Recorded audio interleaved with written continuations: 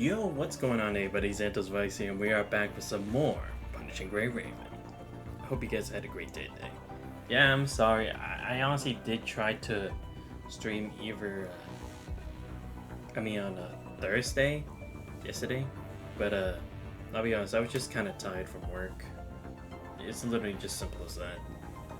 But yeah, finally back here, hopefully, to finish Nervatia's storyline. So anyway, where we last left off, we had finally learned we learned part of the truth as to what exactly the incident was, and it's actually kind of astounding how this was. Like, it's partially the fact that it's like Margaret went out of control, and also the fact that Babylonia had kind of kept it a secret that it was basically what was their like energy source to maintain Kartaki or Kartaki. I forget what the official name of the location is, but it's like basically they had what was equal to that at the 0-point reactor. It's like, what?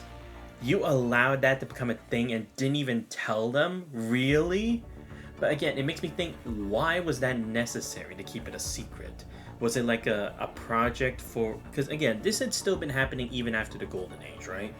So it makes me wonder, was it because this was supposed to be like a test for if they could recreate something almost to the same level or standard as that to use it on Earth while combating the punishing virus? Or was it more so that it's just like it was never meant to be known, but because this incident's happening, if they don't make it seem like a natural or quote-unquote natural disaster, then people would start looking into what exactly was it that caused the explosion.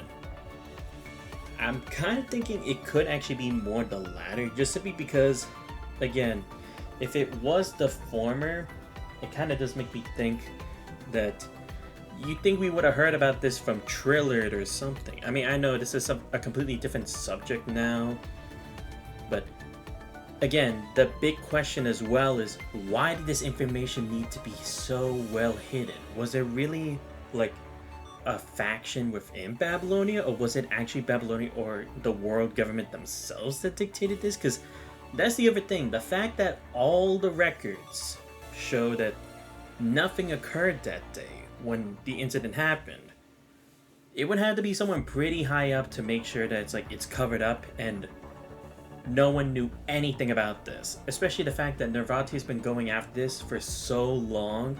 She's been rejected every single time, but it's like the situation has never been brought up until now, especially with this whole concept of the red mist, right? Because again, why is the red mist a thing? Is it because of so many coincidental things happening that created some kind of unique natural phenomena, being the red mist, kind of similar to like the situation with the red tide?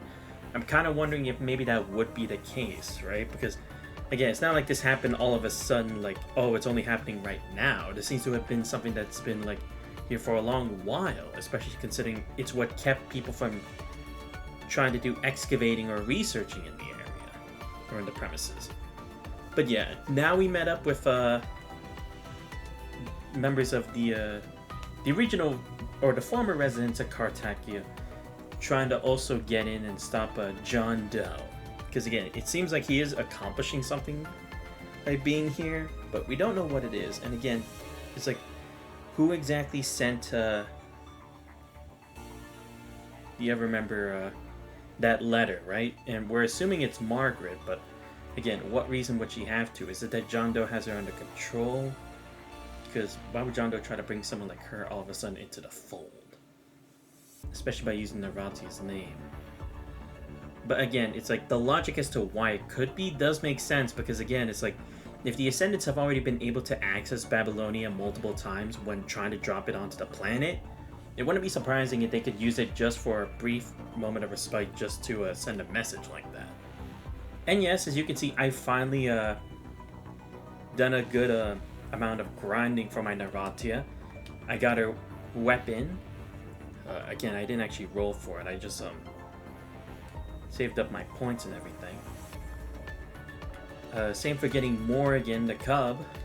I unfortunately don't have enough materials to get the other carry skill to level 3, or I mean the max level, but that's whatever. I was at least able to get Nervatia to double S, but I also want to get her at least to 7,000 BP. I did at least hyper tune the memories and stuff, but I haven't been able to do much aside from that. Yeah, because I basically used the service shop to get this kind of stuff. So I'm hoping I can try to get more inverse shards, so then I can try to get some more shards for her, at least to bump her up, because she needs like what, just 80 points more to reach 7,000. Because I just think it's a good number to rest on. So let's see, 80 points, 50, 60, okay, 100. So double S rank 5. Okay, that's not gonna be easy. Oh yeah, and I did end up just like doing single pulls for the Cubs to get Veronica's, because unfortunately that was the one thing I was missing. Like I did get her weapon at some point, but I didn't get the Cub, but now I do. Luckily enough. So I do kind of have the teams better constructed than they were initially. Again, I'll still have to practice more with my physical team. I'll have to still try to learn how to do Ultima slash like conditions at some point. Who knows? Maybe I'll do a stream for that just so I can get a better understanding of it. And finally have the last 6-star construct I need for my Nihility team. Because again, we already had Luna Oblivion, we already have Ishmael, and I just need one more. It's like Teddy was a good support for healing initially. I mean, I'll still probably put her in every now and then depending on what I need, but that's a sign for the point. But yeah, hopefully we'll be able to finish this today, but I don't know, it definitely took me a while to get through last time, but to be fair, I did spend a lot of time with the affection story, so that's probably like at least a good chunk of why it took that long, because how long did it take me? Like an hour and a half to finish it, I think. So yeah, I'm hoping we can try to get through this today, but we'll have to see. Oh my god, I hate how this does this sometimes. Like, can it not?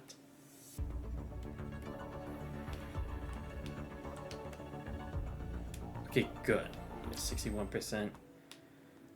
So yeah, the final thing we learned is or what we now know up to this point is that Margaret told Nervatia not to tell their friend about like, or no, she's just supposed to protect her, right? But Nervatia doesn't want to tell her about Margaret's wish to protect her, right? Because then she'd be like, oh, but my life doesn't matter, or it doesn't matter unless all three of us are together, right? And it's like, that's kind of it makes sense from Nervatia's part, right? Because they were like the closest thing to family to her. It's like, it's hard for her to pick one side when both do kind of have interests for the other that are beneficial to her and the party that's asking, right? So, and now she's basically chosen to quote unquote betray Jajenka, right? Jajenka. And the rest of the guard here to go to Babylonia. And again, what I'm assuming is like Nervatia was planning to play the long game, right? Because let's be completely honest, regardless of what Jajenka and the rest of the students were going to be trying to do, they were never going to make any real impact. I'm sorry. I'm sorry, but it is the truth, relatively, because we've seen people try to sneak things under the table, wipe history, or wipe away some events from history, and they're never talked about again until it's just brought up to the subject. So I think Nervatia's plan, at least at that point in time, was to try to play the long game, try to get into Babylonia, and then someday she'll be able to find something that will become a real lead as to what exactly happened or why things ended up the way they did, right? Because again, it's like we still don't really know the full picture of what caused the whole incident, like what was the deciding factor. So I'm hoping we actually learn about that, but I'm guessing, yeah, this is when she's like departing to Babylonia now.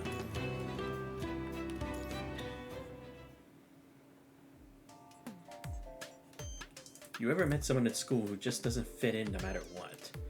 Complained about plenty of weirdos before, but this one today absolutely deserves a spot on my channel's top 3 freaks of the year.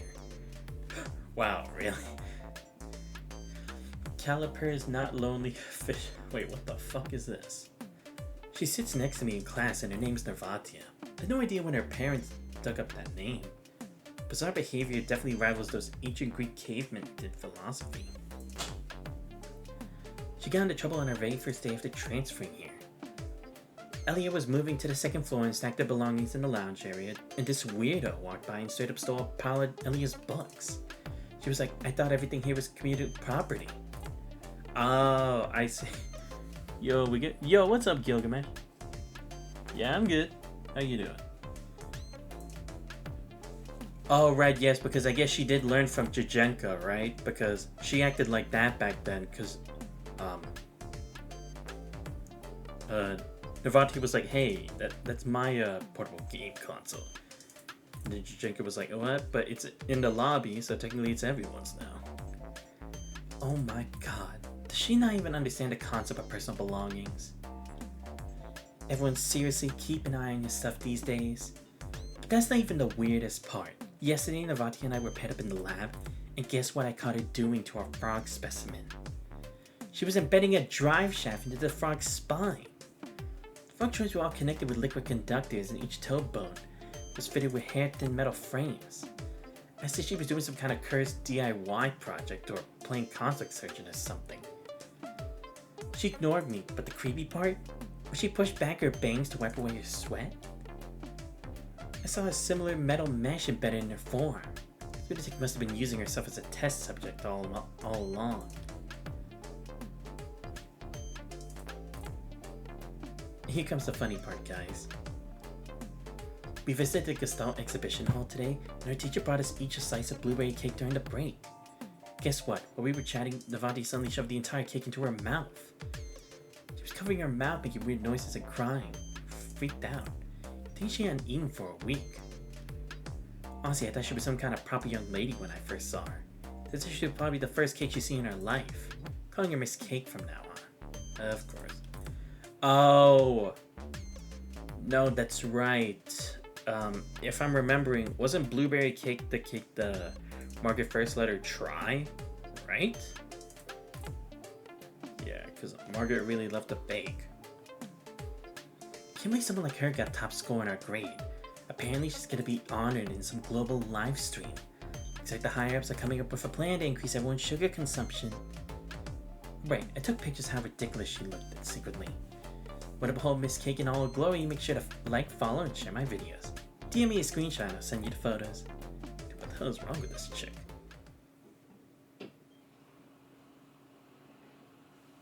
Nameless Heroes Monument. Carnegie Satellite City. Margaret, the commissioner from Babylonia will be attending our memorial service at 3. This morning, I found a rifle washed up on the riverbank with your name engraved on it. You trying to tell me something? The hanging cloud shot to the cold cemetery. When the evening wind answers the girl's call, rustling through withered branches like some distant weeping. I tried everything I could think of, but no one's willing to help. Now everyone only talks about a volcano eruption in Agdalek. No one cares about what we've been through anymore. Margaret, so tired. Jenka sits back in the cold wind, her arms wrapped tightly around herself so she can bury her face deep into the crooks of her elbows. I haven't dreamed about you ever since Narvatia left. Don't you think you play favorites sometimes? Is it because she's smarter than me? Because she has more time to spend by your side? Hangs her head, gripping her shoulder so tightly her knuckles tremble and turn white. But she's nothing but a liar. A selfish, vain coward. It's people like her who got you killed. Get so many good, brave people killed.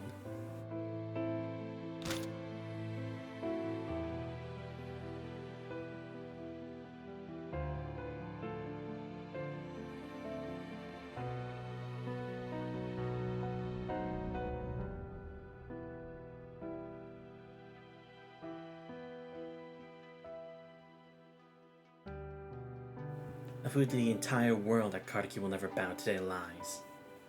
Oh, my bad. There was just something going on in the next room. Global Broadcasting Studio. Vatia, Mr. Yor is here to see you. In his formal suit suddenly enters the green room. Vatia quickly turns around, rolling down the sleeve she's pushed up. Oh, hello there, Nervatia. I've heard so much about you. Hello, sir. She gives a slight bow, nodding respectfully. Look at this. A young woman with such excellent bearing is the perfect person to represent our esteemed education system. The world will see that this is the kind of well-rounded citizen we're cultivating. And claps his hands together with delight. You're too kind, sir. You'll be on stage soon. Looking forward to your brilliant speech, Nervatia. You won't be disappointed, Mr. Yori. To be honest, I'm really excited to hear what you have to say. Can you give me a little preview of what you prepared? You haven't seen the draft yet? Clenches her fists tightly. It's a story about a terminally ill girl who was given a new lease on life thanks to Babylonia's help. I heard this is a story about a terminally ill girl who was given a new lease on life thanks to Babylonia's help? Ah, strength through adversity. It's certainly the most important virtue in our era. Even during wartime, we need to ensure all our citizens receive quality education regardless of their background and circumstances. But I'll let you tell her, or let her tell you herself. I'm sure everyone will find strength in her story and understand the significance of our excellent public education system. I couldn't agree more. Let's welcome today's guest of honor, exceptional student from the conservation area on the surface, Nervatia. Curtains behind the spotlight suddenly comes to life.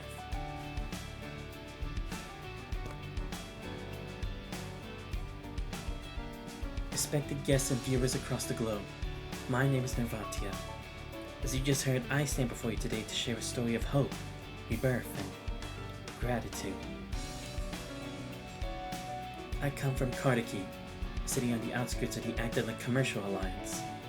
It's a city renowned for the rockets it produces and its collectivist values.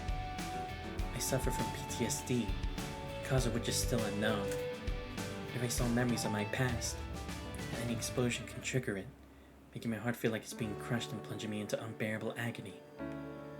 When I was at my most lost, Kardaki took me in. The people there are kind and genuine, allowing me to live my life on my own terms, just like any other ordinary girl. As you all know, Kardaki suffered a devastating explosion not long ago. Afterward, a supervolcano erupted within Agdalac's borders, followed by a large-scale punishing virus invasion.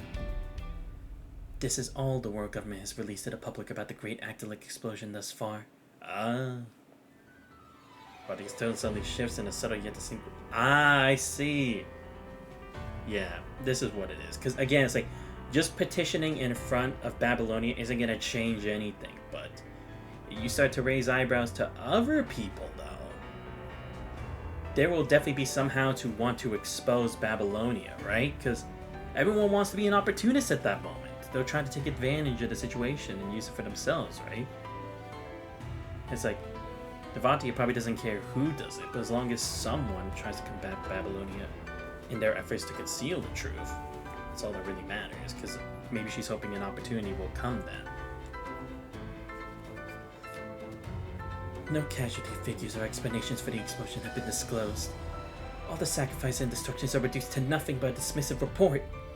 Packaged as facts you are all expected to accept. There's a shock and confusion from the audience. Lush tries to intervene, but Nervatia's voice suddenly rises to a thundering pitch. I'm telling you now, it's all lies! She throws her arm upward, revealing a gun that's been hidden in her sleeve. Nobody move, or I'll kill him. His forward seizes Yori by the neck and presses the gun against his forehead. Security! Security! Shut up. No one's coming to save you. Roddick has an icy glance to the side. Shadows of the curtains, two security guards, some like broken puppets, currently propped against the corner. How is this possible? In the chaos, he noticed Nervatia's arm. Beneath her sleeve, intricate mechanical structures have replaced her skin, helping her flesh and emitting a pulsing purple light. I didn't come here to tell a story. I came to reclaim the truth. Now, I have something to say to the world government. The entire studio falls into a deathly silence. There's a camera silently focused on Nervatia, quietly waiting for her next words. I demand you immediately disclose to the world the whole truth about the great Actolek explosion. Why was there a punishing virus leak at the Kartaki reactor for? What connection does the Actolek volcano eruption have with this incident? Oh, wait.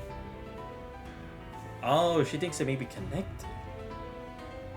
Oh, okay, yeah, because actually, now that I think about it, I never even heard about a volcano eruption happening in Actolek, right? Yeah, all throughout the times we have, I don't think we've ever talked about a volcano before. So, like, maybe another secret project they had going on, or another secret Babylonia had hidden away there?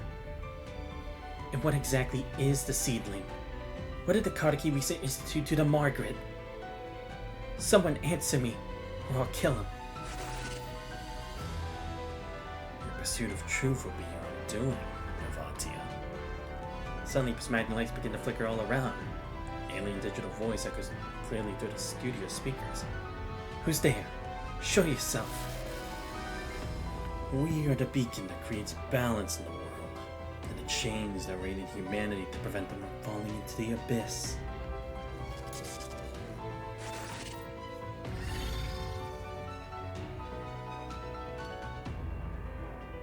Cameras before us simultaneously flicker with light, ending static-filled noise before transforming into distinctly colored pixels. Pixels swirl and shift, assembling into regular. What? Gestalt? Wait, the tower? What the hell is that? We are the tower. The Purger, down and defender of humanity. I don't care who you are. Do as I said or I'll blow this man's brains out in front of the whole world. Calm down, please. Calm down. The whole world? There seems to be a misunderstanding. There was never any world here. There was only us. No one else will hear your demands. Because this is a test designed specifically for you. A test? Did you really think your modifications on yourself went unnoticed? You harbor such childish delusions about the sophistication of your revenge plot. A beam of light descends from above, illuminating her mechanically structured arm. This so-called recognition ceremony was nothing but a performance. We use the stage to assess your loyalty and obedience to humanity. In other words, a test. And you have failed it. Her eyes widen in disbelief. Every moment her heart races at everything before her because this is surreal. You staged this elaborate charade just to see if I would willingly be your docile servant? Correction. To test your loyalty to humanity. 3,000 living, breathing people died in front of my eyes.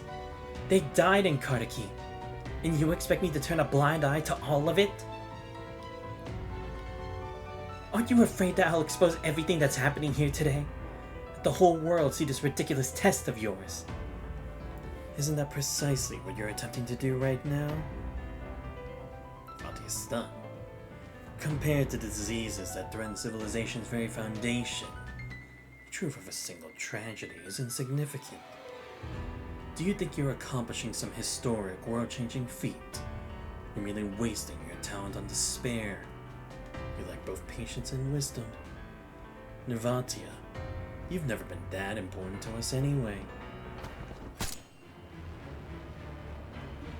Piecing where Nervatia shoves aside the man in front of her and puts the gun barrel against her own temple. What the hell are you hiding beneath Kartaki that has you higher up so terrified? I figured it out. You want to strip roses of their thorns, to tame the wild beasts. You want to file down the edges of anything passionate and decorate your glorious area of peace with it. You don't have clearance. See? Anyone who pursues the truth gets pushed back with endless excuses. You love nothing more than for everyone to sew their mouth shut. But I can't do that. Screams at the top of her lungs, expending the last ounce of strength in her refrain, trying to tear open a rift in the very fabric of the world. Because I witnessed the beauty beneath those ruins with my own eyes. Those people left genuine, tangible marks in my world. No matter how righteous your excuses sound, nothing can justify denying that those lives once existed. She's trying. She's given up everything she had. As she chiseled a dim ray of light through the labyrinth imprisoning her soul. After her lifetime as a puppet of fate, Navratia chooses her final act of defiance in the moment when all hope is lost. You want me to pledge my allegiance? Then open your damn eyes. This is my answer. Mine's made up. Triggered to end her worldly suffering will be her final performance at this absurd theater. Distorted rage caused the microphone to emit a piercing screech.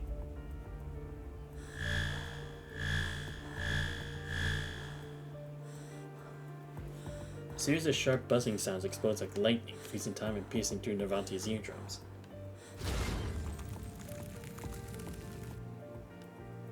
An icy rigidity rapidly spreads from her tailbone, seizing her entire body before silently gripping her heart.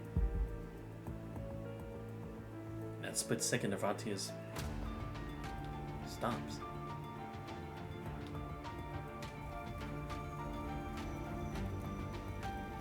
Burning sky, moon's whispers. Don't look back. Shrieking warps into a lingering wail of air raid sirens, even with the thunderous collapse of buildings. A crying that seems to be resounding by your ear, yet simultaneously echoing from deep underground. I'll stay in the past. You all must continue moving forward. Navatia, promise me you'll protect Jajenka? Tears streaming down her face, Navatia lets out a hoarse cry.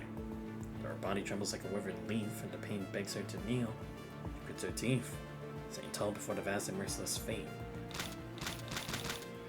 She roars through gritted teeth, blood seeping from the corner of her mouth as she strains with all her might to pull the trigger, but the cold metal remains stubbornly still.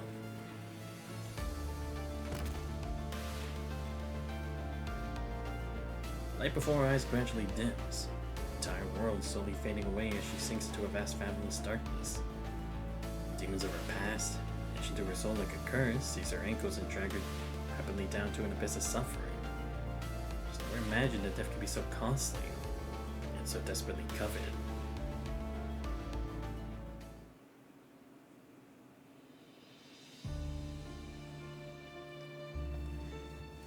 Everyone, before we begin our moment of silence, please join me in welcoming Agent Ari. We thank him for taking time from his busy schedule to visit us and represent Babylonia. We pay tribute to our fallen heroes. Scattered, half-hearted applause echoes throughout the cemetery. Let's skip the formalities. I have other meetings later, so let's get started. Major, why don't we skip the moment of silence and just place the flowers and take the photos? Wow, it's like... Dude, for him it's like... He just doesn't care. This is just one other... it's just one other checkbox on the checklist, right? Got it. The one on the hill scrapes against Jajenka's cheek like a cold metal file. Distance is 330. Wind is 3. Adjusting. She lies prone behind the rocks on the hillside and takes a deep breath as her left hand gently traces the name Margaret engraved on a rifle's barrel.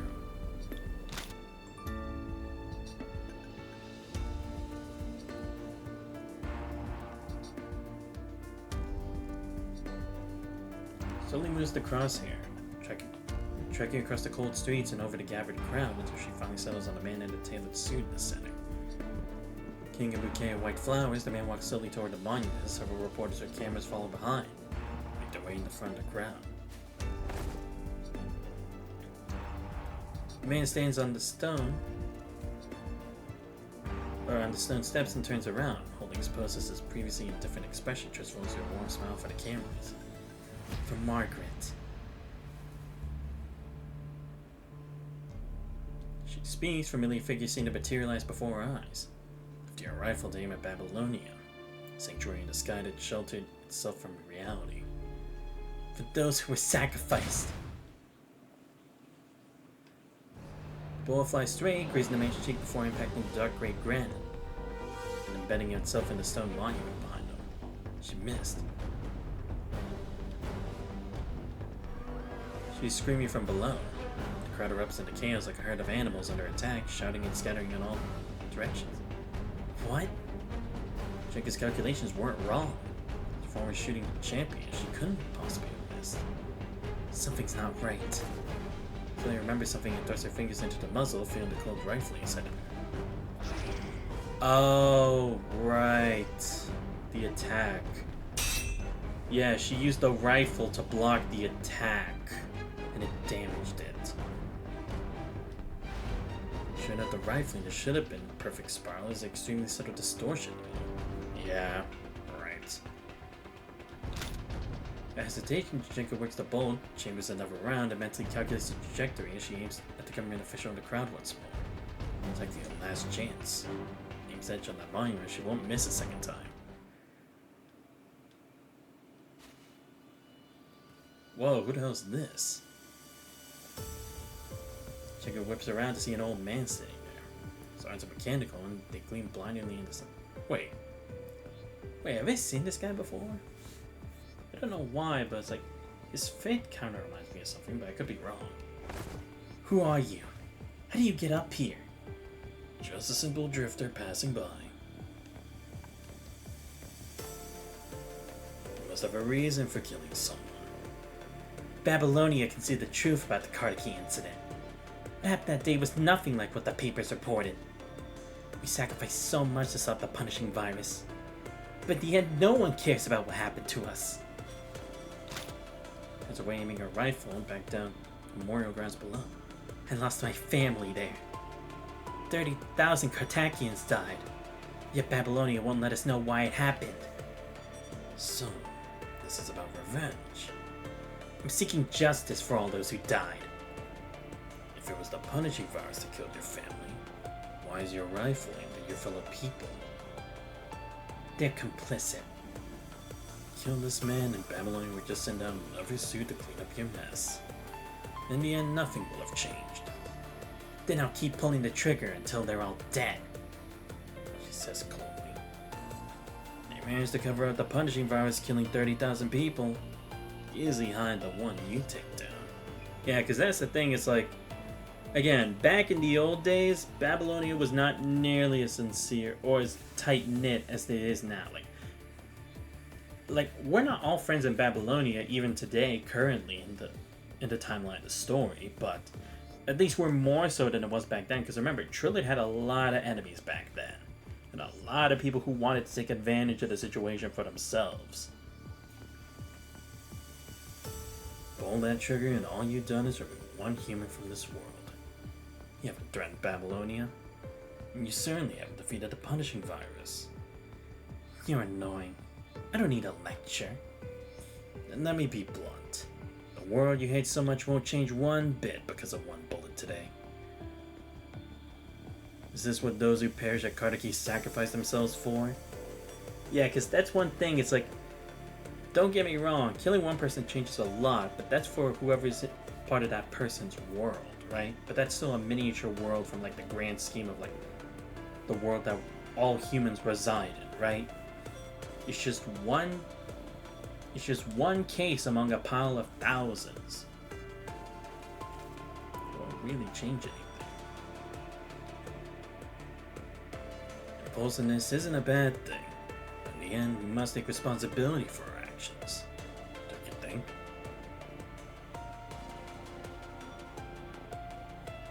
Impulsiveness is the most rudimentary form of stupidity.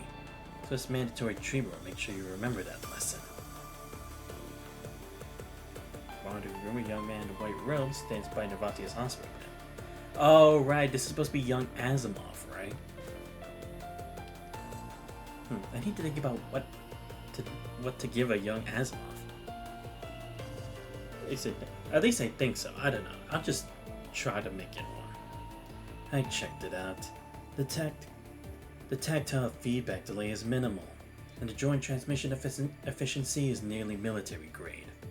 Did you build this yourself? Yeah. Impressive. You got real potential. Can't help but remark admiringly. His voice barely audible. Every person's talent is a precious gift to humanity. Don't waste yours. And certainly don't try to harm yourself again. The young man makes a finger gun and points at his own forehead. Anyone who can end their own life Anyone can end their own life, but only fools and cowards take that route. My project has no room for such mediocrity. Someone will bring you a stack of materials shortly. Finish reading them within 7 days and look up anything you don't understand. I'll test you afterward. As the researcher's about to leave, he suddenly stops. Why? Why are you hiding the truth about Kardaki? I saw a massive golden tree there with my own eyes. Seeing it cured my illness, eased my suffering. Let me hear voices I never heard before. Never felt so alive. Margaret was there, and Chichenka. So many beautiful people and things. What did we do wrong? Why are you treating us like this?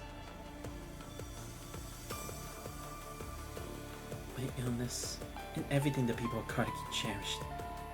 Are they all completely worthless to you? What really happened at the Kardaki Research Institute? On these matters, our fundamental interests align.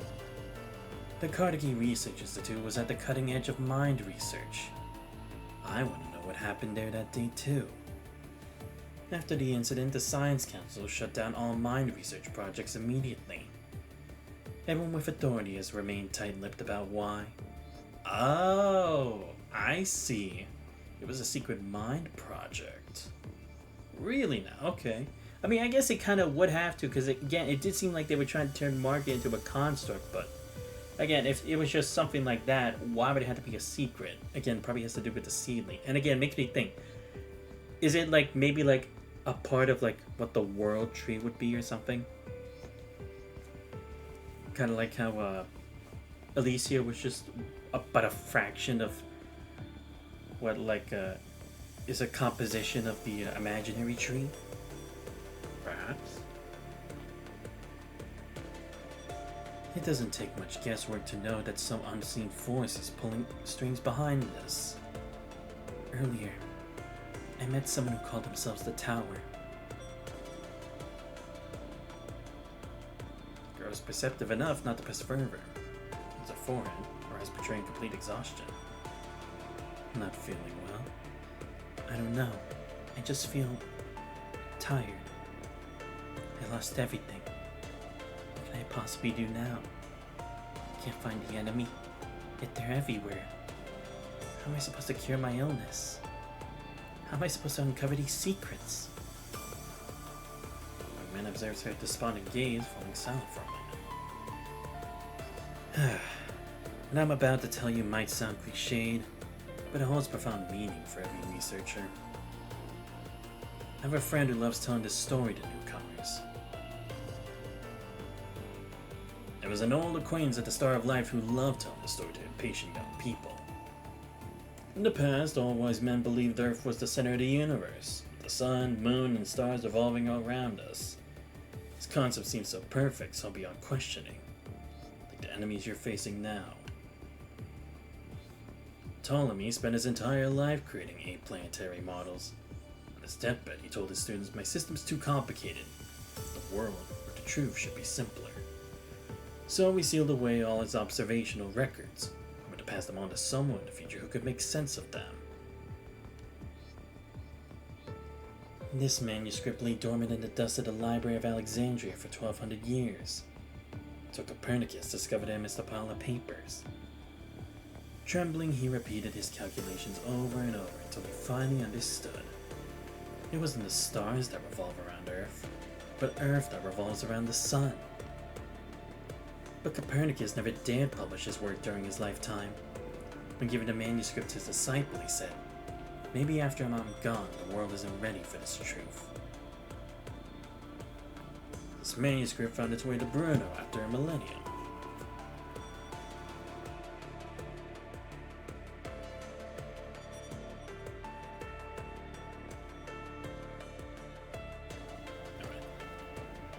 Unlike his predecessors, he possessed only a martyr's fervor. He traveled throughout Europe proclaiming, "Look, the sun is the center, stars are infinite." Then the church burned him at the stake, on the Campo de' Fiori, in Rome.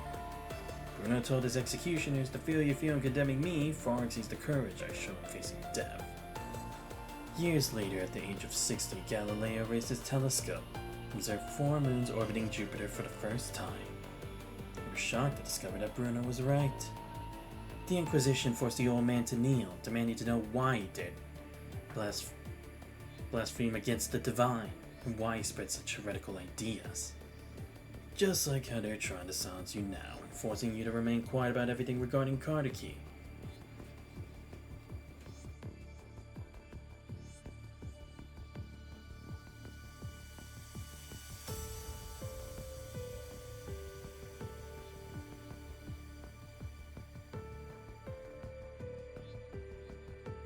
If you were in this place facing such accusations and scrutiny, how would you explain yourself? That's because I've seen it with my own eyes. Precisely. Like them, you possess eyes that have witnessed a new world, and a heart unafraid of death, Nervatia. Don't waste that brilliant mind of yours. Go forth. Set the earth in motion. Where do I start?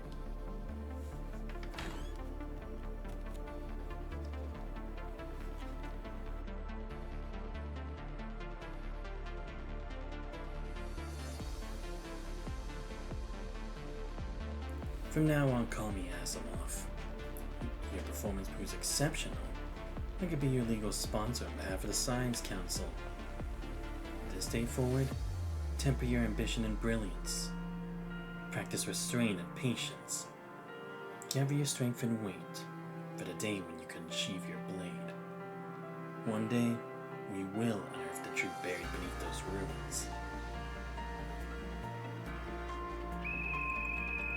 Whistle blare at the foot of the hill as guards trace the direction of the shot. Keep this up and they'll find you eventually. My name is Arnold, just a wandering, forsaken field medic, just trying to help the vulnerable on the surface. You stay here and fight your enemies to the bitter end? Come with me to help children who are as helpless as you once were. Sharpest rebuke to cowards, to show more courage than they possess. And Babylonians abandon the people on the surface. It falls to you, to us, to unite them.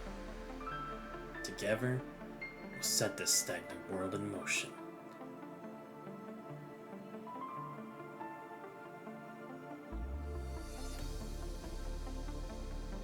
Jenka gazes into the distance, looking across the river at the home that has witnessed countless joys and sorrows. The Alliance Heritage Monument towers to the swirling mist. For a moment she thinks she can glimpse the silhouettes of many people.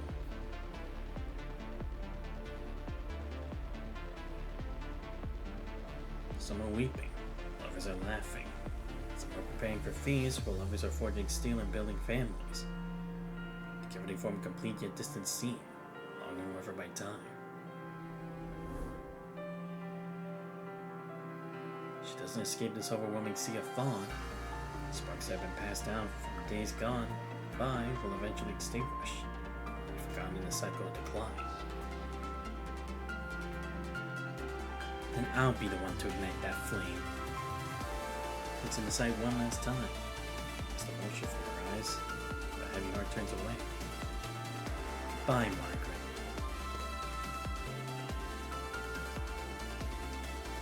Bye, Carson.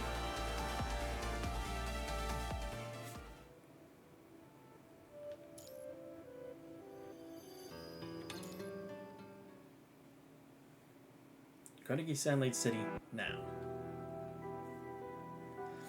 Oh, right, yeah, because now we're all together and trying to plan something out next, right? Because, like, we know John Doe's here, and potentially Margaret's here, but we still don't really know what to do. The criminal room is permeated with the stale smell of engine oil. Lee stands with arms crossed and leans against the mottled, cracked brick wall, having silently listened to Navatia's entire story. So, to join the Science Council with that man's help, I spent all these years biding your time. From that day on, I haven't heard a single piece of information about the tower. Yeah, because like, it looks like a stone, but it probably isn't. But yeah, I can't even begin to fathom what it could really be. Pretending to be loyal to those crafty superiors was easy enough. Forcing myself to forget this place, swallowing all that hardship and resentment alone, that was never so simple.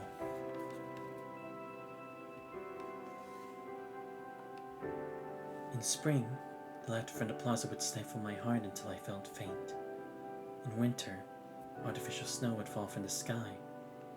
The coldness I felt cut deeper than any real winter ever could. It was as if the world was covered by a thin veil. I was forced to endure this disconnection. Year after year, even as medals filled my room and I was showered with confetti, I still couldn't feel anything real. How did you end up becoming a construct? Because living like that was just too painful to bear. She reattaches the blanket to her waist and slowly looks up. Back then, no one knew whether the mind would inherit mental illnesses. So I offered myself to the Science Council and became the first subject of my own research career. I see. She tried to see if maybe she could unlock it. Surgical tools stripped away my flesh, conferring that irreparable damage exists in the human soul. No patients with mental illnesses were considered for construct procedures after me. People always say that technological progress can change everything, but they haven't changed jack shit when it comes to sufferings like yours. No matter how beautiful something is, it'll wither and rot when it passes through me. To this world, I remain forever a stranger. My time forever frozen on the day of the explosion. Time passes its way until my body grew numb to the pain, and suffering became as much a part of me as my own flesh. Grabs the last two vials of tranquilizer from the table and forcefully shoves them into the pouch at her waist. Not long after the fall, the Parliament finally buckled under pressure and authorized the Science Council to restart a certain project. With authorization from the world government, I unlocked the doors to the Intelligence Bureau archives and searched for everything related to the Great Agdalic explosion. Finally, after breaking through top-level clearances, I found a report submitted by the investigation team back then. It was empty. All the information had been deleted.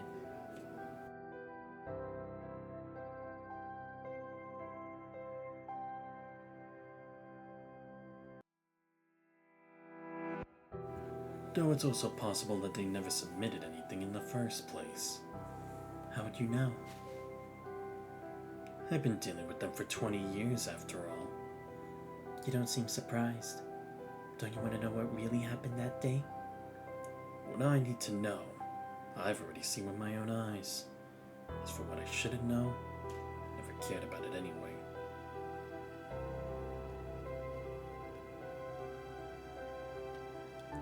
He walks toward a shadowy corner and stops in front of a dust-covered oil painting.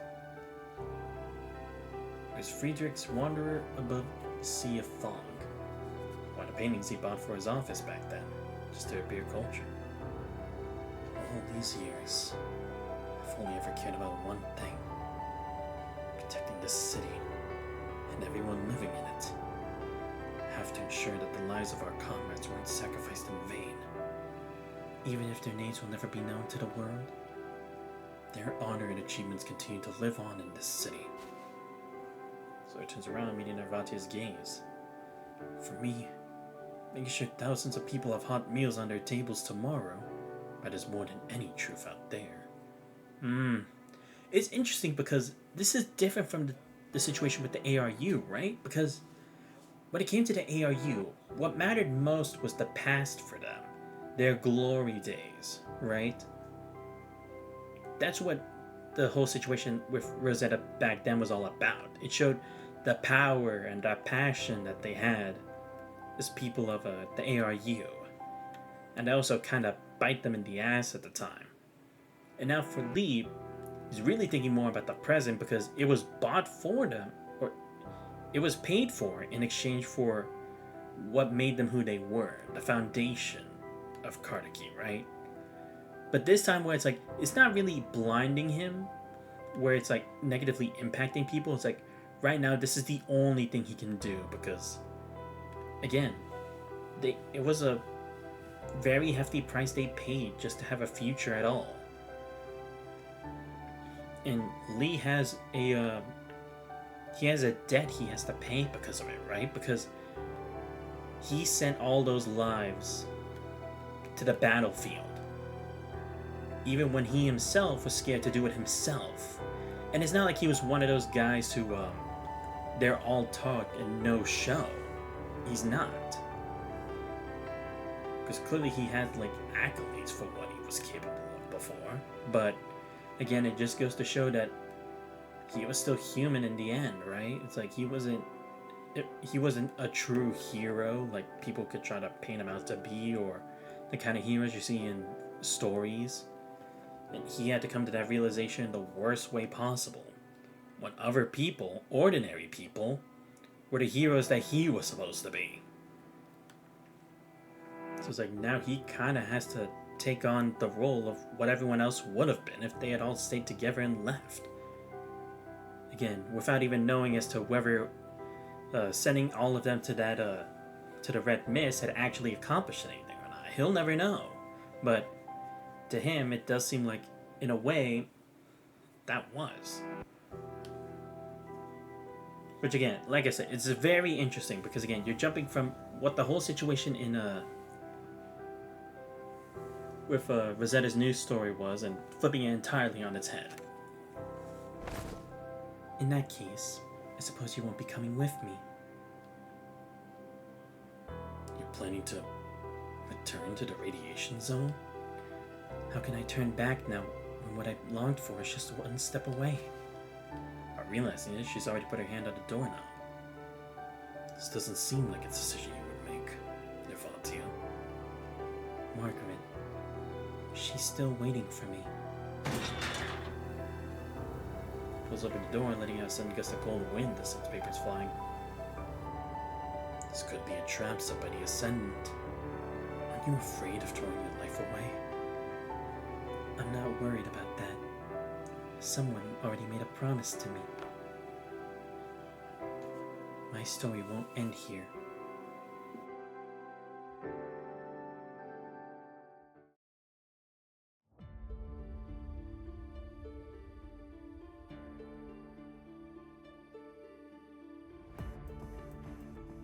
After several exchanges of stories, your nose finally adapts to the smell of disinfectant wafting from outside the ward.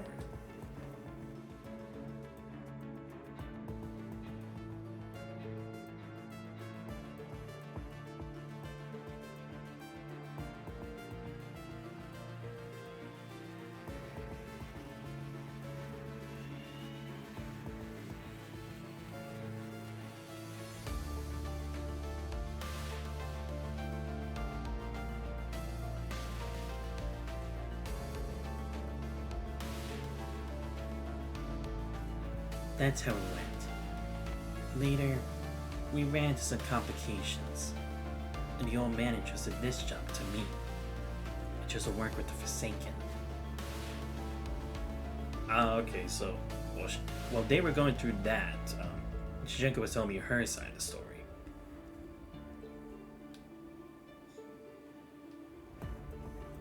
So it was Arnold.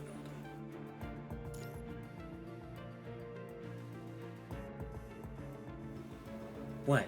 You know the old man? Never met him in person, but someone told me about him before. He's quite popular. The boss mentions your name quite often as well. Yeah, because that's what I'm saying is like, I don't know, I feel like it was either his look or maybe hearing about the name Arnold. I don't know.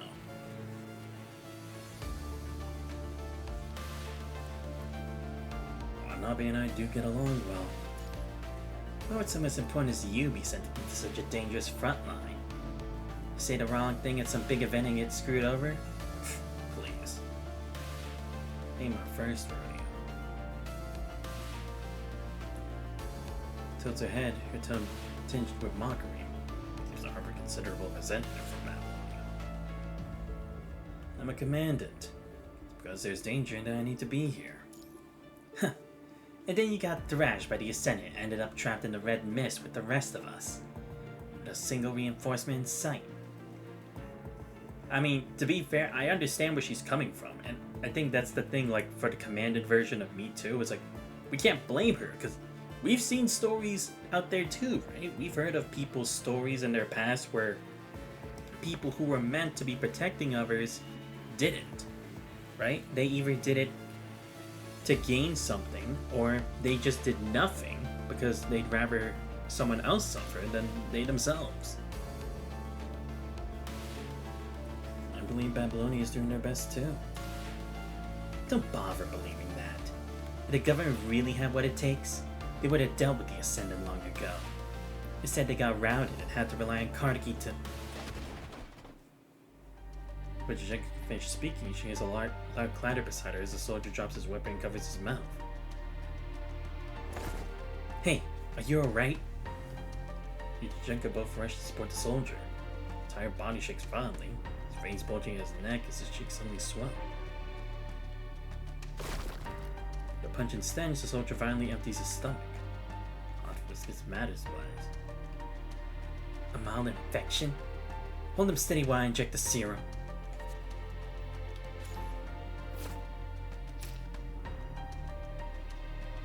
Jenka swiftly retrieves the serum injector. Locates the soldier's vein and administers the shot with practice precision.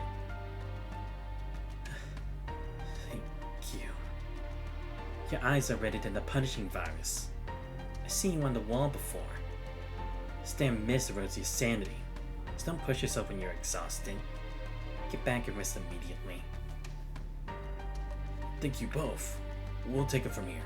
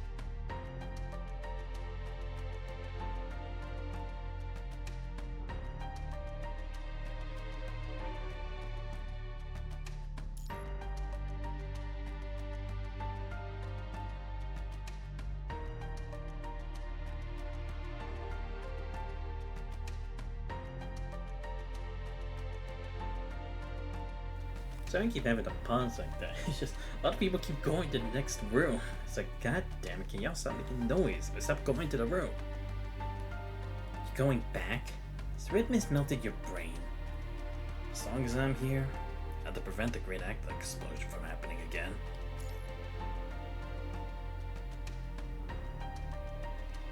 I wanna know. Was what Nervatia said true? Did you really see Margaret in the radiation zone? Yeah.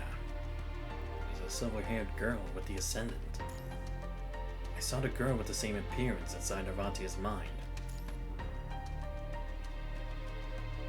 She twirls her hair around her finger, her eyes flickering with complex emotions.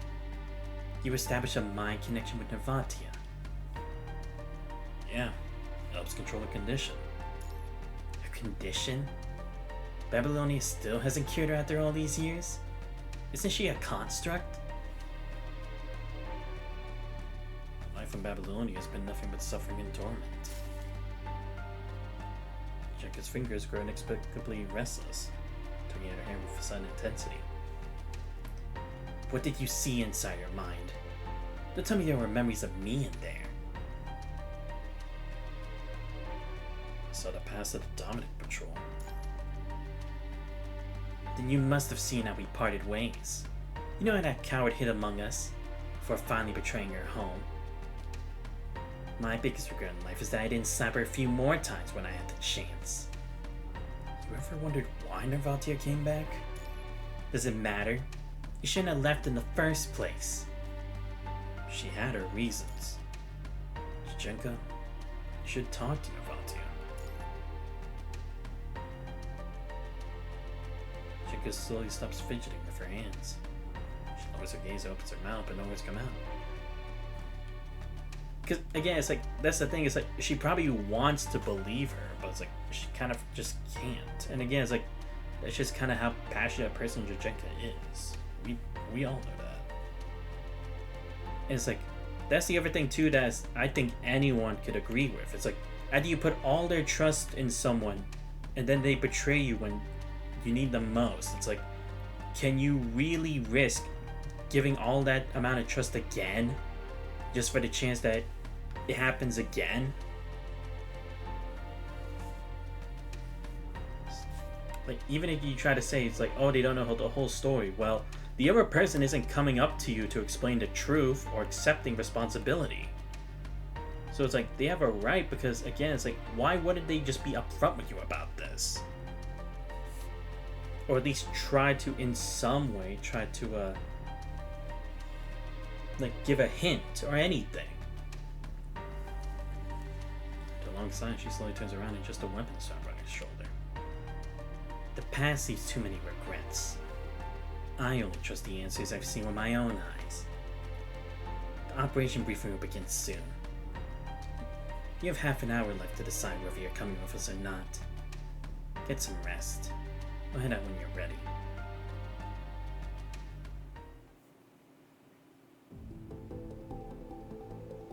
Forward Command Post, Carnegie Satellite City. We entered the command post with Jenka. The room is already filled with uniformed officers. The air is thick with a musty smell of damp paper. Over a dozen leather chairs are arranged in a circle around a long oak table with a holographic map flickering with blue light in the center. Immediately spot Nervatia sitting in the corner among the crowd. Get direction past the empty seat beside her.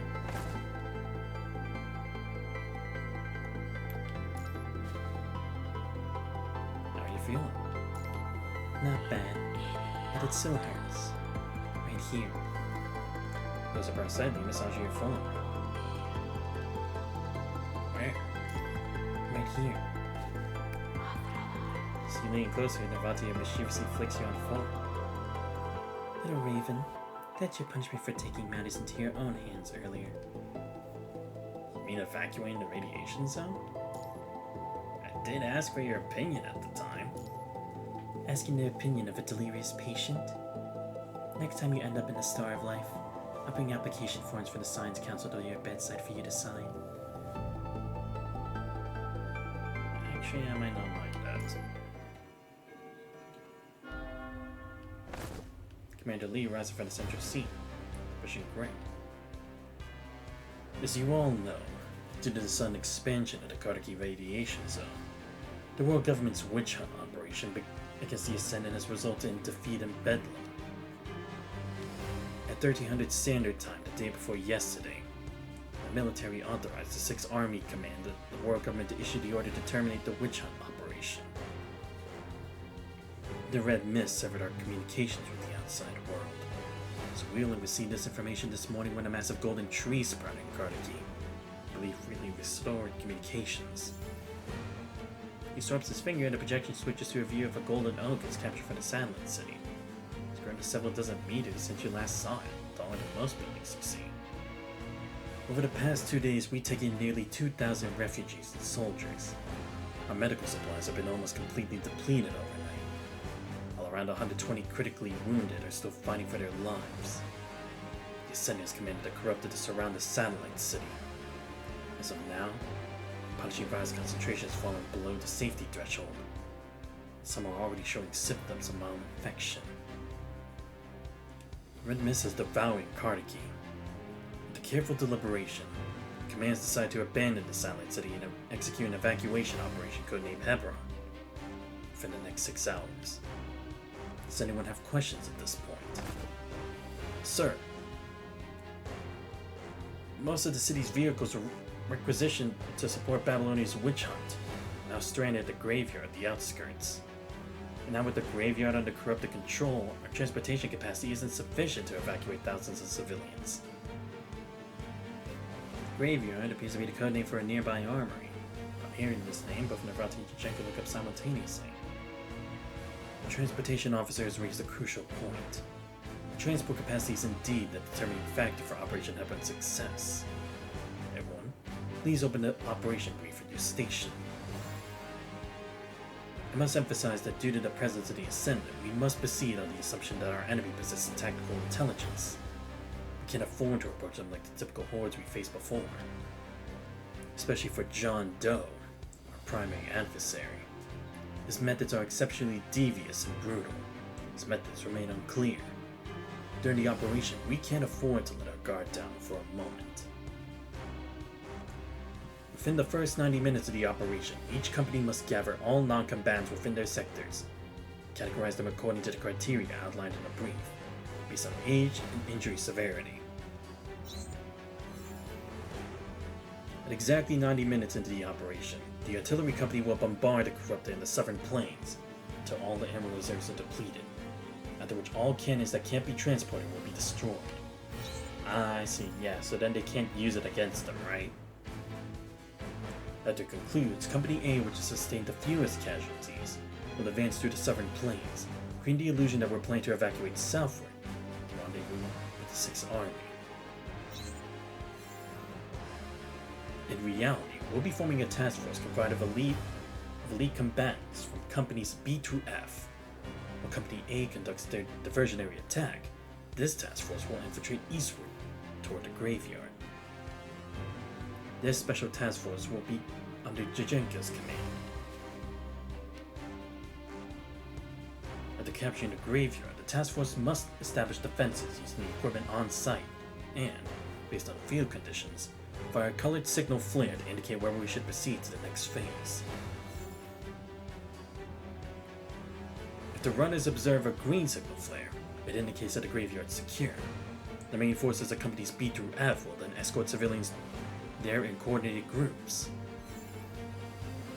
Simultaneously, Company A, having been tied down enemy forces, immediately withdraw to the satellite city and engage the corrupted in urban combat, buying time for the main forces' evacuation. Right, because technically they're still like covering up, surrounding the city, right? So it's like you will have to find a way to like make sure they don't attack like any stragglers. I see. And again, I like this diversionary tactic of using the cannons first in the southern plains, because again, it's like, why would you use all that heavy fire there when you could be using it as like a defense for the city? It does kind of create that illusion that it's like they want that area for some reason, even if there really isn't anything there, but still. After replenishing supplies and securing vehicles, advance along the outlined routes. Companies will take turns providing cover and guarding the rear until we have evacuated and established contact with Babylonia. Of course, this all assumes the best case scenario. In actual combat, Company A's diversion may fail. The special task force may be intercepted and surrounded by corrupted. Yeah, because for me, if anything, I'm kind of worried about Company A, because it's like, will they just use normal corrupted over there, or will they try something else? Like, do they have any backup units or something? Should any of these exceptions occur, Operation Hebron will be immediately aborted. At that point, all units will receive only one order: launch an all-out assault at the graveyard regardless of the cost. Yeah, because like, again, they still need that transportation. Without it, there's literally no way to escape. In summary, our only chance of survival is to capture vehicles and supplies, then withdraw to secure reinforcements. Does anyone have any objections? Ooh, me, pick me. Yes, Grey Raven Commander? Oh goody. To mention your title, almost everyone at the command post turns to look your way. I fully endorse your assessment, but there's one matter I'd like to address. You accounted for the corrupt and the Ascendant, but not a significant threat. The rate at which the Red Mist is expanding. Yeah, because again, it's like, we don't know if it's entirely a controlled force or not, Or it's like, is that a variable that they have control of or not? Because if they can, they could basically try to choke us out with the red mist. And again, it's like, that's not something that we have any direct measures of stopping right now. Allow me to elaborate on this point with some additional details.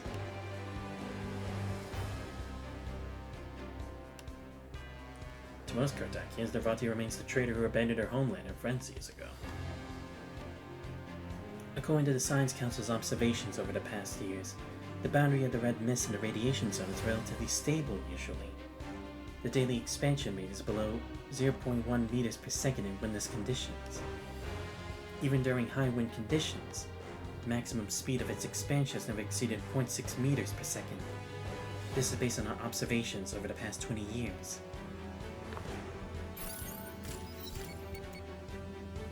Steps forward and operates our terminal, uploading a dataset to the briefing. I examined the CPF system before this meeting began. At 6:17 this morning, filter station number 4, located about 9 kilometers east of the satellite city, transmitted its final punching virus alert before going offline. However, at 9:01, just 2 hours and 44 minutes later, the red mist has already reached and engulfed filter station number 6, which is located at the graveyard on the eastern edge of the satellite city. User hand traces a direct line on the map from filter station number 7 to the city, or the timeline. This means that the red mist's average advancement speed has reached an alarming rate of over 1.8 meters per second over this period. And that's just its average speed. Considering the acceleration effect during the diffusion process, the instantaneous velocity at its leading edge can be significantly faster. For comparison, double marches in difficult terrain typically reach speeds of 1 to 1.5 meters per second. Even vehicles struggle to exceed 3 meters per second on average in environments littered with ruins and corrupted. We are racing against death, and we've already fallen behind at the starting line. Or it's land with devastating impact. Following this grim reality, the assembled personnel exchange stunned glances and lapsed into silence. See, a little math exercise proves that we still have a chance of survival as long as we outpace that speed. Yes, but I should point out, there's nothing we can't handle. Cardassians can do it. We're warriors forged in the fires of battle. What's the soft-bellied pencil pushers with their heads in the clouds? I suggest we launch this operation half an hour earlier, sir.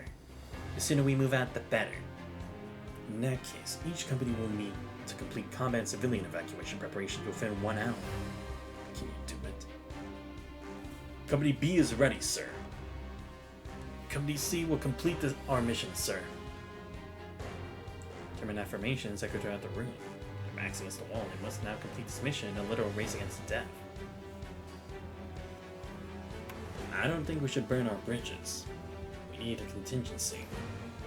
I'll return to the radiation zone and try to stop the red mist at its source. I'll go back too. Sierra is looking surprised. Nervati responds by taking her place at your side. Nervati? My mission from the Council isn't complete yet. Besides, your safety falls under my responsibilities as well. Thanks. We already have our own contingency plans in place. We don't want any outsiders risking their lives for Cardassian, removing command. The decision is made in line with our duties. We won't force anyone to participate in our operation. I have to say, this looks like a suicide mission to me. But if you need any supplies before you depart, don't hesitate to ask. Cardassian will do everything in our power to assist you. Thanks. If there are no other questions, I believe our race has already begun. I hereby declare, Operation Hebron is now underway. Almost in perfect unison, everyone present rises to their feet and salutes Lee, or the highest authority in the command center. Last but not least, I'd like to share one more piece of intelligence with you all. Based on my analysis, whenever the Golden Oak grows, dramatic fluctuations in punishing virus concentration within the red mist happen, and the closer one gets to it, the stronger the corrupted in the vicinity are.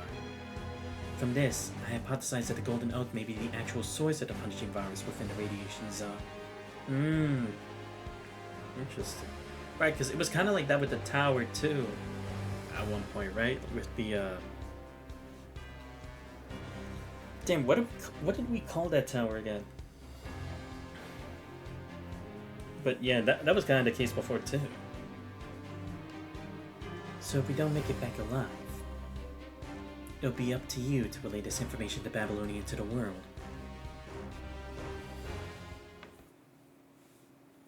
Oh, the Hetero Tower, right. I don't know why I forgot that. And the meeting, the crowd quickly disperses, each rushing to their assigned posts. Everyone's acutely aware that their next actions will determine the fate of 5,000 lives.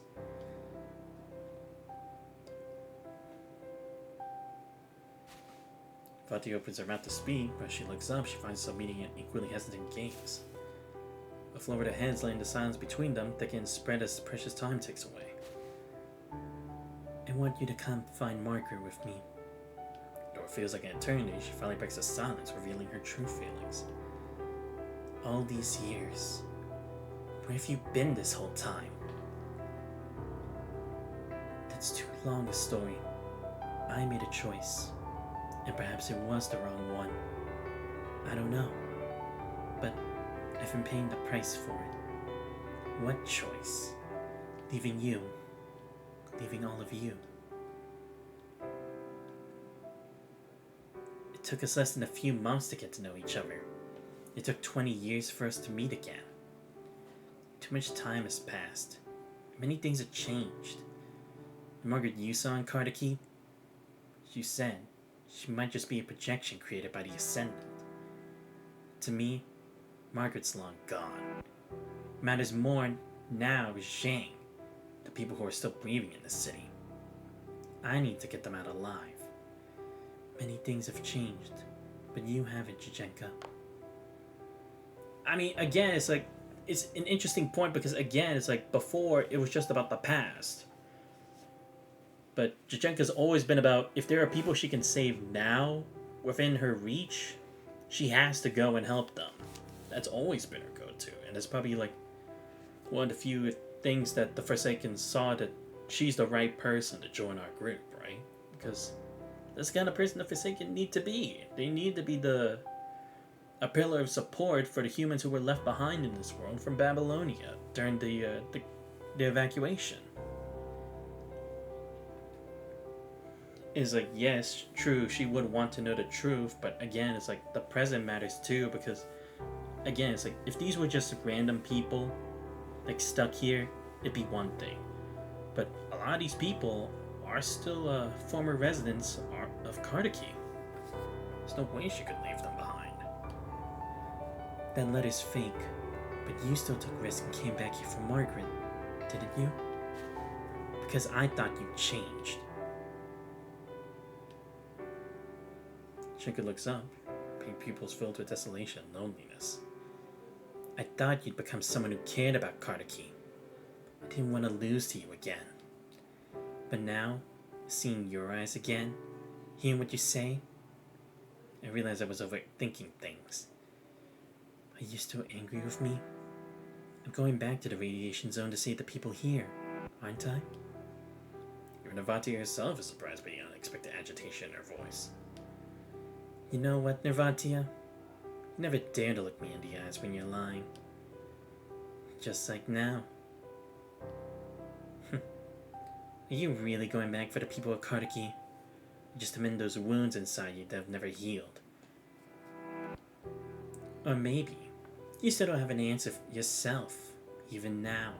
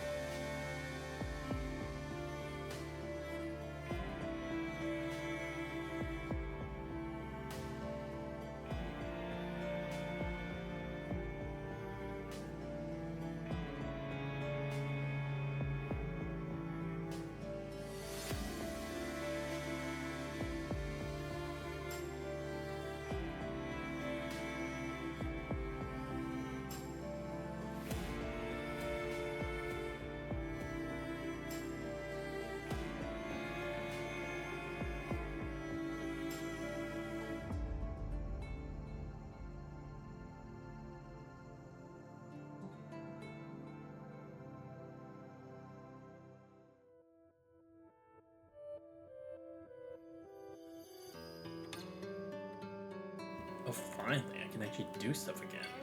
Good. Operation Hebron. Alright, looks like we're actually getting started.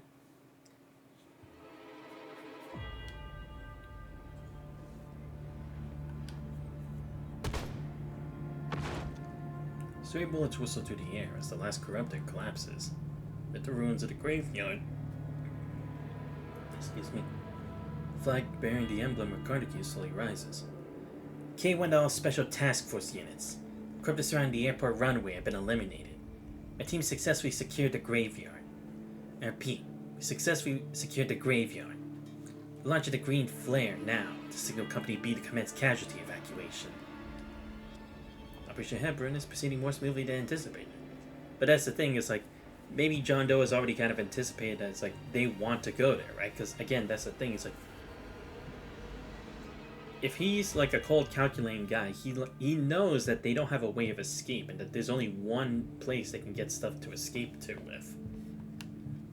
It kind of makes me think it's like, they probably already have someone, like, about to go there or something. Especially if he's, considering how cruel of a guy he is, and like to twist with people's emotions and stuff, he probably would wait for them to have a glimmer of hope, only for them to literally be running into the jaws of hell.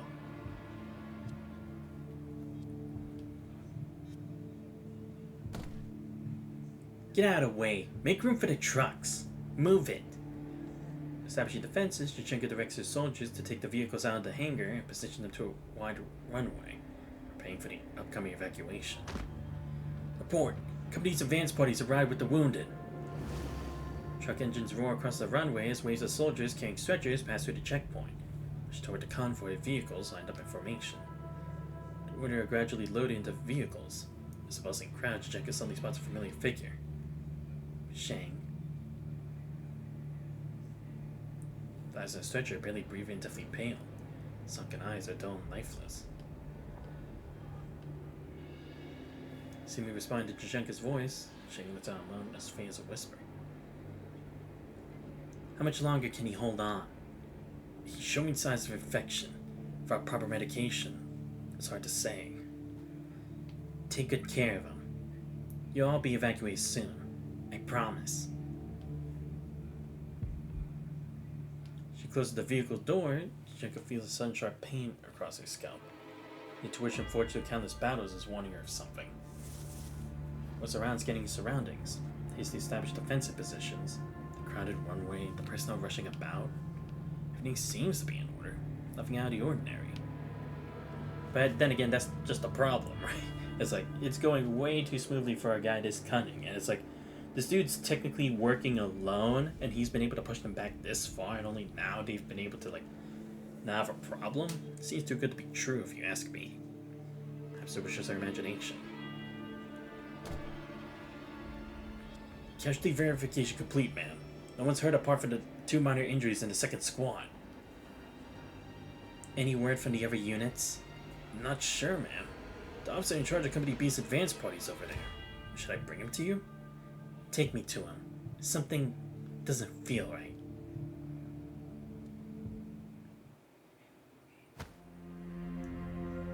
Thank God. Finally a break. To lower the stretcher into the truck, the medic exhales heavily with relief. Please a few seconds to relax while a pain groans suddenly comes from the stretcher. Hang in there a little longer. Used up all the morphine they gave me. Doc. Suddenly he reaches out and clutches the doctor's left wrist. Have you ever caught a cuckoo before? What? I've lived in the city my whole life. You need to rest now. When I was a child, swallows built a nest under our roof. One day, my mother brought a wooden ladder and asked me to climb up to see the eggs the swallows had laid. I remember it clearly. A bunch of white eggs with black speckles, each no bigger than my pinky finger. Among them I found a light green egg with red speckles that glisten in the sunlight, a translucent piece of jade. My mother told me it was a cuckoo's egg. Made their eggs in other birds' nests. Dr. Frowns, noticing that the patient's previously raspy voice had gradually become... Oh, wait. Is he trying to say, like, there's a traitor in their midst? Right? Like, Maybe someone who's wounded or one of their forces is actually on the other side? Like, to compromise the mission? Did not grow up in Kartaki. Takakus were only found in Kowloon. Other birds would basically care for the sake, nurturing it until they hatched. Only then would they discover that the creature wasn't their own flesh and blood. I'm not following. What are you trying to say? What I mean is, Doc, we're beating those bastards to hell and back. We're fucking winning this. What's in the long face, young lady? You're just like Lee. Rather get the hell out of this godforsaken place. Isn't that good news? No. Something's missing. Tingling at the top of her head turns to a sharp pain. Cold sweat soaks Jenka's inner lining as she squints, gaining the vast expanse of the graveyard around her. What's missing? I told you several times already. All the fucking corrupted are being contained by Company A. The Ascendant's missing. Why isn't John Doe? Suddenly a piercing screech tears to the air. Get down! The truck comes barely down, nearly missing Jajenka before applying directly into the army behind her, triggering a violent explosion. Soldiers freeze and turn around, horrified to discover that dozens of trucks parked together before them are sparking like a massive chain of severed cables, each one erupting with brilliant flashes. The next second, dozen explosions intertwine, proceeding to a single earth-shattering tempest that finally tears apart the space before them. Massive fireball surges skyward, lifting the ground like a tsunami. It rises, churns and tears open, scorched, burning gashes in its wake. Because it devours and shredded, the tires instantly melt into sludge. Oh, what? Did they, like, rig the trucks? Metal shards baptize the ground like bullets, killing hundreds of soldiers instantly, turning them into mere fodder for the feast of steel. Oh, fuck me. He pretended to be Zhang? Oh, right, because they even said Kowloon. Motherfucker, why didn't I think of this? Wait, then where's the real Zhang? Ah, don't tell me they actually killed him. Like, already off screen. High-pitched ringing tears at Jajenka's eardrums. In her vision, she sees Zhang standing at the center of the ground. It's such a theatrical display. He has burn away his skin, revealing a metallic skeleton beneath the flesh. I am the lone cocoon, and when I spread my wings, the entire world shall tremble. Enemy attack! It's the Ascendant! Chandler hurls his arm forward, straight to the soldier's chest. Die, monster! Surviving sergeant snatches up a standard gunblade and charges forward, slashing at John Doe's flank. Our plane severs the Ascendant's lever. And you! Span of a single breath, the mechanical Ascendant twists his neck around with a sharp crack. Shattered mass preparing for the eerily green light. Fertilizer. Armor-piercing round tears to the air with a blazing tail, looking straight to the Ascendant's skull. That's the second time you died by my hand, you scumbag.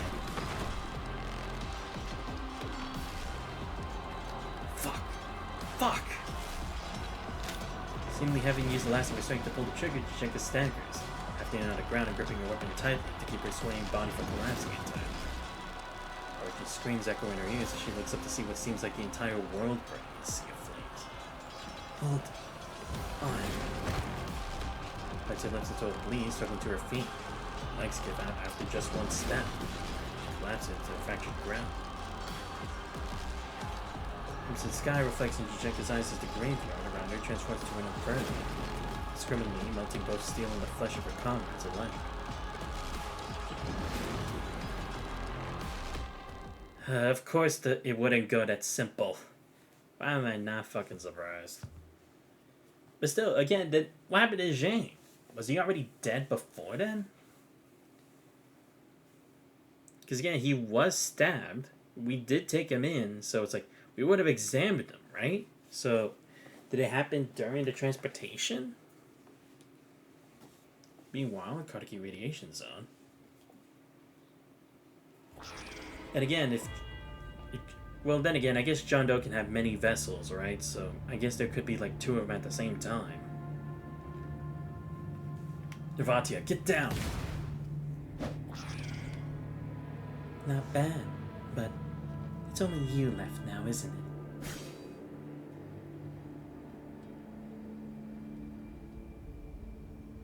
After a long and arduous journey, Navatia, you finally reached the base of the Alliance Heritage Monument.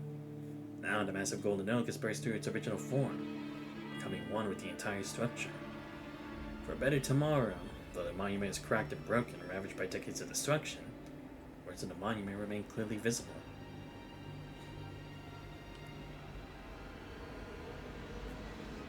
Kartaki Research Institute is just ahead. The closer we get to the golden oak, the denser the red mist becomes. The punishing virus concentration here already exceeds our blockage threshold. Stay close to me once we're inside. Don't wander off on your own. Understood, little raven? Understood. Let's go.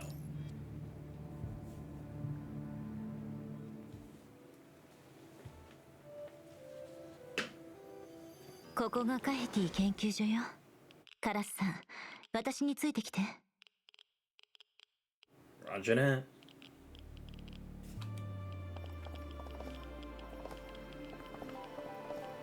Okay, let's see.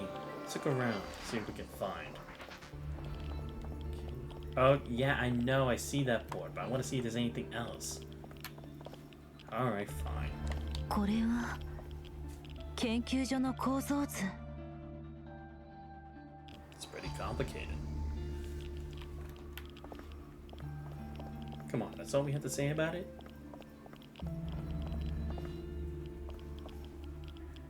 崩落しているわ。向こうへ通じているエレベーターが下にあるはず。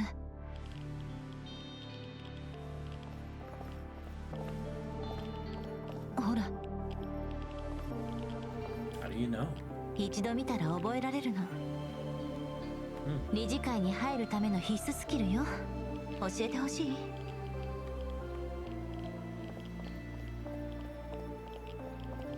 I see, so we'll probably have to make like a giant loop around to get there, I guess. Let's see if we can check any of this stuff though. Wait, it's actually pointing me to go there? But why wouldn't I want to go there? Or do I actually have to go like a crazy long way to get... No, yeah, I guess I have to, right? Because again, there's all this rubble here. Okay, yeah, so it's like I do have to find a different way. Damn. Oh, yeah, I can't go here. This is all blocked.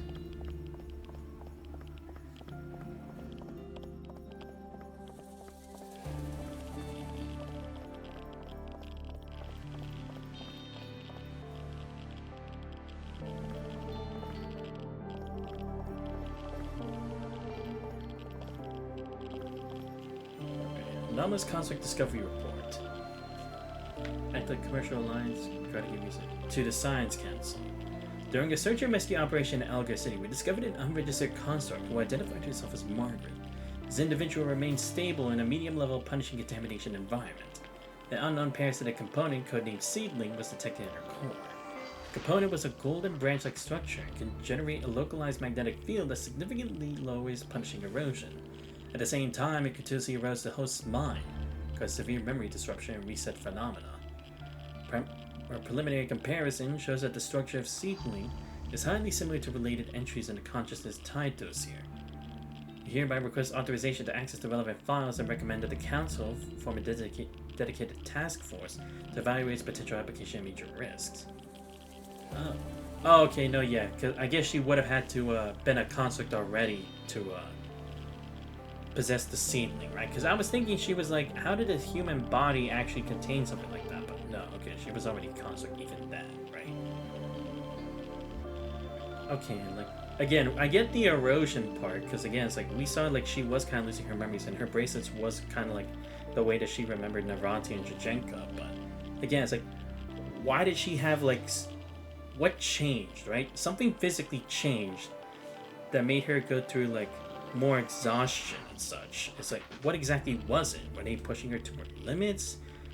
Were they sending her on missions to do certain actions, or what? And yeah, so it's like again, this was something that they did connected with the Science Council. Oh, my bad. 世界政府はとっくに枝目の存在を知っていたようね。Could it be like maybe that's the reason why? Because Babylonia should have been the only one with information on the seedling, right? Is that maybe why they actually hid the truth about the explosion, because it leads to like the existence of the seedling and no one else is supposed to know about it? Because again, maybe it's connected to the tree, like the main one, you know, the one that like it showed that symbol for live before in her main story chapter. What was it called? The phylum tree or something? I don't remember. Marcus medical examination report, January 3rd, 2162. Attending Dr. Alvin Acosta. Basic status and structural analysis. Body surface consists of bionic composite skin, multiple non-standard modification marks are present in frame joints. The registration record, this ID was found in the Gestalt database. Oh, okay, so yeah, it's like she was a construct of unknown, again, like I said, identification. So they don't even know where she was from? Wow, okay, shit. That does bring back the question, where did she even come from? Because then I guess it would lead to the maybe a clue as to where did the seedling come from? 2. Nervous system and mind anomalies. Routine scans show a significant delay in her memory modules and weak signals from emotional modules. Deep scans near the core reveal unauthorized parasitic component. This component directly couples with core interfaces, disrupting normal mind fluctuation, causing memory data conflict and loss. The most notable clinical symptom is impaired advanced visual processing. Subject cannot parse human facial features similar to prosopagnosia. Oh yes, of course. You can still identify individuals using secondary cues such as color, outline, and cloak. Ah, there we go.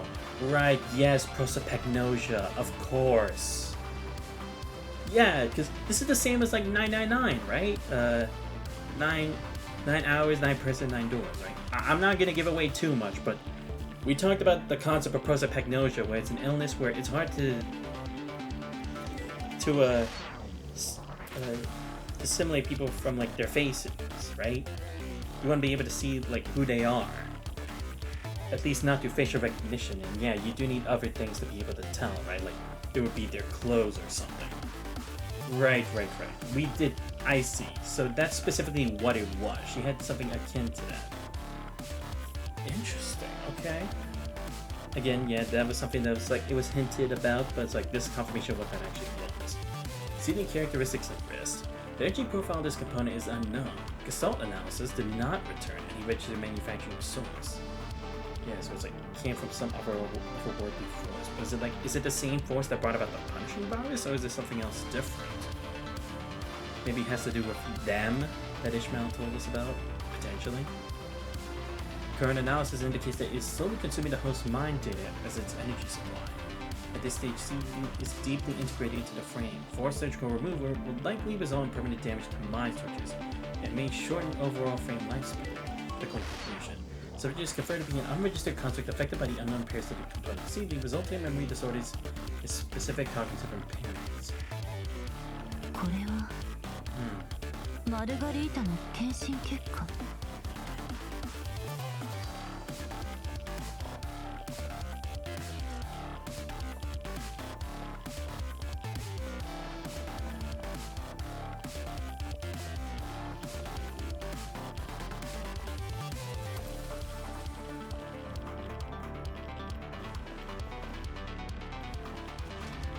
もう一度やってみる？少し痛むわよ。ひざまずきなさい。まだ足りないわ。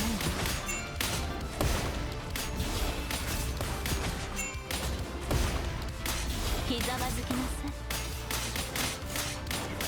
少し痛むわよ。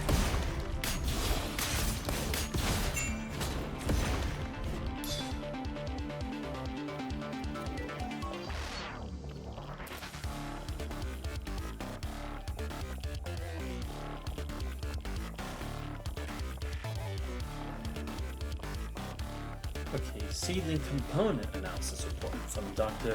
Vasily. This one. The component is a branch-like structure about 0.3 centimeters long and weighing 1.2 grams. It emits a distinct golden glow. The structure is fragile and loses all activity the moment it's separated from the home. Ah, I see. So it's like they couldn't really just take it out and put it in a different one, right? Because that's the thing. If they wanted a more proper analysis, couldn't they have tried to do it from Babylonia standards with a construct made by them, right? But I see. Trying to do that would have lost the only intel regarding the seedling. Because again, they don't know anything about like the origin of either Margaret or the seedling. I see. Because I was thinking, if they really wanted it so bad, why couldn't they just take it off of her? Because even if you lose Margaret, at least you possess the specimen. Considering that's how hardcore the Science Council in Babylonia can be at times. But yeah, it would have been a complete loss without anything given to them if they tried doing that. Okay. Fictional analysis. The component allows the host to generate a magnetic field around themselves. This field significantly slows physical erosion caused by replenishing bars, helps calm the emotions of nearby individuals. Experiments also show that when the host is highly focused, the magnetic field can briefly slow certain physical processes such as falling objects. Oh, I see. So when she was calming down Nervatia, that was her special ability, right? It was that at play, because who knows, maybe there's like a bit of like punishing virus still maintained within her Nervatia's mind, which is why it's like she still has like some lapses in her memory. And following it. Oh, right. Because didn't an object fall at one point in when the Dominic squad was trying to help people evacuate and such? Yeah, and slowing the physical erosion. That's why she was able to get close and protect Nervatia from the corrupted at one time. Okay, that makes sense now. Right. Side effects of this. By connecting to the construct core, the component continuously draws energy from the host's mind, causing damage to the memory module. This appears as periodic memory resets and permanent loss of specific expected origin. The structure of this component is highly similar to Zephyra inscribed in the Blank Project dossier. It is likely a kind of artificially simulated experimental product. Its energy absorption pattern partially matches the emotional anchor traits described in the consciousness type theory. Its origin and intended purpose. Oh no, that's what it was. The Zephyra tree, right? Right, Zephyra. Of course. I see. So there we go. This is the real reason that they're keeping it hidden, right? There's connection to Zephyra with all of this. Just like the other cases were. There we go, finally. これらはすべて枝目の能力よ。私もかつてこの目で見た。 Yeah, because I was gonna say, she saw Margaret perform those feats herself. I'm still gonna look around. But the problem is, I don't remember what door I came from, unfortunately. Oh wait, actually no, there were only 2 doors. I thought there were like 4. No wait, I came from this one, right? Right? Oh wait, no. I came from this one, I think. I just want to make sure I know what direction I'm going. Okay, yeah, I can't go back. Oh no, yeah, because this didn't read anything initially. Oh, but then I saw this 102 computer. Oh, whatever, who cares? I already found what I needed. I should just move on. I'm wasting time otherwise. Oh, green. Okay. 資料室。アシモフが欲しがっていたものはここね。 Finally. Well, also, why does Asimov even know this is here anyway? Is it because of what Nervatia said, or did he already have like some kind of a lead? Consciousness type. Okay, good. I want to know what the fuck even is this dossier they're talking about. Classification level 3. Laboratory directors. Ooh. They should know it's unconscious type. Finally, I want to know what the fuck this thing is. Over the past decade, the Aureus Airhorn team was found that the early primate communities once shared a highly coordinated collective unconscious. Simulations showed that even without direct contact, individuals could sync emotions and sense danger together. The data pattern behaves like an ocean, vast, dynamic, and deeply connected, so the council named it the consciousness time, sometimes represented by the symbol. Okay, there we go. Hold up, sync emotions and oh, it is, isn't it? Yeah, because this is the same with like Liv and the Commandant, right?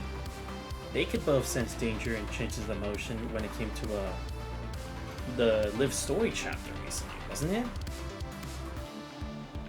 Yeah, and this idea of like people being able to share emotions or share connections with the consciousness, it's kind of similar to like what the Ascension Network kind of does for others, right? Because that was also like the kind of like thing regarding the potential to ascend, right? That Kurino was always looking into, right?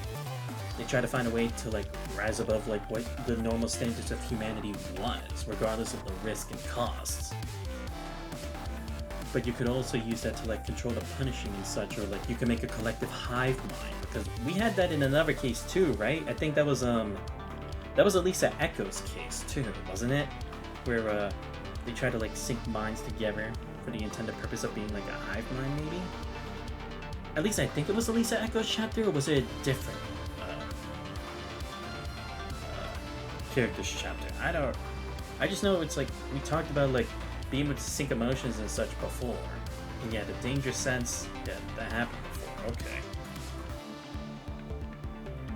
These fluctuations follow changes in human collective emotion and show clear non-linear cyclical behavior. The mind system used in constructs is modeled after the human limbic system and default network. It mirrors human emotional processing. Highly rational minds can stay logically stable, but under heavy blank pressure, they may fluctuate or even collapse.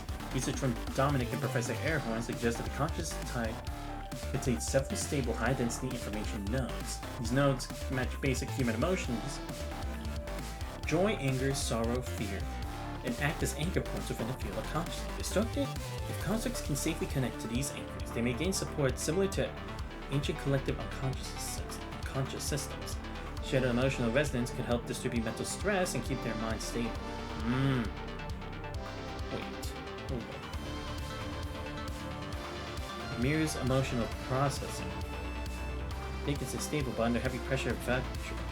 Oh, no, yeah, 'cause again, that would be similar to what happened with Liv, right? Because again, it's like, regardless of what we did, she still wasn't able to recall certain memories, even when she got into a new frame. That's similar to what's going on with Nirvantia, right? Again, with potentially fluctuating or collapse, Liv did collapse at certain times. And that had to do with it with Sephira too, wasn't it?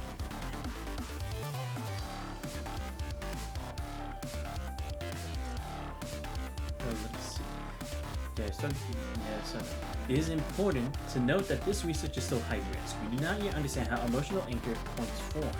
External access may cause reverse contamination. Fossil records show that the decline of collective unconscious and the rise of isolated individual minds happened at the same time in evolution, suggesting that forcing deep connection may come with irreversible cause. The following sections, which include Sephora extraction protocols and mind stability data, are crypted under the Council Resolution number 118, which requires joint approval from the Chief Technician and Ethics Committee. Ooh, okay, so yeah, there are reviews about this. Oh, my bad. Keep pressing the wrong button. 見つけた。これよ。 Very interesting. Okay, so that's what that is. I'll check that later. I'll check this. Dominic's What? Dominic was here? Really? Okay. Now this is interesting. Finally, more lore on Dominic. Dr. Dominic, Chief Technician of the Science Council, was visiting our institute for a technical inspection on October 25th, 2152. Okay, so that's 10 years before that. All departments are requested to begin the following preparations immediately. Environmental facilities: thoroughly inspect and clean all areas under your responsibility. Ensure laboratories and corridors and common spaces meet 6S management standards, and that equipment is arranged in an orderly manner. Project material: each project team must prepare key technical reports and summaries of experimental data from the past year so they can be presented and explained at any time. Staff: only on the inspection day, laboratory heads and core technical staff must remain on standby. This inspection will directly affect our future applications for research resources. All departments must treat us seriously and fully cooperate. Administrative Director Ivanova. But interesting, Dominic was here. Maybe that is also another reason, right? Like, trying to cover up Dominic's tracks, perhaps? Because again, we're starting to see links of Dominic having a hand in some things, right? Like at FOS College. Damn it, I'll always keep pressing the wrong button. ドミニクはここに来たのかしら。 Yeah, that's what I'm saying. It's like, because that's the thing. It's like Dominic was supposed to be exclusively with the Science Council or supporting the world government, right? So why would he be here? And this is supposed to be like a secret project even.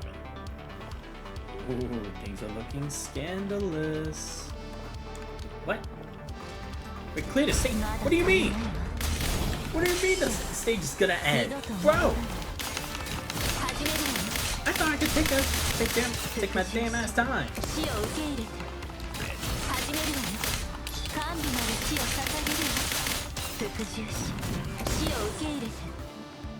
Bro, come on. You're really gonna time me out of this?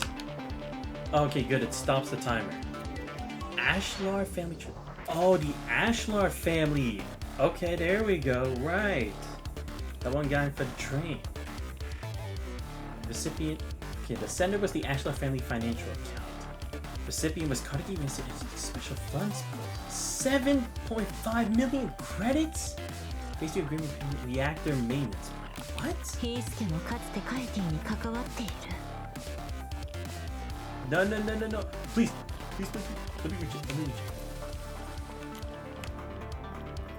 Nope! Yes, Faded National Mapper acted like commercial alliance. No! What? Oh, fuck you. Dude, I want to get all the lore bits. Why are you giving... Also, why are you even giving me a time frame? Like, come on. That's not fair. You should have at least said that in the first place. I'm pissed. Like, dude, I want all the bits of lore. They're gonna be important. Ah, that's bullshit, game. Because again, it's like, why the fuck would you do that now? But also, it was basically telling me to reach the end soon. Like, bro, how the fuck am I supposed to know that? Piece of shit.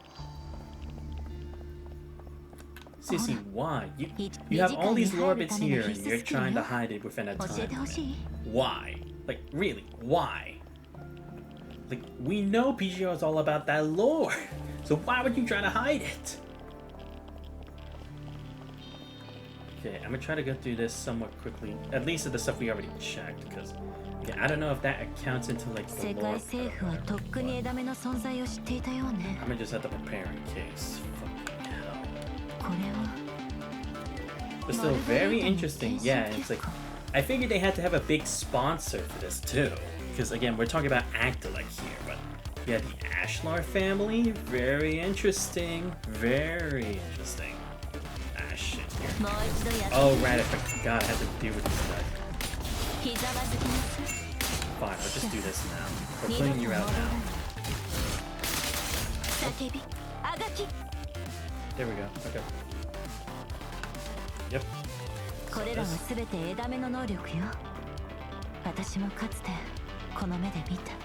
Again, unfortunately, I'm gonna have to skip through these things we already saw, but at least we already saw it. And again, I'm wondering if it's like, did it rush because I fell in the hole or what? And the problem is I didn't get to see that other thing. I want to see it.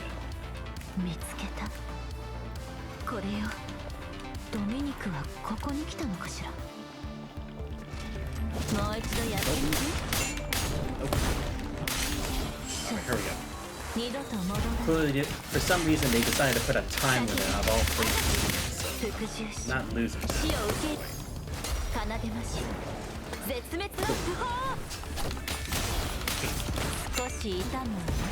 There we go. Okay, now I can take a bit more time to see what the fuck this was. Yeah, Fata Map and National Active Commercial Alliance, as territory stretches across half the continent from east to west, coveting the homelands of the people, political part, Active Grasslands Alliance Center. It feels very different from the Active, like I know.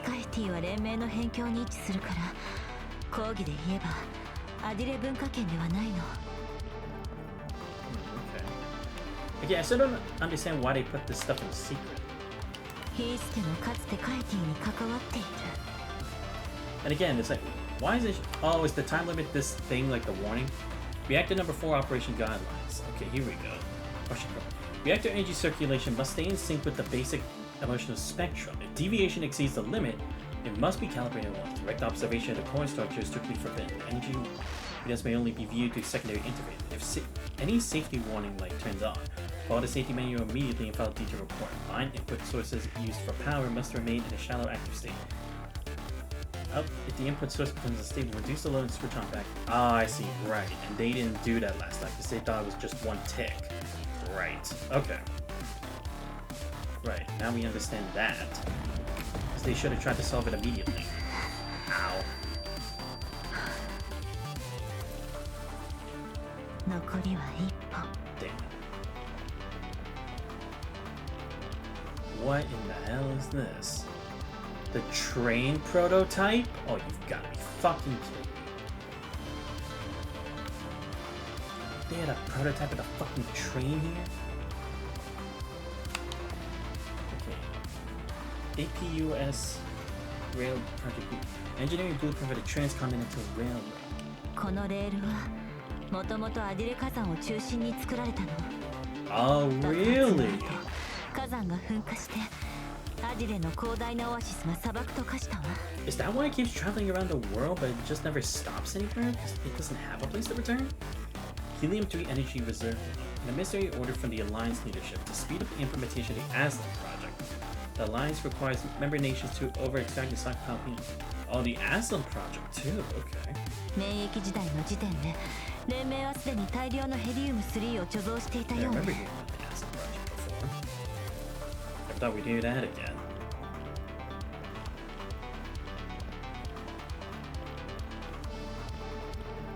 Oh wait, there's something here. Aslan population plan. A population relocation named Aslan. During the Golden Age, the Actolite volcano remained active. Some scholars predicted that if it ever erupted, the vast Actolite grasslands would be buried under volcanic ash and turned to desert. To prepare for this disaster, the Actolite Commercial Alliance leadership simply drafted comprehensive population relocation plans to the Oh, so that's why they made the transcontinental. アディレ王族はとっくに移動計画を立てていたのね。So that's why it's like they were already kind of prepared for that. I see. Again, why does that connect with this whole situation now, right? Because again, it's like it seemed to happen like in tandem following the order. Wait, what the hell? Oh, bitch.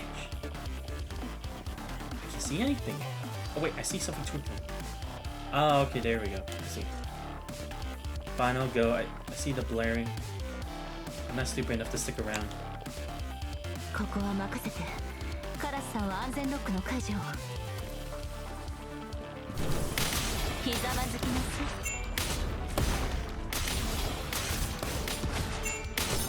じゃあ二度と投下し。何か来るわ。気をつけて、カラスさん。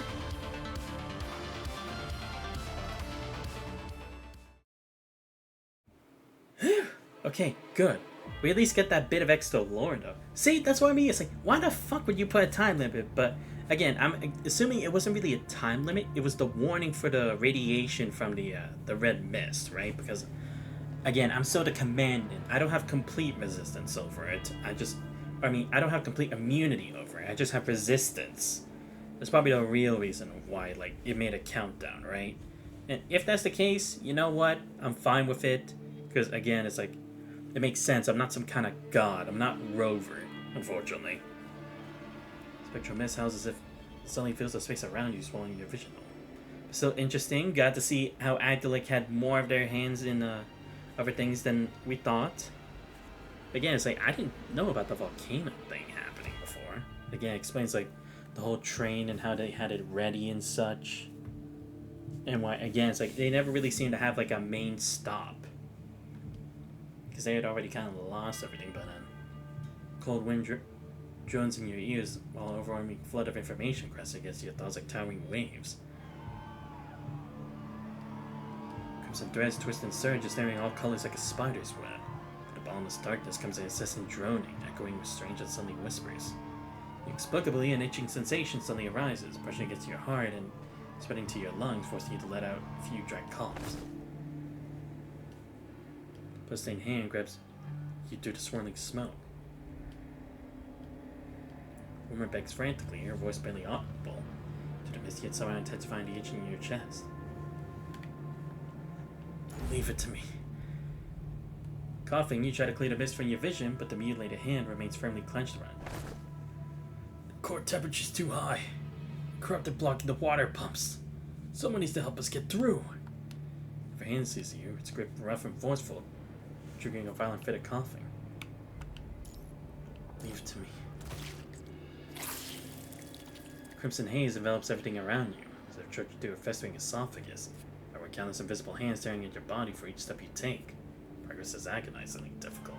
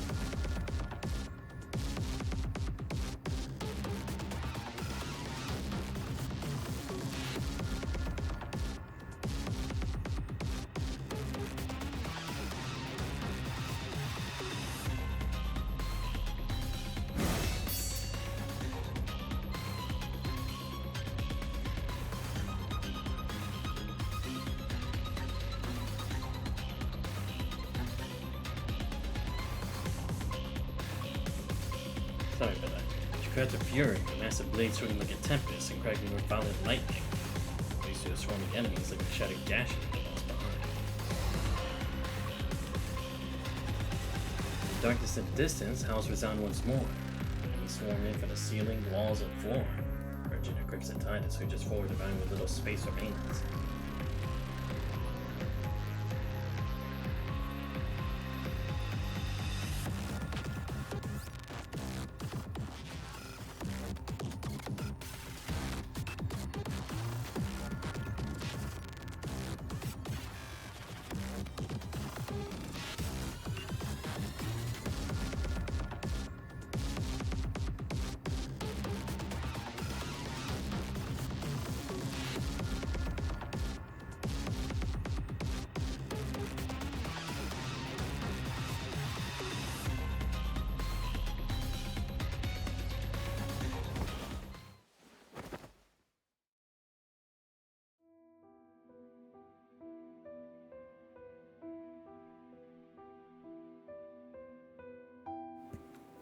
blurred vision goes back into focus, centering once more on the dire reality before you. The first injection might hurt a bit. Bear with it. So these plunge into your chest. The next instant, your airways clear completely. Fresh air rushes into your lungs in great gulps. Your fading consciousness begins to piece itself back together.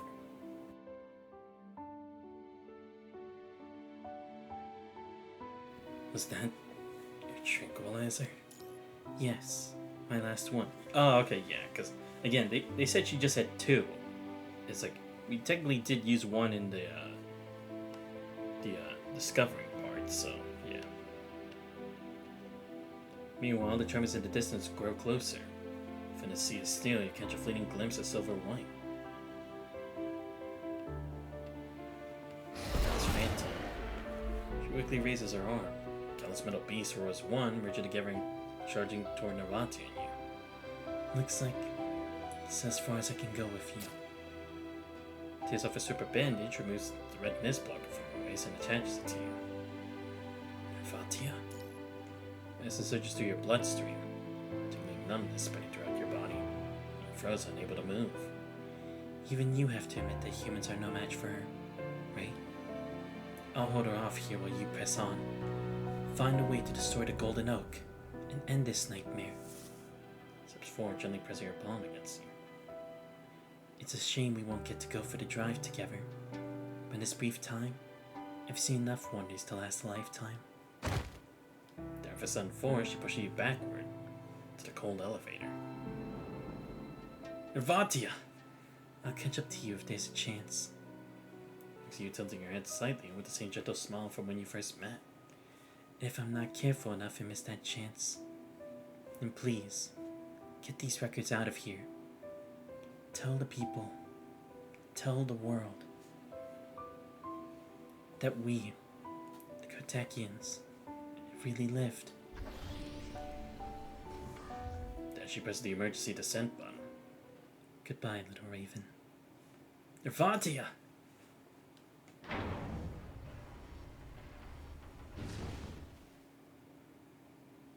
The elevator door closes. Cables roaring as you plummet downward, leaving all the chaos far behind. Your worlds now stand apart. Mind connection is the only bridge between you, carrying both hope and worry across the expanse of your divided hearts. You both know the other is fighting desperately to complete what only each other can do. You're both giving everything to end this catastrophe that spanned decades. In this moment, despite all your reluctance and regret, you both must forge ahead.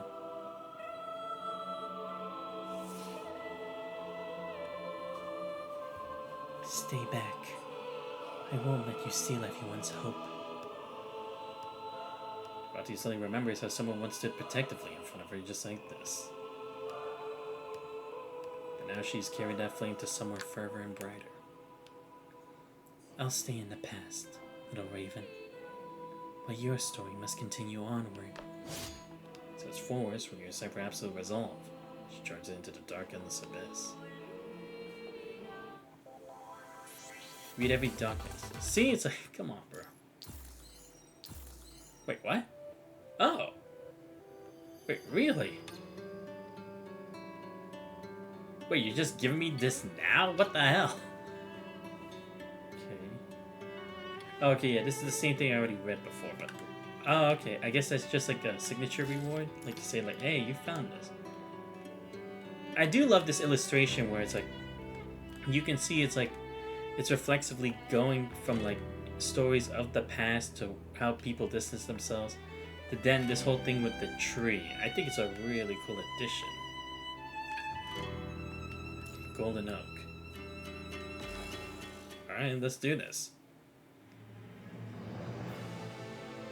After seeing the green signal flare from the graveyard, the military and civilians of the satellite city immediately proceed in groups along the path cleared by...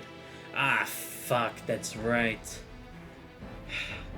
They set off the flare before that explosion happened. Decided the main forces evacuated the city, they suddenly hear an explosion coming from the graveyard, while immediately by a blinding fireball that soars into the sky and lights up the barren hills. Commander Lee orders communications officer to fire 3 yellow signal flares in succession. The graveyard is falling into uncanny silence. As he decides to lead the entire army in an assault on the graveyard, the unexpected happens. red mist blankets the sky and comes howling toward them at an unbelievable speed, sweeping over their heads like a plague of locusts darkening the heavens.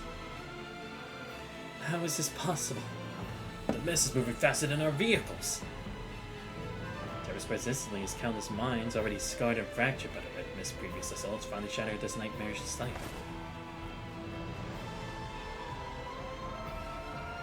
Woman sees her daughter in the midst and lets out a heart-rending wail, desperately grabbing at the soldier's weapon.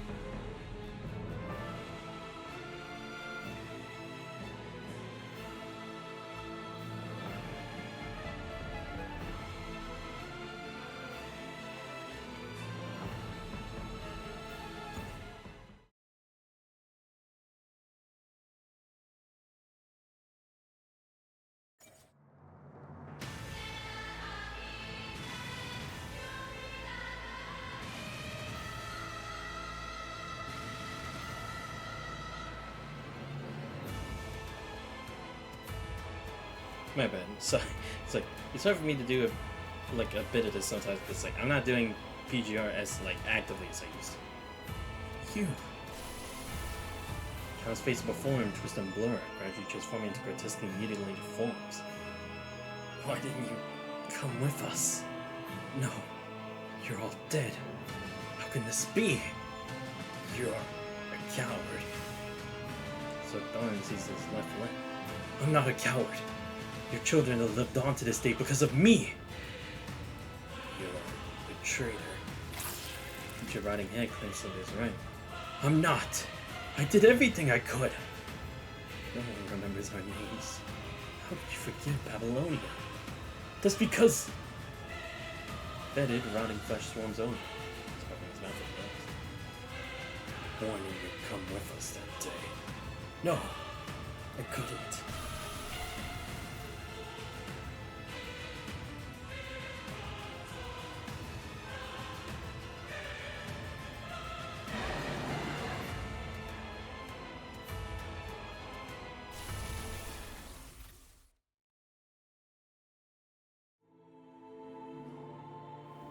About 206 minutes after the commencement of Operation Ember, the Golden Oak completes its catalysis, releasing high concentrated red mist that spreads across the river almost instantaneously.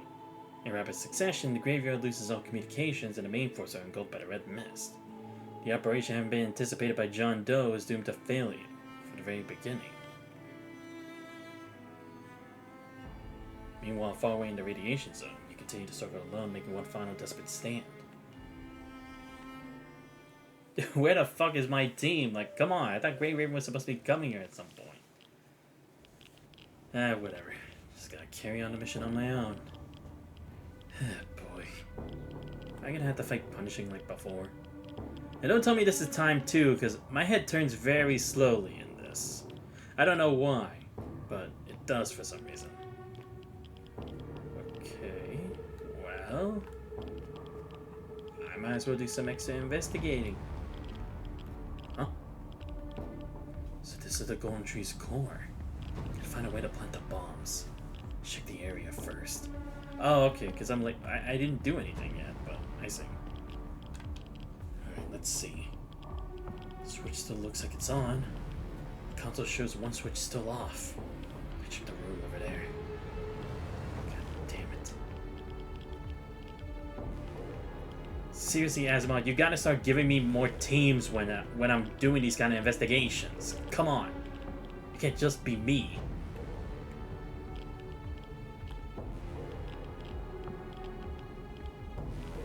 Alright, let's see. Oh, this again. Right. There we go. This getting thicker. Gotta hurry. Of course it is. Shit. What? Ah, great. I have to fight things now. Fantastic. Especially with my head turning slowly like this. Perfect. Sure. Oh, of course, protecting. Gotta bust open the branches on the side first. Huh? Oh. Oh, I have to plant the bomb. Okay. I'm like, what am I doing? Okay.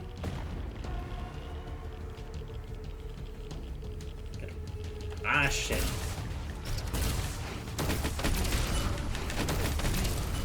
Nope. Okay, good. Go, go, go, go, go, go, go. Hey, no, I pressed to plant the bombs. Damn it.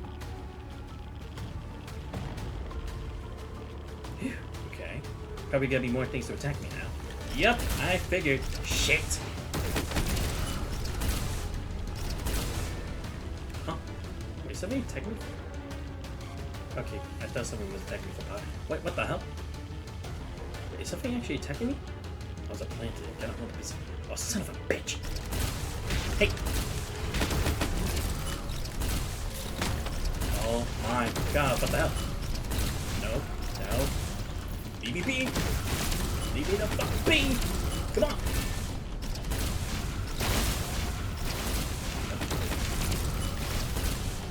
Nope, nope. Not letting. Ah, shit. No, no, no, no. Ooh, ow. Did it work? Motherfucker. Ah, great. Only storm can't wait, what the hell? Wait, that's how that ends, okay.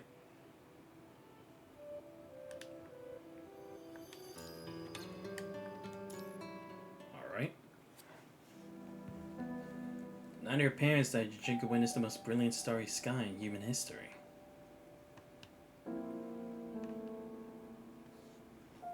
To defend Earth, Captain Zibisco and Captain Danusia gave their lives heroically alongside the crew of the Miracle, crashing into an out-of-control starship.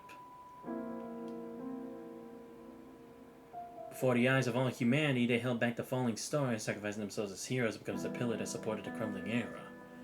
Oh, wait! Was this, This is the one that happened in, that recollection Aeon Reforged, right? It was that one old pilot who, knew, Watanabe's, family, right? Like the pilot? Oh yeah, the pilot who was like the father of, Watanabe's friend or something, right? Yeah, where all the pilots had to crash in to, like, stop it from actually hitting, the intended target. Right, I think I do remember that. But in Jajenka's eyes, they were never heroes. At least I think. I don't know. I could be wrong. It could be something different, but I think that's the one.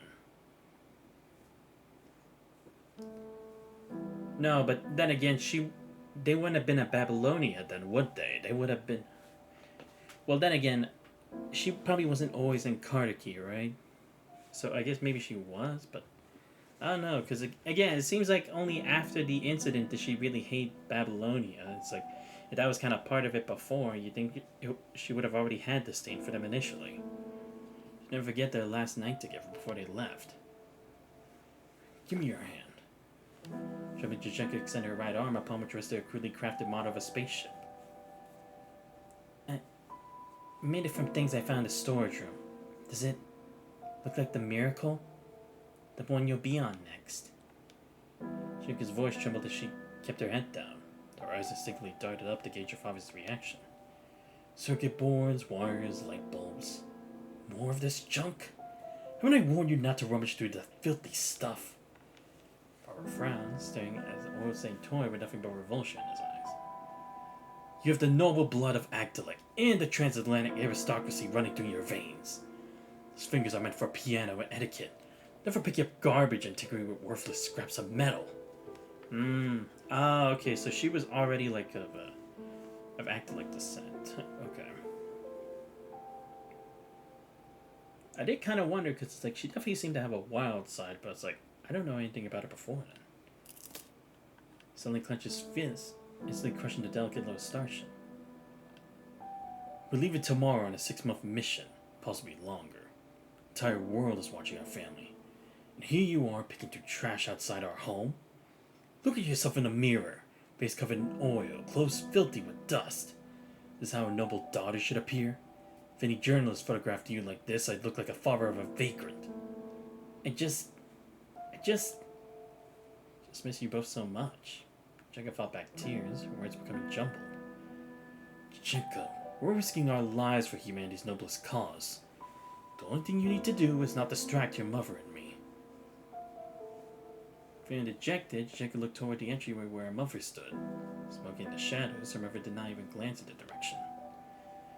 Remember, you are the daughter of Space Force officers.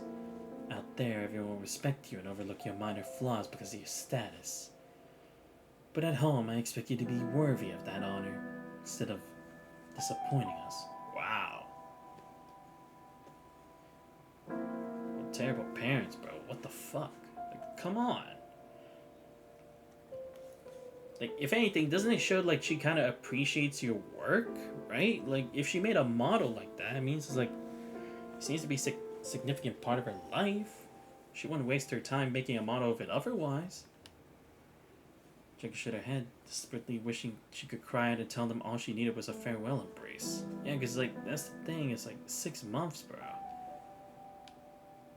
father had already turned away, crushing the fragments of the miracle beneath his feet as he picked up his suitcase. Put away these hobbies of yours before we return. Focus on your studies and training instead of tarnishing our name. Then Annie will take care of you. Stay out of trouble. The door clicked shut. Good grief, you again? Why are you always getting into fights with the boys? Can you behave yourself for once? Look at you. Your face is covered in bruises. You've forgotten how a young lady should behave? Bullshit. They were the ones picking on someone else first. You dare use such language? Go stand in the hallway. Just bear with her. She's Zabisco's daughter, the orphan of our martyr. Part of your paycheck comes from the government fund for her. Heavens, how could people like them have raised such an uncouth daughter? Jessica snapped her head up. Daughter, daughter, daughter. I'm not someone's pet or a piece of clothing. I have a name. I'm Chachenka. She shouted, her gaze piercing like daggers as she fixed the adults with an unwavering stare. Do you even know me? Why should I become whatever satisfies you? Think my parents were perfect? Great heroes? Fine. Let me tell you the truth. Zabisco drank himself sick every week, and Danusia spent every night at her boyfriend's place. My God, what are you saying? Hold your tongue. See? You never care about what's right or wrong. You only want to hear what makes you comfortable. As if silencing me would magically erase all the damage they did to Jenka. They weren't some pristine, untouchable heroes. They were human beings. A couple with a long list of failings who never once acted like proper parents. Jenka, get up. That's enough. The military officer shook his head, cutting off the teacher's reprimand. Jenka, I understand you must be hurting since your parents passed, but... Shut up! Shouted, making everyone in the room jump. Parents? It's always about my parents. Why does everyone have to keep bringing them up? You want to punish me? Fine. Go get a little brat another beating right now. Make sure he never dares to bully anyone or snitch again. Turn yanked open the door. And listen carefully. Ever since my parents died, I never felt sad about it. Not once. Thunder's bang, she slammed the door behind her. From that night onward, the family that Yujenko both feared and longed for suddenly transformed into martyred heroes, Randy's brightest stars.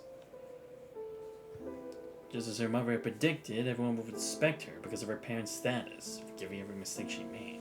Ah, okay, so again, it's like she just seemed to be like a tag-along, or just like the last relic of a noble family, right?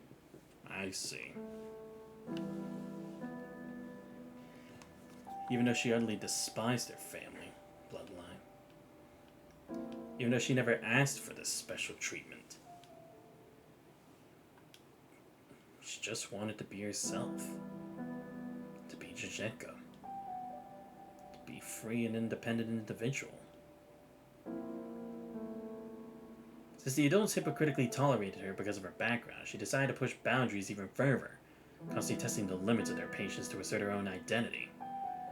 To this end, on the day of midterm exams, she hacked into the terminal and cheated her way to first place. But to her frustration, no one detected any trace of her mischief this time. Chichinka, did you read all the extra materials I assigned? You were the only one in class who answered those questions correctly. I thought you weren't interested in literature. I'm sorry for being too harsh on you before. You have time now? A few questions you missed I'd like to go over with you privately. I never imagined that the respect and understanding she longed for were manifest in such an unexpected way. Though the honor wasn't truly hers, it was the first time she heard praise directed at Jujenko herself. Ah, okay, right, because that was kind of the thing with Commander Lee, right? Because she wanted to be praised. She wanted to be known as a person, right? She didn't want to just be like, oh, I never recruited like everyone else just sitting in the background. She wanted to be somebody. It didn't matter who she was. It didn't matter if she was like a celebrity. It wasn't that. She just wanted attention. She just wanted someone to acknowledge her existence. I see. That's probably also why she kind of like had a thing going on with Nervatia, because again, it's like she was kind of hogging all the spotlight, right? Like Nervatia was making herself known, she just only recently arrived, and yet Jujenko just wanted to be that kind of person. Someone who stood out. Jujenko, this Excellence Award is for you. Your name is on it. As a top student in the class, you've earned this honor. Also, I noticed your athletic talent, the way you handled Jing, and even PE teachers couldn't catch up to you. Is there anything you need help with lately, academically or privately? I heard your parachute club produced a lot of Air Force recruits.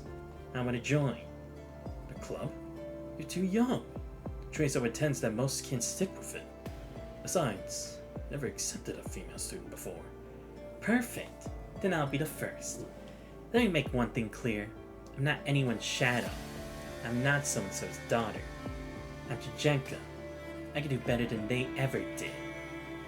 Then on to defend his fraudulent yet infinitely precious honor, Jujenko pushed herself relentlessly, flopping her wings with all her might to prove she could soar higher than anyone expected.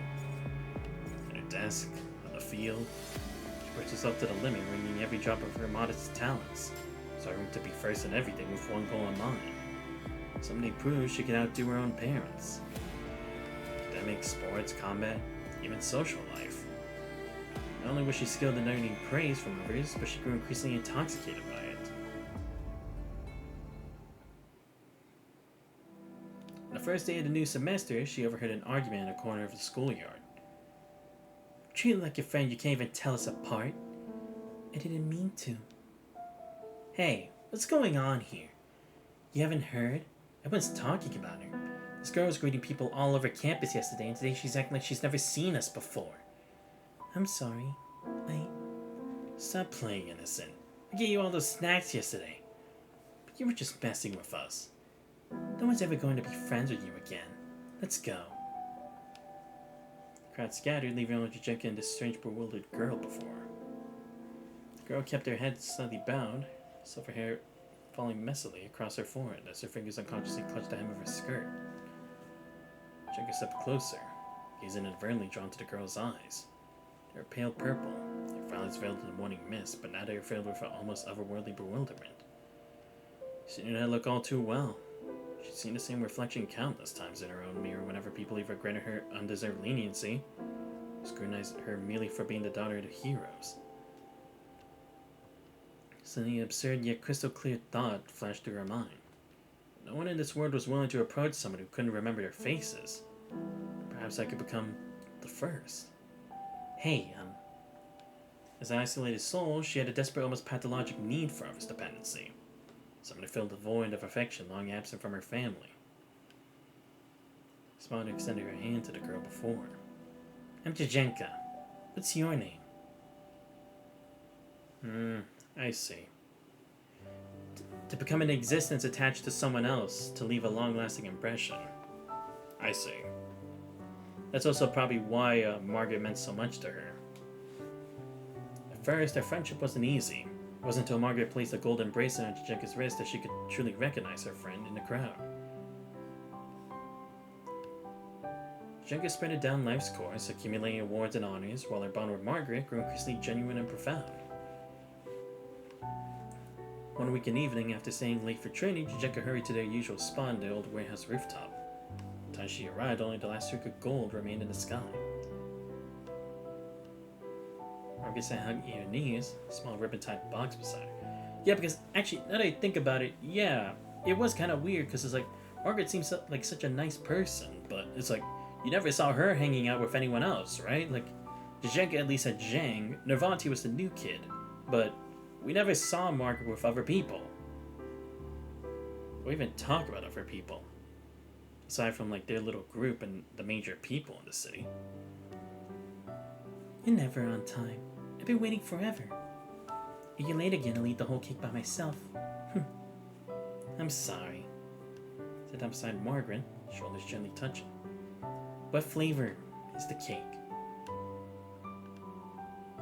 Want a taste? Yeah. Margaret gently untied the ribbon and cradled the fragrant cake in her palms as if holding a precious treasure. Inside her later was a translucent gold that was similar to Jajenka's hair color. Margaret smiled as the sunset briefly brushed her fingertips, momentarily lingering on a small silver spoon and making it gleam brilliantly. Without realizing it, she became completely absorbed, growing increasingly attached to everything about Margaret and becoming the one who sought dependency. She believed this unique, exclusive connection would continue indefinitely, gradually filling the barren depths of her heart, until one day a transfer student intruded into her world. Yeah, because it's like, it's not so much that Nervantia took her attention away, like, completely, but it's like someone else was intruding onto her own little world, her haven of peace, and disrupted the flow that she had going. Who gave you permission to mess with someone else's things? She stole away that exclusive dependency. Flipped through the textbook once and memorized everything. She stole the first place that she lived for. Although she had also brought many things with her. But in the end, she forcibly pried Jajenka's fingers apart and took Margaret away with the flames of war. Vantia stole everything Jajenka believed in, everything she cherished, robbing her of any chance to bid farewell to countless lives that meant so much to her. For decades, she spent countless sleepless nights clawing Nervantia's image from her mind, as by trying to erase every last memory of Nervantia's existence. Yet when Jajenka finally saw her again, why couldn't I bring myself to hate her? All those emotions she had accumulated crumbled like sand. She finally looked in Nervantia's eyes, slipped silently through her tightly clenched fists in the passages of time until nothing remained. I see. Yeah, and again, it's like, that's probably why, because in the end, Nervantia couldn't save that, what basically made up, Jajenka's world, right? Margaret. She was the only existence who would actually recognize her as an individual. At least in her eyes, and without that, she'd just go back to the same old as before. Or at least she thought. Red mist turns to her thoughts as the vast dark void of space quietly envelops her. So no matter how much time passes, you're still haunted by what happened in this place. The in this darkness, a blurry silhouette slowly materialized. Boss, don't you realize it? You never really moved on from that day. Shang, aren't you... Don't worry, boss. You're tough as nails. See your life flash before your eyes. I'm Zhang, but I'm also you. I was all those you couldn't save. Embodiment of your inner wounds. Your days, something seems to be knocking against the walls of this dark room. You never let it go, did you? It's impossible. Why do you put everything about this place behind me the day I left with the old man? A person's wounds never lie. I joined the Forsaken, wandered the world, eliminated the corrupted, even fought against Babylonia. For 20 years I've been caught in countless more devastating conflicts, witnessed innumerable more painful partings. I'm a ranger. I'm destined to charge at the battlefield after battlefield. What makes you think Kardaki would become a prison that shackles me for life? You're only telling half the story. You're rushing to countless battlefields, but then what? What do you do after? To help those who need me. So you're just repeatedly trying to do what you failed to accomplish that day. For Zakaram, you're sharp enough to pierce straight through her soul. You repeated this cycle for countless years, but are you satisfied? This compulsion brought you even the slightest fulfillment. She unconsciously begins twirling a strand of her hair again. So you see, wounds never lie.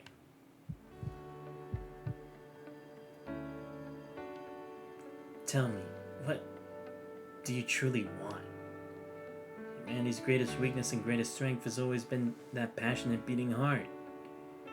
You use it to examine yourself, no scar can remain hidden.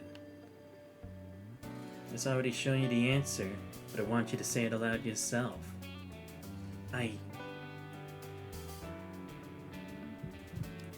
thuds pulse like heartbeats, tremors through the lightless form. I want to go back to that day. I want to save Margaret. I wanted to see that I can run faster and become stronger. I want to tell her that I've grown and become someone who can protect her better. There's a way to scabbed wound, staring directly into the raw affliction beneath. I want to go back to that day. Stop Nervatia's wild plans. Slap some sense into her. And tell her loudly. Aren't we family? Why do you always take everything on by yourself? Don't be so arrogant. I'm much stronger than you, so let me share your pain too. I really, really hate you. I hate how you took Margaret away. How you act like nothing matters when everything does. I never wanted to lose to you in anything, but I was always afraid you'd fall behind. Why do you think that was? Because I longed for you so deeply. This home that gave me warmth and acceptance. Her voice breaks as she screams in the silent darkness of her life. It's hard to live. Keep climbing back after I fall bloodied and broken. Oh, just to pretend I can return to that day. That moment. Look back at you both one more time. Been lost. I struggled. But I survived it all. Become the reliable adult I wanted to be. No matter how hard I tried. How much I burned myself away. Never see your smiling faces again. Never wanted some dazzling perfect life. Just want to go back. To laugh with you. To cry with you. To run blindly into tomorrow with you. To run toward a better tomorrow. Margaret, Nervatia, where are you? The force reached across time and space, grasping Jajenka's arm. Vision before shatters violently as Jajenka jolts awake, turned to the flame-engulfed graveyard. In the direction of the rumbling, the golden oak has burst through the majestic monument, amid the red mist, and grown to a colossal tree that stretches toward the heavens. Only then did Jajenka realize there's the sounds of battle from across the river that had pulled her back to consciousness. Nervatia, Grey Raven Commandant. They're still fighting. Great effort, Jajenka rises to her feet, gritting her teeth against the bone-searing pain. She takes one labored step after another toward a familiar destination. She to her waist pouch and from its deepest compartment, carefully extracts the precious string. This time, I will save you all. I swear it. Gently fastens the treasures around her wrist, pulls open the hanger doors, allowing the heroes a long silence by time to see the light of day once more. Now it's time to depart. Reclaim their family, take back their blood-soaked victory. By the time Lee regains his senses, the crowd before him has vanished without a trace. The thick fog quietly recedes, its color shifting and transforming into a wide, damp stream. Above, red banners connect the buildings, fluttering in the wind to the rhythm of stirring music. I remembers. It's from long ago, Victory Day.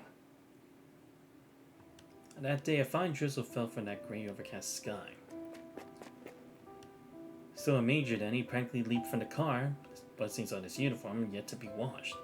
His medals gleamed brilliantly, clicking softly as he moved. He ran down the familiar boulevard, pushing through the expectant crowds, making his way to his mother's residence. As the sole survivor of the garrison command, and the hero who successfully prevented the spread of the radiation zone, he was bestowed the highest honor of People's Hero by the world government. Practically dragging a body that had been crushed by war and pieced back together, his only thought now was to tell his long-separated mother that he was safe. Yeah, because I wondered, whatever became of his mother? Beneath the crisscrossing apartment buildings, children gathered as always. You could hear stories from the front lines. Huddled around the faded propaganda posters, imagining war as something distant and exciting. Prophetically searched through the crowd, fatigue, injuries, and overwhelming emotion of homecoming left him lightheaded. Finally spotted a familiar, slightly plump figure washing something by the nearby pool. For a moment, all the helplessness, pain, and suffering suppressed on the battlefield surged into his throat. Like a child finally having his way home, called out to the figure who seemed to be able to save him. His eyes bright with tears. Mom! Wander's cry echoed between the apartment buildings, startling a flock of white doves, forced nearly breaking her from motion. Like seemed to freeze for an instant, and the major witnessed a scene he would never forget for the rest of his life.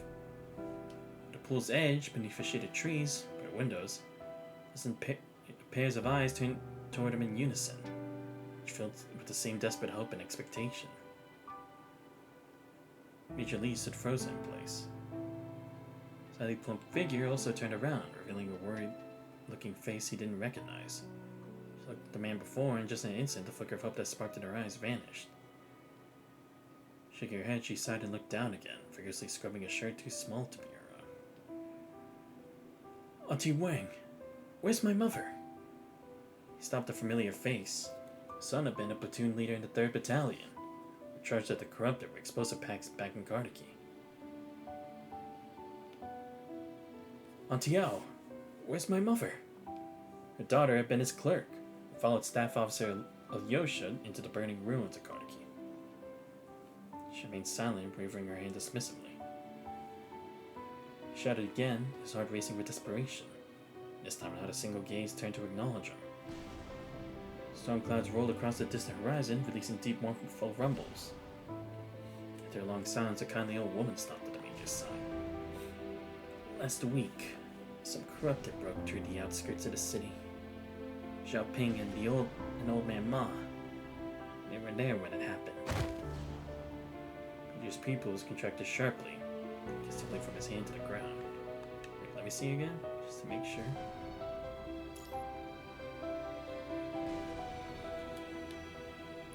What did you say? Please accept my condolences. He felt his mind explode, every color before his eyes blowing into unfocused haze. His first feeling wasn't greed, but an overwhelming sense of justice and unfairness. It just swarmed like ants, blocking out all reason and coherent thought. Oh, right. Yes, I forgot. Wait, let me see what they said again. On the outskirts. Right. Right. Yep. A fucking course. I see. Yes, because he told her he had bought her a new place, right? He finally saved up enough money for a new place for her to live. And And she was very resistant on leaving. But then he told her that she could bring Old Man Ma, or the other person with her, along. But just to prepare to leave. To go to the new place, right? For her safety. I see. So, she hadn't moved at the time yet, when that happened. Fell to his knees, wanted to scream in hysteria. Bao surged up first, choking the words in his throat. Xiao Ping never told you that Ma was her last surviving comrade in arms. The day you were born, their squad was ambushed by rebels. Almost everyone perished. Ma only survived by playing dead among the fallen. Ever since, they both carried the guilt of surviving their comrades, constantly feeling the eyes of the dead watching them. Those young soldiers, barely out in their teens and full of laughter of life, bled and weathered storms together, be forever frozen in their youth. Now the wind has brought them all together again. All are turned to dust in the earth, no longer separate or apart. Stan Lee can't remember if he shed any tears at them. Ah, I see. So that's why they couldn't, that's why she stayed with that guy, right? Or with Ma. Because again, it's like, she wouldn't leave him behind. They both had survivor's guilt. I see. Wow. Okay. And I guess that's probably why she didn't want to move to a new place as well, right? Being given luck to avoid such a situation. Probably part of that survivor's guilt as well. So at least this way, it's like if it did happen, it was just them accepting karma. At least maybe that's what their thought process was, but I don't know. But damn. Yeah, because it's like that was part of Lee's reason for wanting to survive, right? He wanted to get his mom to a new place, so he wouldn't have to worry about her, like ever having to go through that kind of stuff. Never forget those hopeless eyes and the lesson his mother's death taught him. To live is to bear a burden. It's a debt that demands you fulfill the wishes of the dead and carry all of history's suffering until tomorrow. For the rest of his life, he'll carry the burden of his comrades' sacrifices, forever unable to escape that day of the explosion. And again, it's interesting because it's like they're trying to help the people of today, but they're also still trapped in the past. It really is a crazy way of going about things. Suddenly a distant rumble of thunder erupts from a deafening boom that shakes the skies, jolting back to the crowded evacuation line. Commander Lee jolts as if pulled from the surface from underwater, suddenly hearing the sounds of the real world, the wind, the distant muffled explosions, the breathing of those around him. Coming to his senses, he sees the golden oak has burst beyond the city's limits, reaching toward the sky. Its massive branches tremble with each boom, shape resembling the thick smoke from the explosion years ago. Was that the red mist? He instinctively turns toward the sound, seeing countless bewildered faces looking upward just like his own. I saw my father. He was sitting by the stove telling me to keep moving forward and not to hang my head. You all seen him too? Yeah, I saw my mom. She would smile at me through the mist. She told me not to be sad. She would become many things around me. Always be by my side. She grew brighter and brighter until finally saw an explosion again and nothing was left. A wave of anguish ripples through the crowd as each person confronts their own trauma with these visions. Though each scar is unique, they all originate from the same day, the same terrible moment. We lost contact with the graveyard. We need to execute the contingency plan. Only chance of survival is to secure those vehicles. Can we really outrun this mist? Look at the sky. It's moving too fast.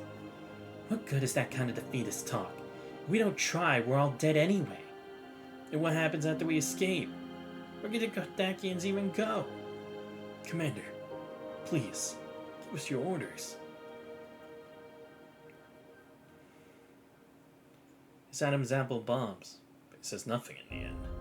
His gaze fixed on the increasingly monstrous silhouette of the massive tree looming in the mist. Reactor number 4 works just like the 0-point engine, so the punishing virus mist will keep pouring from its base. If it isn't shut down, the virus will spread. whole fucking Earth will bathe in red in less than 2 months. Red mist continues to spread. Left unchecked, it'll threaten not just Kardaki, but also the fate of other conservation areas. Perhaps even the entire Earth. Novatia, the Great Raven Commandant. Can those two alone really bring down this colossal tree? Behind them, the horizon burns crimson as if the entire sky is shuddering in flames. The view transports him back to the blood-soaked morning from the past. Thanks to the people around him, each one having fought and struggled through the darkness of times to make it this far. Looking back at their faces, he sees the reflection of his fallen comrades staring back at him for the briefest moment. They're watching, bearing witness to his choice.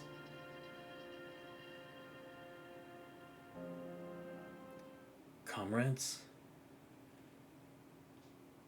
Right now, the Great Raven Commander and Novatia are fighting for their lives on the other side of the river.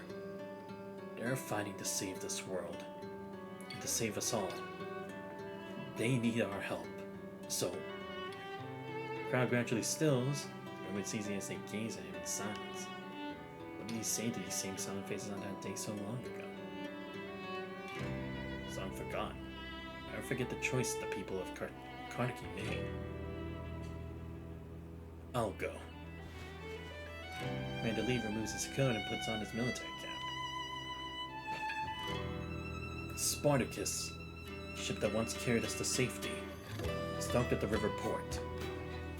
I'll return to the satellite city and sail to assist the Great River Commandant, restoring the Golden Oak.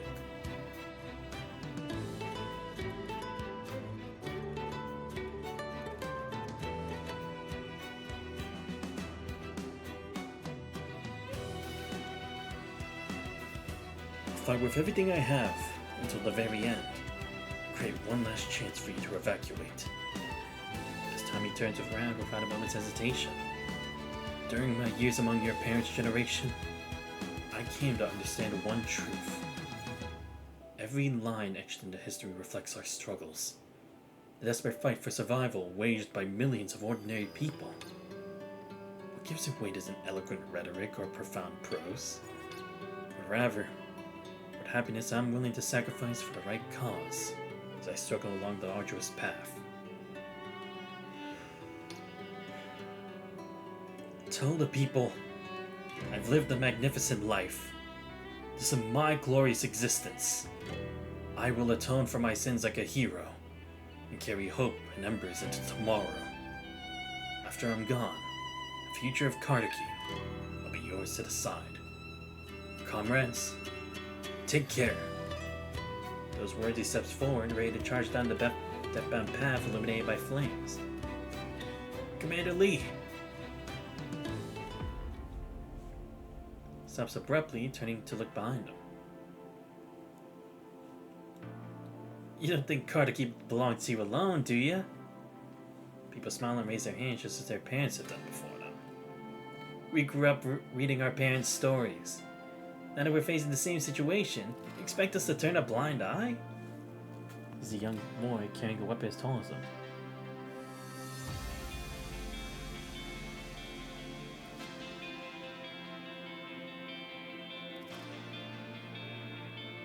Give me a second. I was answering text, my bad. He's a young... Oh wait, no. You can barely shovel coal by yourself. Let us help you get the Spartacus running. Sees the workers grinning at him, raising their callus-covered palms. Commander, we are the last of the Kardaki garrison regiment. Under the banner of world government, we swore an oath to every life on Earth. He sees a one-armed soldier filling gripping a pistol with his remaining hand. He uses his teeth to tighten the holster strap before nodding assuredly in Lee's direction. As the young miners are cold dust still on their faces, cafeteria workers in worn aprons, and that quiet boy always stared at the monument. His father reportedly perished in the explosion. At this moment, they all stand behind him. You hold. There are no battle cries, no oaths. The silent smell as the steady gazes burning within an eternal flame. Turns slowly, he renders a military salute. Commander! The boy approaches and stops in front of him, straightening to command his immaculate uniform. You wear that uniform more deservedly now than ever before. A few more figures step forward and without prompting, to stand alongside Commander Lee as equals. Instant Commander Lee's vision blurs. These living, resolute faces before him, is the ever familiar figures from the past. Burgundy straightening his hard hat and flashing an encouraging smile. Captain Zana wiping blood and ash from her face and saluting with that same piercing gaze. Staff Officer Alyosha shouldered one final path before smiling and charging straight into the inferno. These countless figures in riveted overalls and olive green uniforms turned to smile at him as they marched against the overwhelming tide. They gaze at these eternally passionate, forever young souls. The last one with tears as he returns to their smile. Come, my comrades. Turns his military cap and turns to face his burning homeland. Let us cry out for victory, and tell this world that we lived, that we were here. Behind him stands not a solitary shadow, but a line of fighters formed of workers, soldiers, and students. They've gathered all of Kardaki's scattered embers, forming a defiant current of life that refuses to surrender hope. For Kardaki, for all who live, and all who are fallen, for a better tomorrow. After decades of suffering, these miraculous and noble people make the same choice once again. That their voices may seem insignificant, and their names may be forgotten. They step forward without hesitation, their resolve unwavering. That's cool. Like seriously, that is a cool way of doing it this time, because again, it shows like the Kardaki spirit never died. Because even those things, like the way they felt, it wasn't like intense wavering like before, like they were pushed by like just one person, and he didn't even ask them to die with him. Again, it's like amazing this time because it's like, sure, sure Lee lived to see another day, but what did he end up as a result, right? Because he could have died fighting for his home. Like, I'm not saying you should just die for your home, of course not. It'd be great if you live for it, but you saw what a coward's decision results in, right? And he didn't gain anything from it. If anything, he lost everything from it. This time, at the very least, he's going to make a choice, but he won't have regrets this time. It's really cool. And again, I just love how, again, it's like, it shows that the Kardaki spirit never died. They're still the same. Even though they're a different generation, they still, like, are people with the same principles as those before them. Last bullet.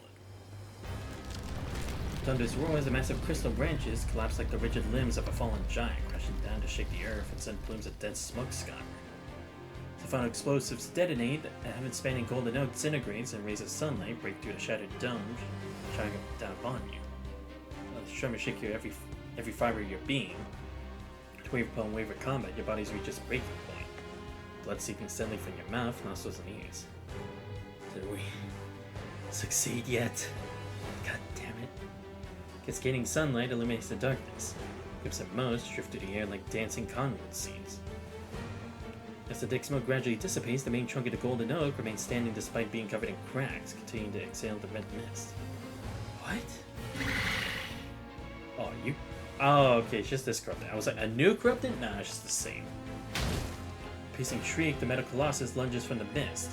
Instinctively dodged, its iron claws still managed to strike your chest, impact hurling you against the wall.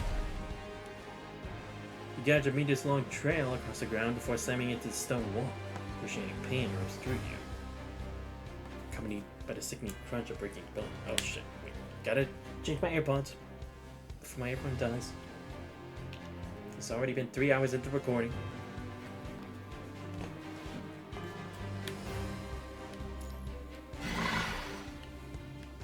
Blood mist clouds your vision as the corrupted's housing glints in the sunlight like a ferocious beast bathed in blood and fire. The corrupted raises its claws high and launches itself into the air before diving toward you like a streaking blur of cold steel from above. Pull the trigger and the searing projectile launches forth. Gushing from the creature's shattered eye socket, raining down in your face like hot scalding blood.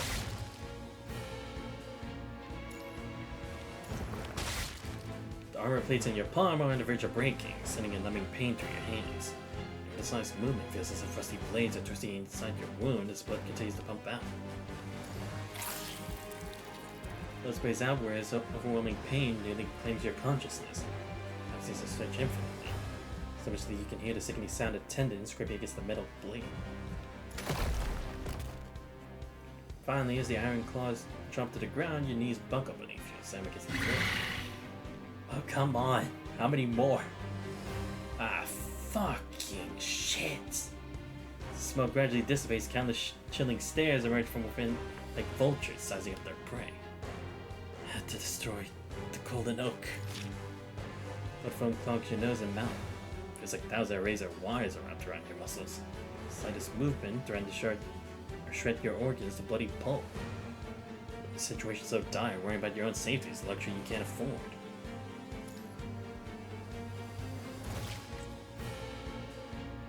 Get up. Grit your teeth and clench your fists as your shattered bones emit a spine-chilling crack. So the blood seems to have agitated the enemy, stirring up their predatory instincts. Get up! The crumbling ruins, your battered body slowly rises. I have to destroy the golden oak! You gotta manage one step before your torn tendons give way, sending your entire body pitching forward toward the ground. Just then a warm force catches your falling body. You should watch your step, Santos. Look up to see a familiar girl holding your hand, smiling warmly. Margaret? At day's state, you seem to see more shadowy figures emerge slowly from the mist, taking their places beside you. Some carry weapons, others wear hard hats. Their faces remain unclear, there's something hauntingly familiar about them. The workers and soldiers who rest eternally in this place. More and more these phantoms materialize, forcing a massive wall of fog that blocks the swarming corrupted's relentless assault. Why are you all here? People can see what they yearn for in the mist, and so can this land. The girl steadies your body as a cold breeze passes through, making your silver hair gently sway in the sunlight. Cardigan was calling to us, so we came. Cardigan was calling? Or should I say, it was you, Nevatia, and all those countless brave and kind souls whom you didn't get to meet. Oh, right. Because again, there has to be like some kind of resonance between people, right? Yeah, because I was just thinking like when she just said this, like, wait, but that wouldn't make sense for me because I'm an outsider. No, it would. Because I got to live through Nervatia's memories as if they were my own. I see, right? Because of the mind, of course. That's why. Tilts her head, guiding your gaze toward the phantom's valley, holding back the corrupted. The red mist can awaken your fear, but can also ignite light and hope, just like what we're witnessing now. Right. It was saying that with positive emotions, there would be some kind of like positive feedback. Strangely, the market before you seems far more mature and level-headed. What must I do to end this catastrophe? Raise the other hand, pointing toward the crumbling golden tree trunk at the side. That's where my body slumbers. The heart of the golden oak. Only by destroying it, extracting the seedling, can you stop the red mist from spreading further. But what are explosives? Even the brightest light struggles to pierce such thick storm clouds on its own.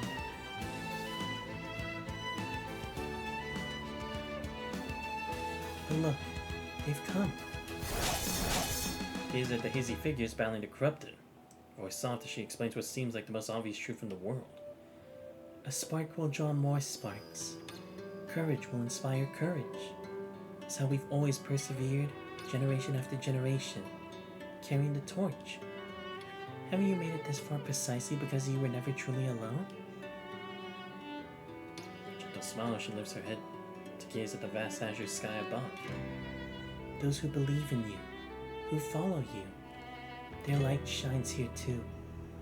Listen, the wind is rising.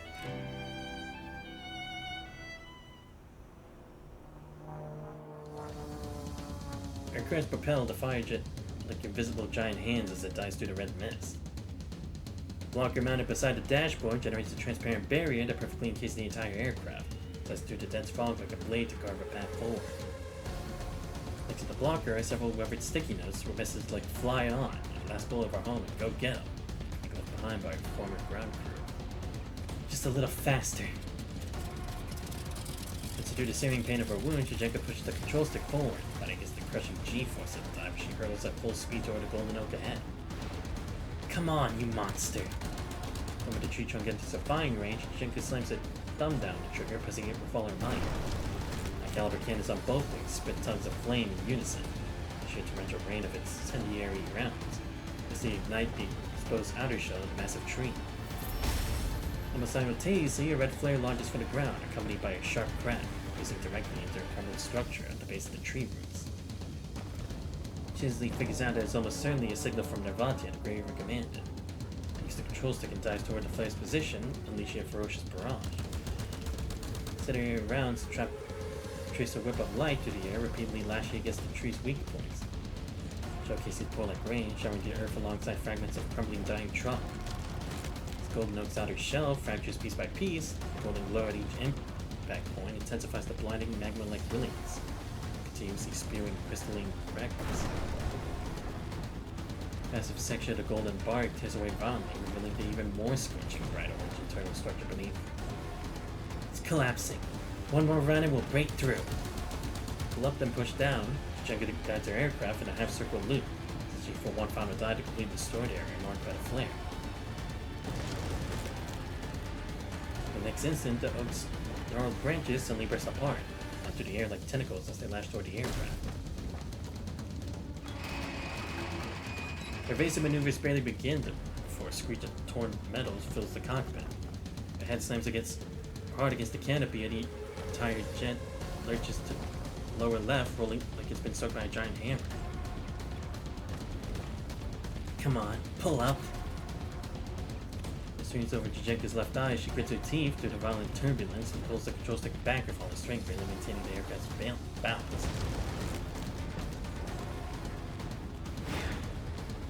Right then, an entirely different sound, one as deep, oppressive, and howling, grows louder as it approaches, connecting to the battlefield's cacophony. Between the descending giant branch and her aircraft, a massive fireball erupts with devastating force, billowing smoke and destructive shockwaves.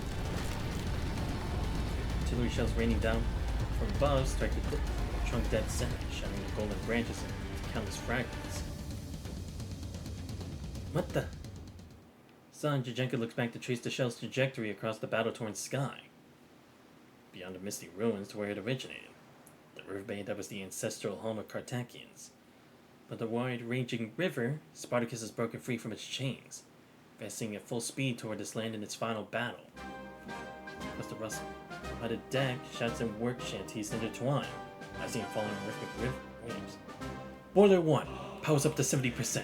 Can you hold it together? This heat isn't enough to cook us alive. Let's keep her moving forward. We got things under control down here. Warped by the heat waves that's forced through the speaking tube instantly ignites more suppressed cries. Engine room, status on the main shaft. It's still turning. We're cooling it down as best we can. Old girl's breathing hard, but she's holding it together just like us. Filling a pipe near the stern lets out a piercing shriek as high-pressure steam erupts.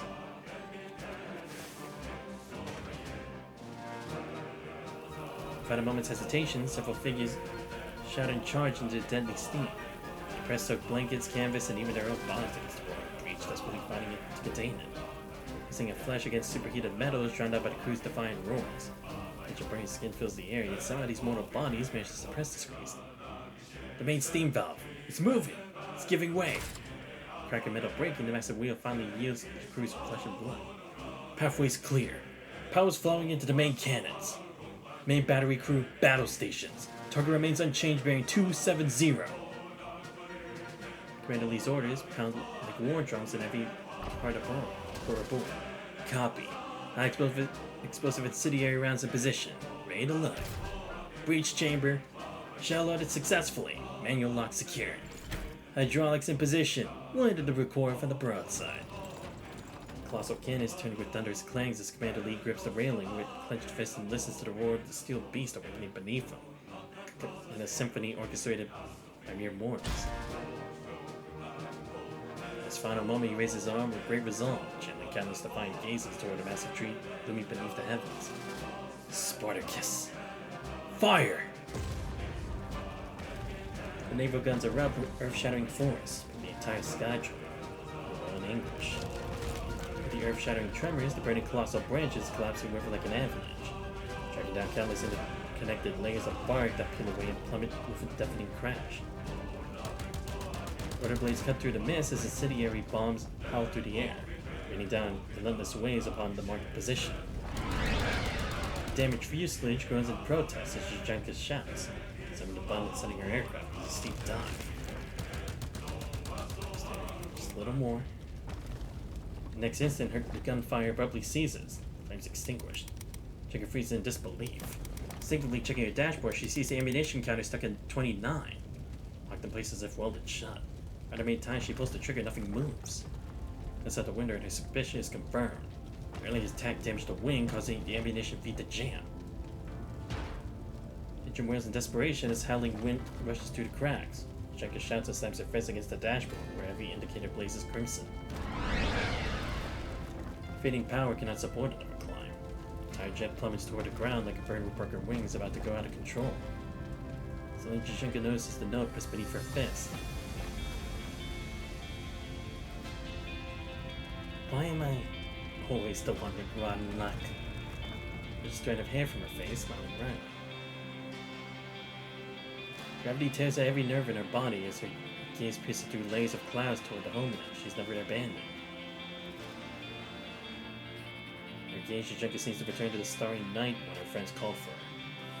She stepped outside, tilting her head to gaze at the distant horizon.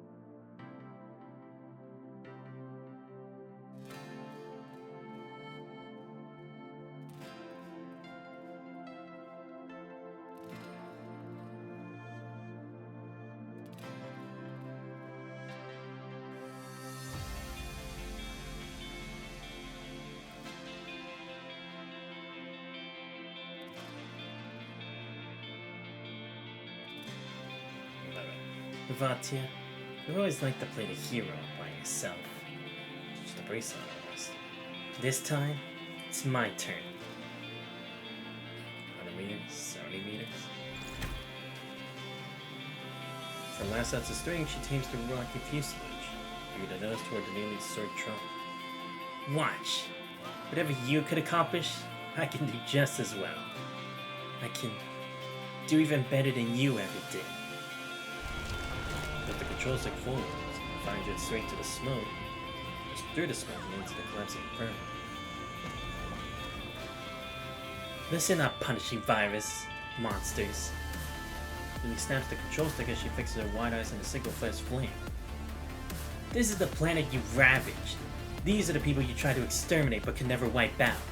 And this is our last bullet.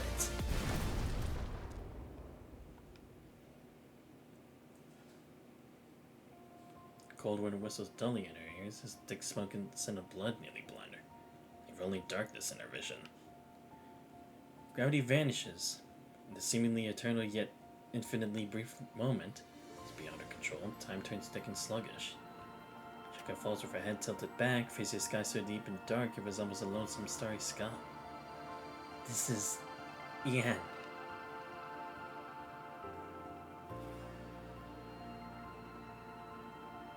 Final moments and a overwhelming sense of attachment floods her heart as countless faces flash before her eyes.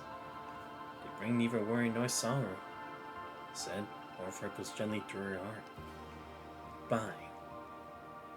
Smells of joy and pride as she slowly closes her eyes.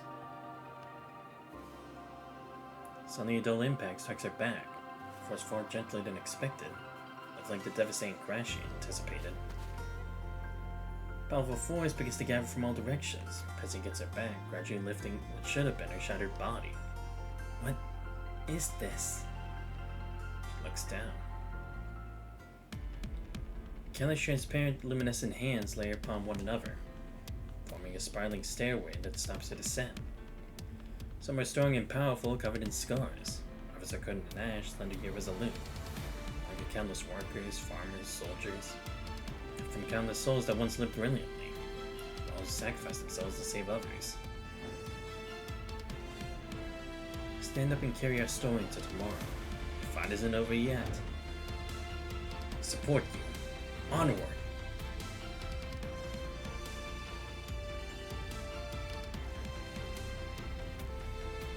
In the final moments, the red mist gradually disperses as countless golden arms converge from within, seem to take on a life of their own. Seriously lifting Jajenka's falling body, defying death itself. Double souls resting here have reached across countless dimensions of time and space. Place their hands one final time to hold up the sky for their children. And as they shatter and fade, they stand unwavering, manifesting from their lingering attachments and sacrificing themselves to snatch the starlight of life from death's very grasp. Even if history repeats a million times, they make the same choice again. Against the tide of this era's suffering a million times over. They once witnessed that radiant golden age with their own eyes. They hold fast to their belief that even though today's world lies in ruins, they can triumph over time and rebuild that ideal miraculous world as long as a single breath of life remains. Precisely because they cherish life and understand its greatness, they will willingly sacrifice their own lives of happiness for the hope and well-being of others. Today, countless innumerable they throughout history, simply ordinary people who purely and earnestly love life. Under the ancient desolate river of stars, no matter how painful and long the night, there'll always be flames determined to crash against the darkness, finding miracles. Now the spark has been passed on. It's time for the children to ignite new flames. A familiar voice calls out inside of her. Chica suddenly snaps back to reality, instinctively reaching toward the source of the sound. Someone caught her falling body. Done well, Jajenka. Looks up. The edge of the pin, she firmly grip her arms.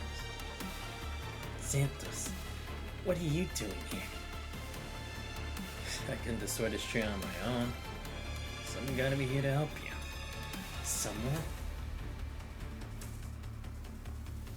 Merely a smiling face flickers briefly beside you before retreating into the swirling mist, suddenly dissipating.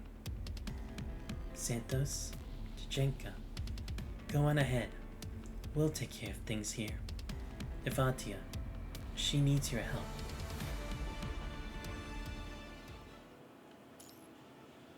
Echoes of a cherished. Alright, let's do this. Explosions erupt from all directions, unleashing deafening waves of sound that reverberate through the confined space of the metallic ring.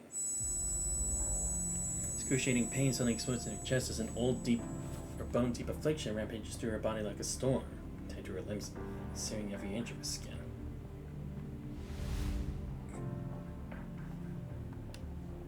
Fati has already given the last dose of her tranquilizer away, leaving her with no strength to fight against the agony branding into her soul. Keep running. Twisted branches of golden oak collapse and burn amidst the thunderous noise. Fati staggers forward, biting her lip as she trembles and presses on.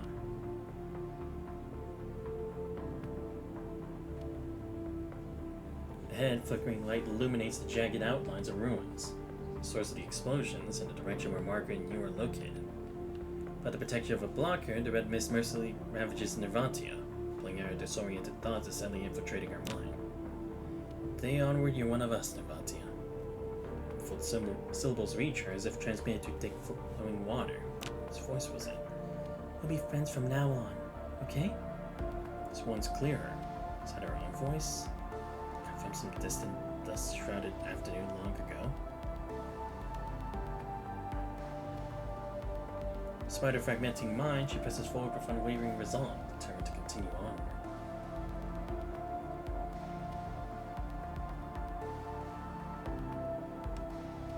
Because she knows you're waiting for an heir, waiting for help, for closure, perhaps simply for someone to face the ending with.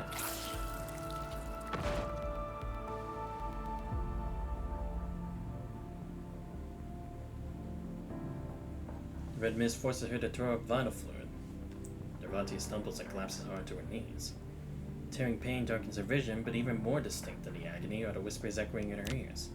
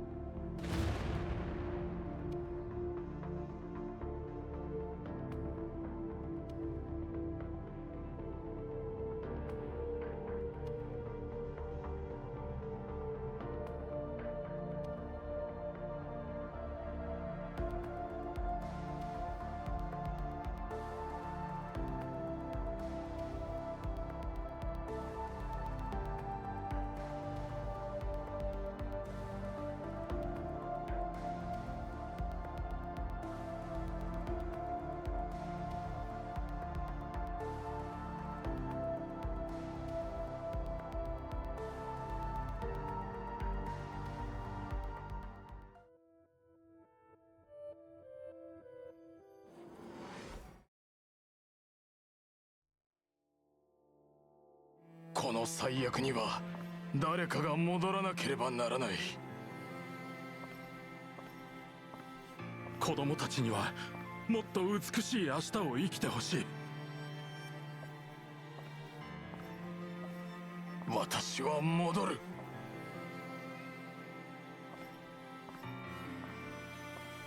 私も戻る。私も戻ろう。ネイティア、マルガリータ。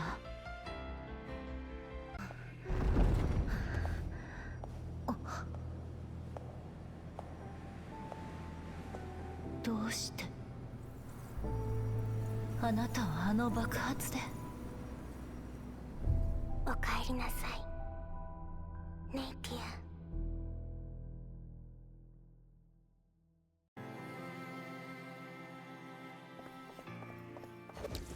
侵入者、消えなさい。じゃあ二度と戻らない。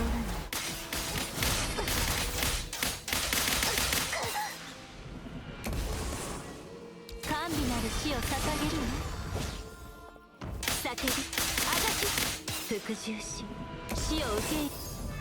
袋のネズミね。もう一度やってみる？枝目はより豊かな養分が必要。まだ足りないわ。ひざまずきなさい。じゃあ二度と戻らない。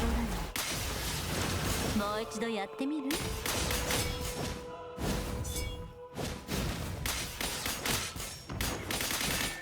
まだ足りないわ。服従し、死を受け入れ。奏でましょう。絶滅の不法。俺たちの存在を埋めやがった。我々の犠牲を歪めた。許さない。絶対に許さない。名前を返まだ足りないわ。全ての命と願いは永遠にこの花の海で咲き誇るのよ。完璧なフィナーレ。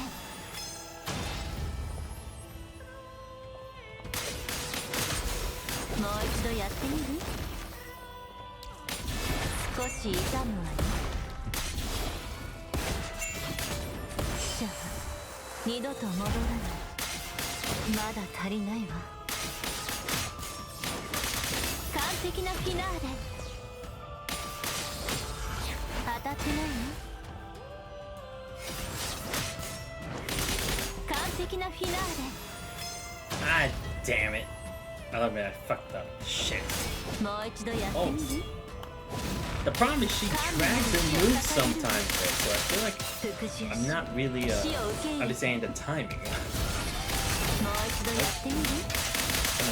Come 服従し、死を受け入れて。 on, send this. 私はみんなが存在した痕跡を背負ってる。負けられないの。完璧なフィナーレ。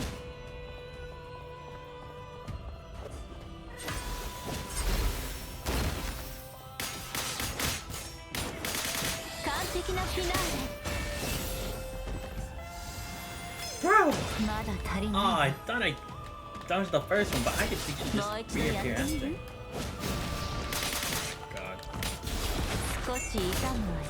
じゃあ二度と戻らない。もう一度やってみる？ Nope.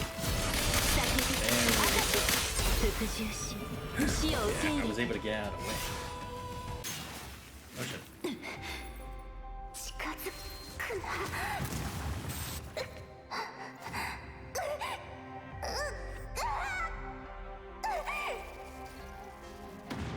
早く行って。嫌よ、嫌。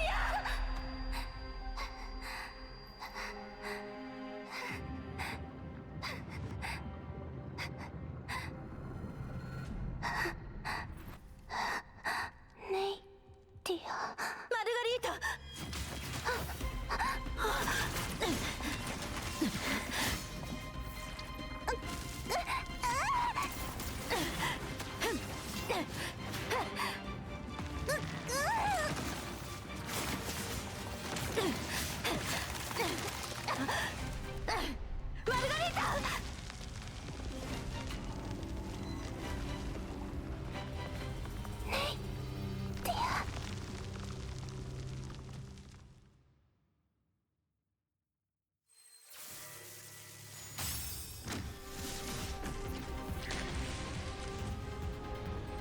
燃え尽きなさいクズ。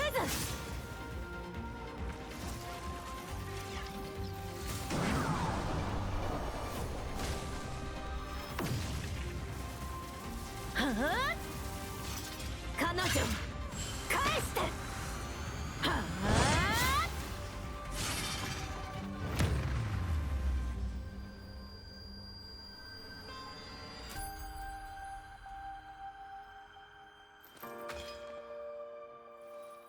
ただいまマルガリータ。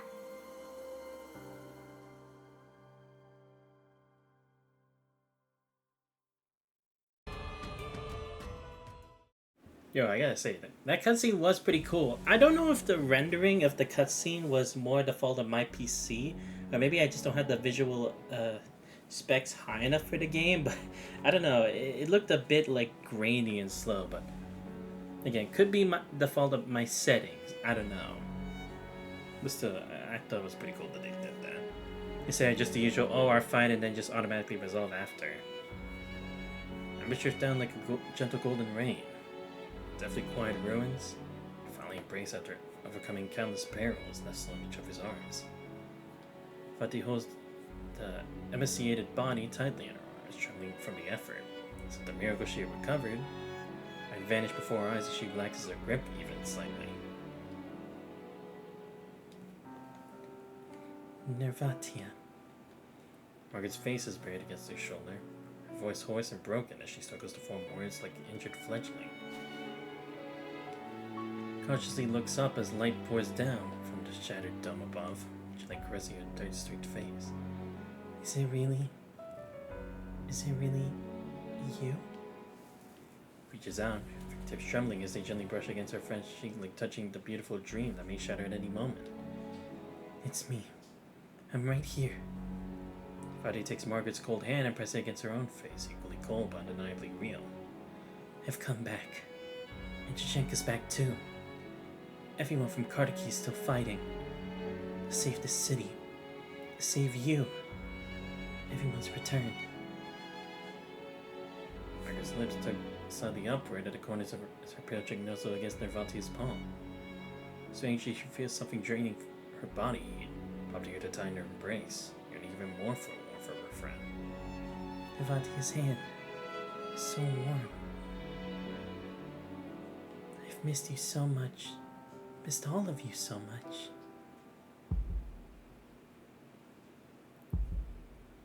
A spine-chilling vibration emanates from deep within Margaret's frail chest. It's not a heartbeat, but rather something tough finally thrashing inside her.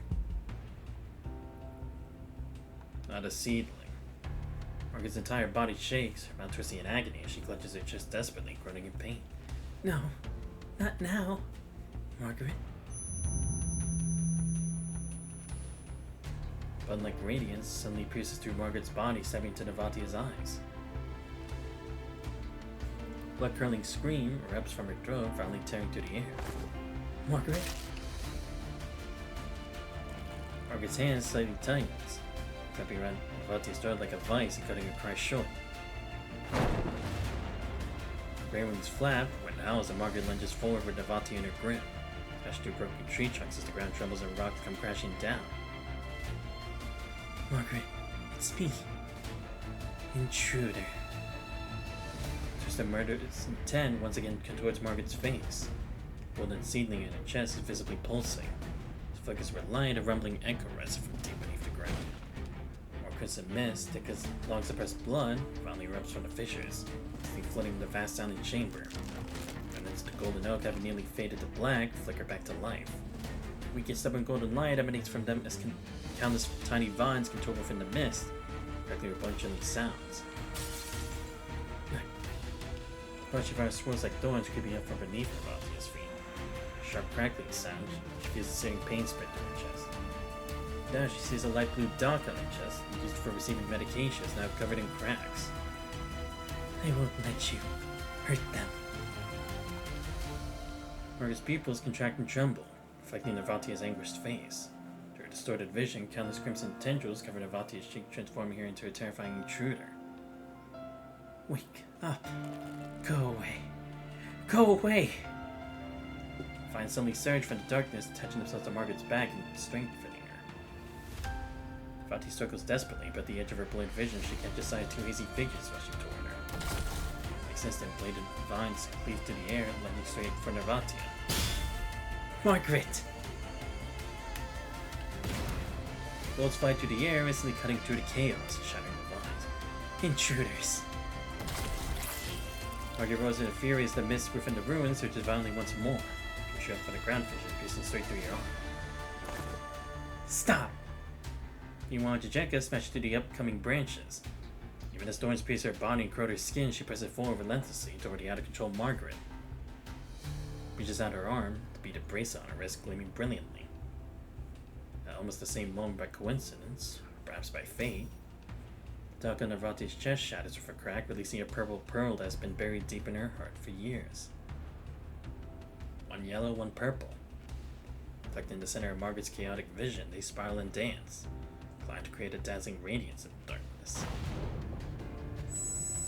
Just a red mist about to flare up, countless voices from the past flow like rivulets, streaming steadily and gradually merging into their minds.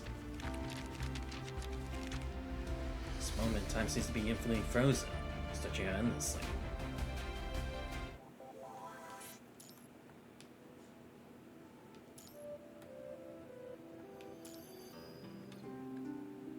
Margaret. At the moment of her birth, the world calls to her with that name. Sunlight pierces through the darkness, falling on her face and stinging her eyes slightly. The girl blinks hazily, bewildered as she stumbles into this unfamiliar world. I'm sorry. If only Mama could have run faster. The woman collapses onto the girl, whispering softly and embracing her tightly. Her arms clutch with such force as if terrified that something precious would slip away. Who is she? This girl wonders, something warm continues to flow and fall onto her face. The setting sun casts a dim glow between broken walls and collapsed pillars. That day, if only I could have run faster. So she's Mama? We wouldn't have been separated, Margaret. Margaret? Is that my name? Her foggy mind aches. Familiar with that word, she opens her mouth slightly and asks tentatively. I searched the whole world, but still couldn't find you. The woman's voice trembles with frailty as she continues speaking. I'm right here. The woman hesitates for a moment, then a faint smile appears on her face as she slowly tightens her embrace. Yes, my sweet child. When you leave these ruins, you find a vast and desolate world, a place where every day is filled with goodbyes and sorrows. You'll witness poverty, hunger, war. They'll make you feel sad and lost, tearing you apart again and again until you're exhausted, gradually ceasing to care about anything beyond yourself. You'll also meet all sorts of people with sharp edges who will hate you, hurt you, and betray you for no reason. They'll slowly wear away your innocence, make you lose faith in others and forget your childhood dreams. The world waiting for you is cruel, but even so, Mama selfishly hopes you'll never lose faith in it, because you were born with Mama's love after all. Tears slides down from the corner of her eye, being with blood as it ripples across the girl's face. Mama is experiencing given unconditional love. That's why I never believed the world was meant to be like this. We can stop the killing. We can make flowers bloom across this barren world. Because what brings life into this world is never prejudice or hatred, but the selfless love from another soul. Mother's words are barely a whisper. They're filled with warmth and comfort, giving the girl immense strength. Love this world bravely, even though it's a wasteland. Love others bravely, even when they build walls around their hearts. Be the bravest person who believes that the world will eventually bloom with flowers. Mama loves you, Margaret. The woman closes her eyes, her head slowly coming to rest on the girl's shoulder.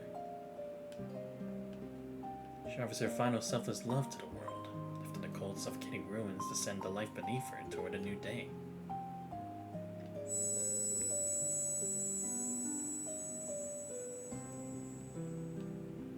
The heavy distant memories weigh upon her as Margaret suddenly feels a sharp pain between her eyebrows.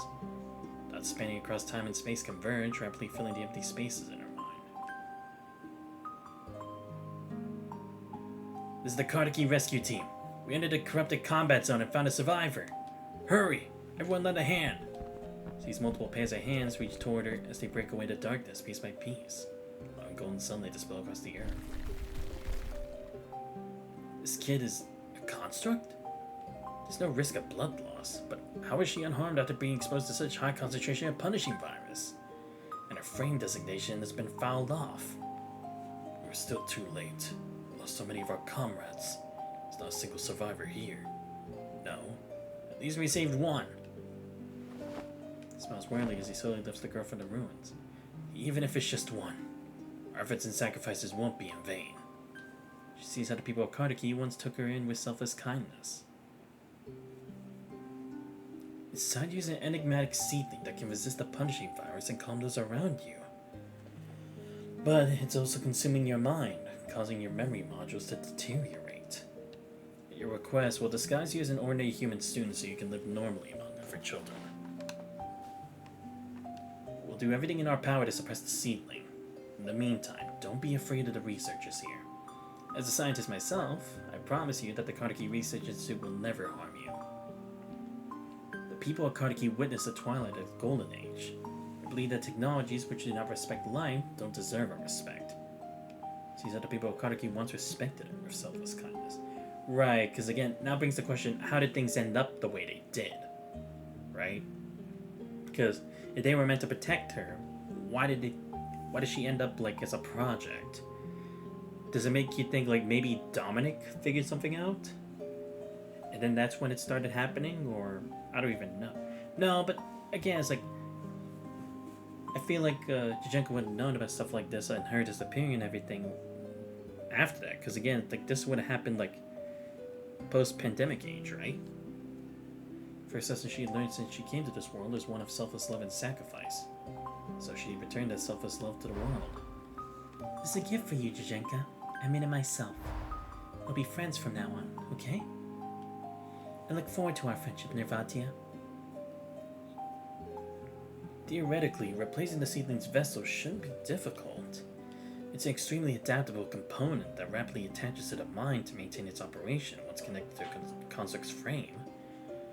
But the seedling has been parasitically attached to your body for too long, and we don't know its origin. Moving it could potentially kill you. Yes, I understand. Are you sure about this, Margaret? If it can help more people, I'm willing to try. Compared to disappearing, I'm more afraid of forgetting my family. Family. Suddenly, two familiar colors flash into darkness, illuminating Margaret's clouded vision. Ah, okay, so she wanted to get rid of it. And as a bonus for them, they have something that could potentially repel the punishing virus. Is that what that was? No, but again, it's like, again, Babylonia seemed to keep, like, wanting to keep this a secret and everything, even though this would be a positive, right? Well, then again, I guess it's also just the fact that it's like, again, people at Kartaki didn't know that reactor number 4 was literally like the 0-point reactor, right? I know I'll probably be saying it wrong. I don't remember if it's 0 core or 0-point reactor or core or whatever. So pardon me for that, but I'm just trying to use that.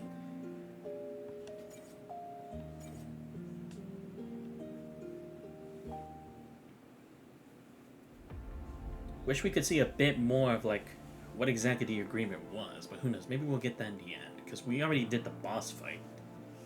Two figures traverse countless years and cut through the churning mist of death, so the converging taking shape in the distant horizon of the world. Nervatia. Jujenka. Must have endured countless trials and tribulations to return here. Stand before her now. The great trees falling, yet the red mist remains. I dimly realizes that throughout the long years, the punishing virus is planting seeds of chaos within her frame. It isn't the red mist binding her. She's the one controlling the mist. Her frame has become the real source of this catastrophe. Just now, the red mist had paused at the moment before eruption. Margaret understands that if she continues to lose control, she'll kill the friends who have fought so hard to reunite with her. She can only imagine the enormous sacrifices her family must have made to bring about this reunion.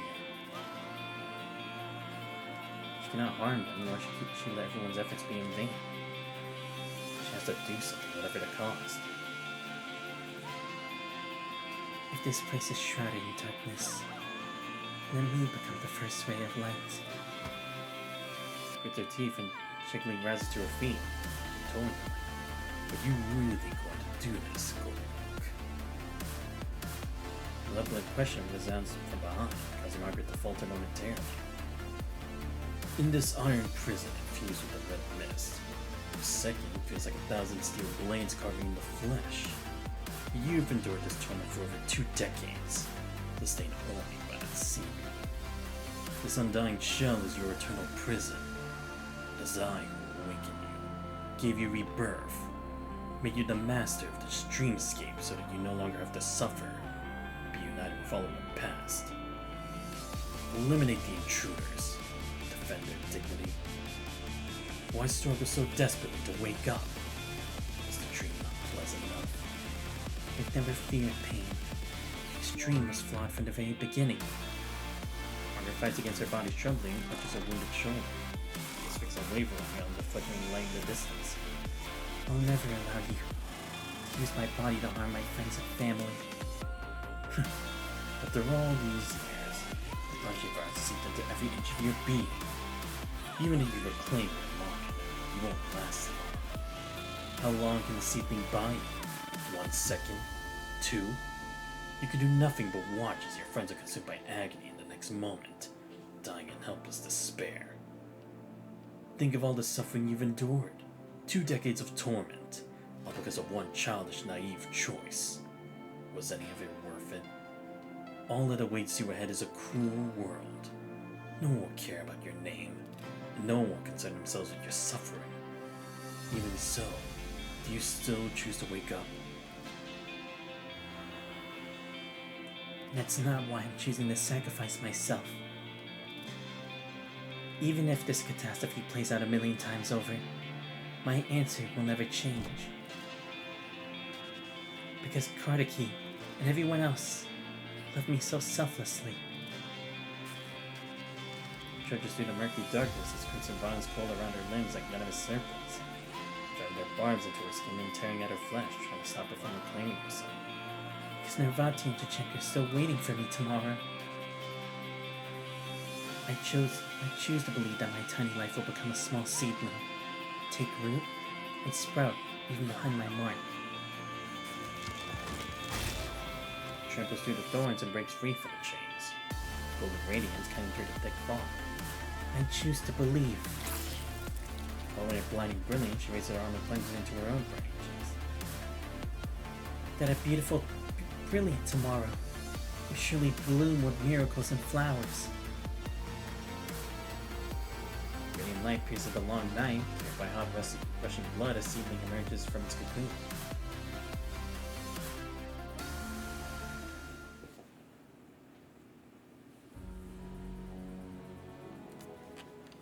Nervatia, Chichenka.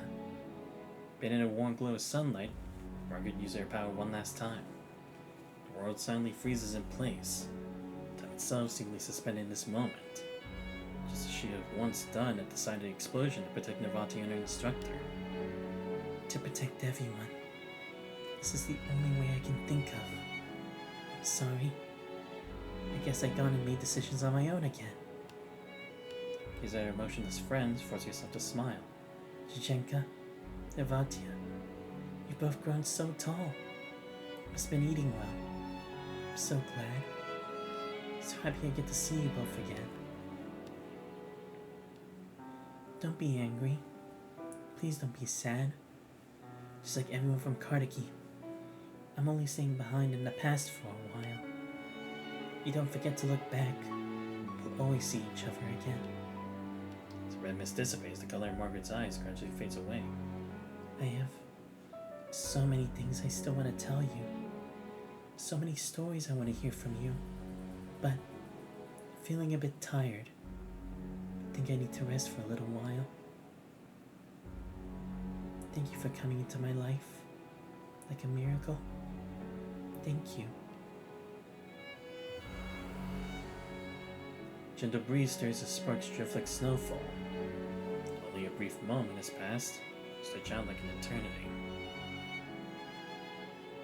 As time begins to flow once more, Margaret's fondest words stream into their mind like a gentle rivulet. All their joys, sorrow, and memories together pour out in that single moment.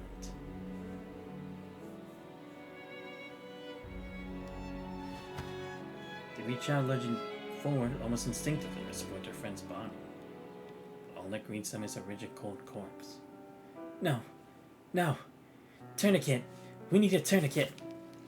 Shanka frantically rummages through her pocket, searching desperately for anything useful. All her medical supplies have been depleted in the earlier battles. Margaret! Margaret! She cannot but cry out, pressing both her hands against the wound in Margaret's chest while hot tears stream down her face, dripping onto her blood-soaked palms. Chichenka. Her hand reaches out, gently resting on top of hers. They slide down her cheeks as she remains silent. No. We only just found each other again. How could this... Just now. You saw them too, didn't you? You heard her voice? It's reunion of the Dominic Patrol. Margaret. She wouldn't want to see us like this. Right, Margaret? Trembling hand, she reaches out to gently caress the coach. Just like when she did at the end.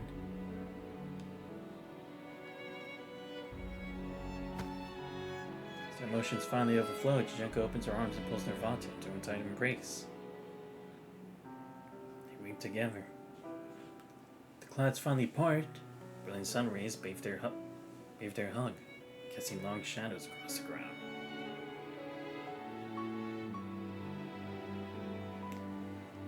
After countless tribulations, the three girls have finally reunited.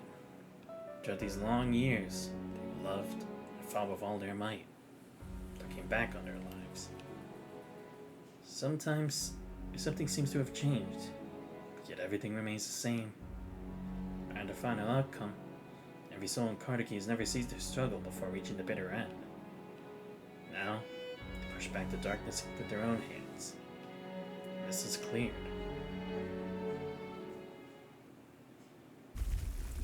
Amid deafening roars, the Golden Oak collapses like an avalanche. Standing nearby, you survey the scattered embers in the sky, seemingly sensing something's amiss. Right, whatever happened with, John Doe, right? What did he accomplish by doing this?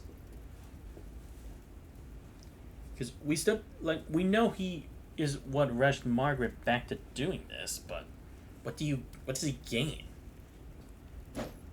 Amid the crumbling giant timbers, a gleam of green light flash vanishes. Oh, he's gonna try to take the seedling, isn't he? A brilliant trail of light suddenly shoots forth, rushing toward you with a deafening screeching roar.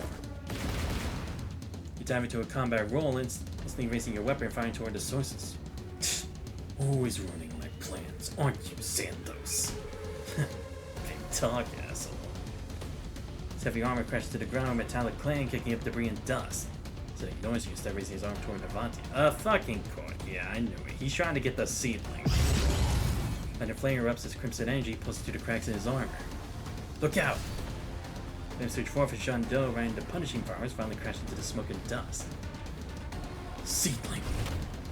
Powerful fist slams to the ground. Only then does he realize three girls have vanished without a trace, leaving nothing behind. Wait, what? You stand? Yeah, I'm fine. Two of them dodges to safety just in time before laying Margaret's body down on the ground. Yeah, no way you're getting this time, bucko. It's the one thing you can't have. These explosions bring out as a hail of bullets whistle through the air, all pointing to descend its armor, tearing open countless fatal fissures. Find your excruciating pain, you rush forward, positioning yourself between the center and Nervatia. It's after the seedling! Father suddenly looks at Margaret, who still clutches the golden sapling tightly in her hand. At the same time, the seedling ray is basically fading with each passing moment. Wait, does he have a way to contain it? Is that what it is?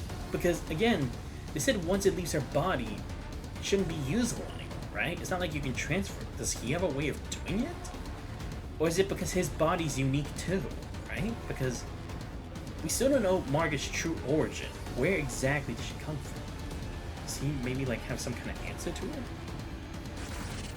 It grows inside me, feeding on my mind, so are my memory modules. That's why I can't recognize you or Chichinka. Remembers Margaret telling her that the seedling feeds on a construct's minds. What if it's been removed from it? Right. It's withering. This thing is what hurt Margaret. Destroy it! Fueled by rage, Chichinka picks up the seedling and raises it high. But what if I can pass my power on to others? This a tiny sapling that can resist the punishing virus can help those who are stronger than me. Flickers were golden light in the air. At that moment, Navatia glimpses many possibilities. The time it saved her, its mysterious origins, be a crucial reference of who he was. Yeah, I mean, that's the thing, it's like, it's a chance, right? It's no guarantee, but it's potential. And again, that's probably the potential that they were looking into back then. The only price it demands from the world is a vessel destined for destruction. But what if there's already a vessel here, broken and riddled with wounds? It's an extremely adaptable component that rapidly attaches to the mind to maintain its operation once connected to a construct's frame. What if it can grow into a towering tree and protect those resilient souls living in the shadows? What if it can protect you? Suddenly she grabs Chichinka's arm. Nirvatia? This is a spark passed down to us from Margaret. This world still needs its light to shelter those nameless lives tumbling through the shadows. She slowly moves the ceiling and points to the blade toward... Oh, shit. Right, because... Oh, is she thinking maybe it could fix her problem too? I mean, that's probably not the main thing. Have you lost your mind? Do you know what you're doing? The center frantically abandons all defenses, desperately charging past him, looking straight toward Nirvatia in the distance. Give me the seedling.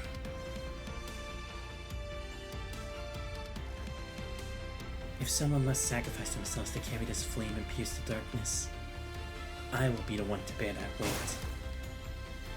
Resolute force, she drives her hands downward, just seemingly deep into her chest. Time stands still for a moment, and a deafening torrent of tangled information swirls through her, washing away the shadows clouding her mind and gradually filling the void of her forgotten past. Ah, yes it is, because it heals, right? As pain and fulfillment simultaneously grips her consciousness. How the cycles of death and rebirth threaten to destroy her. The unwavering mind beat at the other end of her mind pulls her back each time. Nirvatia! Looks up, gazing at the fiery rain drifting across the sky. Pain pulses through her chest and tears at her body. The warmth beside her grows more intense, remaining steadfast at her side. Nirvatia knows that beyond the pain, someone's waiting for her. My, thank you for growing, Margaret.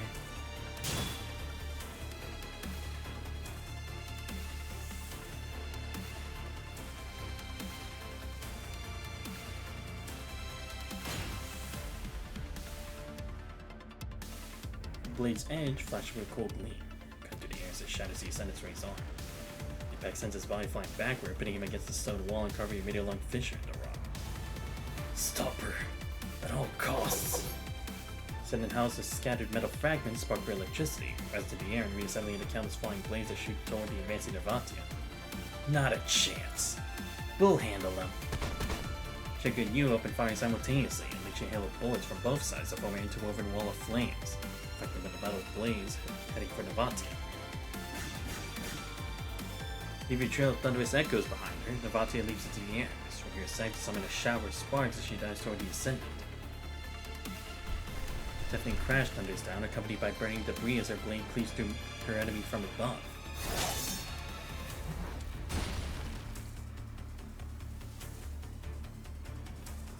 As his form begins to disintegrate, he looks up and lets out an unsettling grin. Wait, how can we even see the grin on him? Like, what the hell?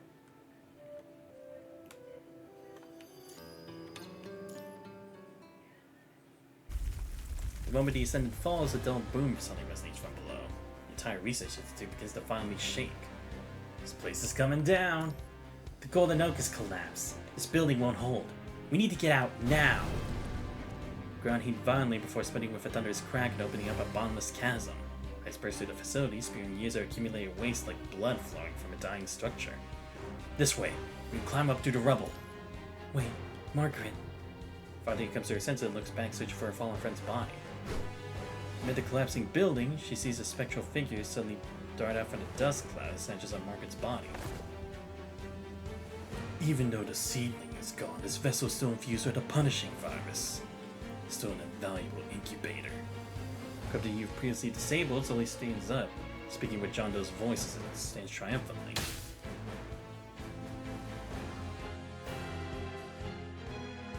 You may have won this brief and pitiful victory, but I've secured the future for the Master. Amid the thunder's collapse, Sunda's voice goes shriller and more fanatical. Put her down, you monster! Fuck! You just wouldn't stay dead, would you? Seeing the fishes rapidly spreading beneath her feet, Jajenka pulls the trigger rapidly. Repeatedly, an instant metal debris from across the ground suddenly rises, forming an iron wall that blocks the incoming bullets. When she awakens on a new branch.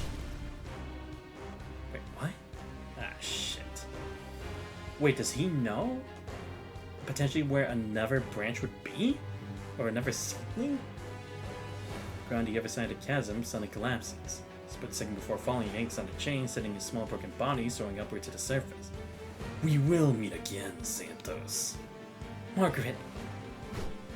Leveling echoes linger amidst the rumbling as Nervatia grips her weapon tightly and rushes forward, ignoring the crumbling ground beneath her feet. Careful, Nervatia!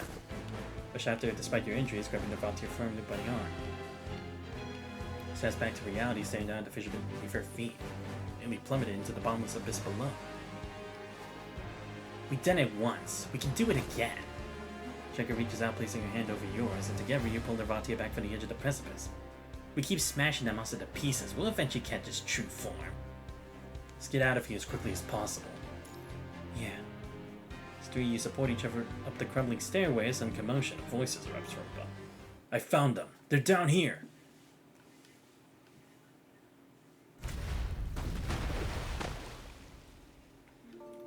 As the last debris is lost amidst the rumbling, Nervatia and the rest of you manage to escape with the help of the Cartakians, reaching the surface before the research facility completely collapses.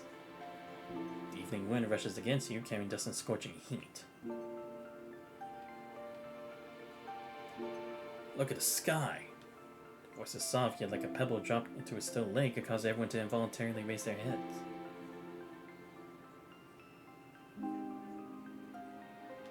Horizon, countless specks of light that used to be the great tree detach and rise upward, suddenly a golden blizzard in reverse, drifting toward the blood-red sky. They dance and drift gracefully like a silent grand farewell, as if countless dormant souls are finally released, turn to the horizon, merging into the twilight. The detector. The punishing virus concentration is dropping fast. People cry out in astonishment, gazing at the mottled sky with bated breath. The crimson that has once devoured the daylight is now dissipating. Like a bruise finally cleansed, it slowly dissolves into clear wind. The nightmare that's loomed over Kardaki for decades now shatters like countless burnout stars, fragmenting into brilliant melancholic flakes of snow across the sky. It's gone. The red mist is completely gone. We did it. Hope reflects on every face that's streaked with dirt and blood-tinged sweat. All their efforts, hardships, and loss finally transcended the boundaries of time and space and become the radiance now shining above. A single snowflake suddenly falls into Nervatia's palm. Feeling its faint warmth, she slowly closes her hand and presses it against her chest. Margaret. Jajenka closes her eyes and opens her arms as if embracing the sky itself. Setting amidst the ruins, she breathes in Kardaki's rejuvenating breeze and the fragrance of wildflowers growing across the land. Time passes silently.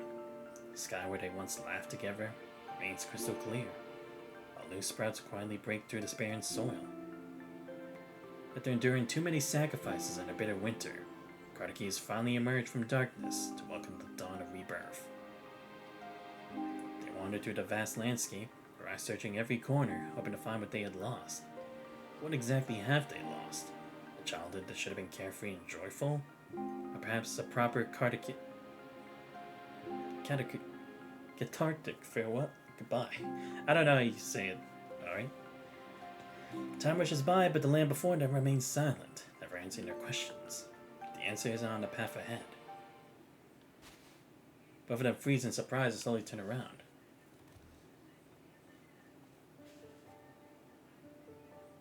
the forefront of those nearly vanished phantoms stands Margaret, wears the familiar school uniform they remember. Her face bearing the warmest, most carefree smile from their memories, as if the 20 years of suffering had never happened.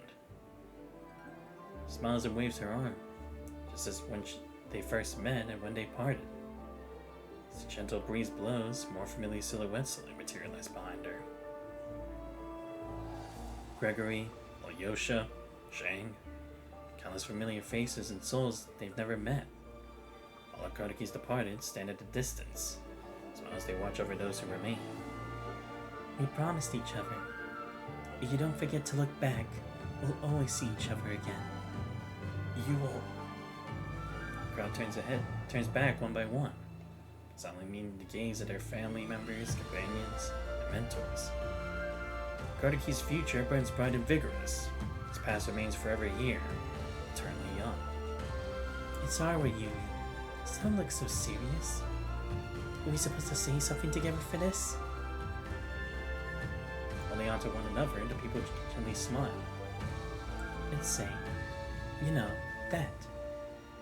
Now together. Looking back, they finally realize that the answers for the future have always been etched into the path paved by those who sacrificed themselves. Together they shout as one, declaring to this dim and cruel world, for better tomorrow. Better tomorrow. For the history of bygone glory and the future yet to come. In the next moment, the phantoms of the past scatter like mist, transforming into warm particles of light that circle everyone like fireflies, gently merging with the daylight and quietly returning to the heavens. You were here all along. She gazes up at the golden sky, feeling the fierce pounding. Vatia suddenly remembers something she heard the day she met Margaret and Zhenka. Only the damaged souls can truly comprehend the meaning of redemption. My enemy was never the suffering I was born into, but my broken self. Golden threads sway in the wind, gently entwining Nervatia's fingertips, bidding her a tender farewell. Thank you all. I found a more peaceful path to follow now.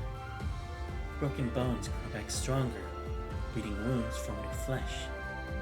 Every moment of pain on this journey has a purpose. Thank you for burning so brightly, for filling the broken, missing parts of me, for supporting me until today, when I finally revealed this land's true past. Thank you. Thank you all. Tears of acceptance light on a smiling face, silently between heaven and earth. All thoughts and memories transform into specks of starlight, illuminating the road ahead. Goodbye. We're setting off now.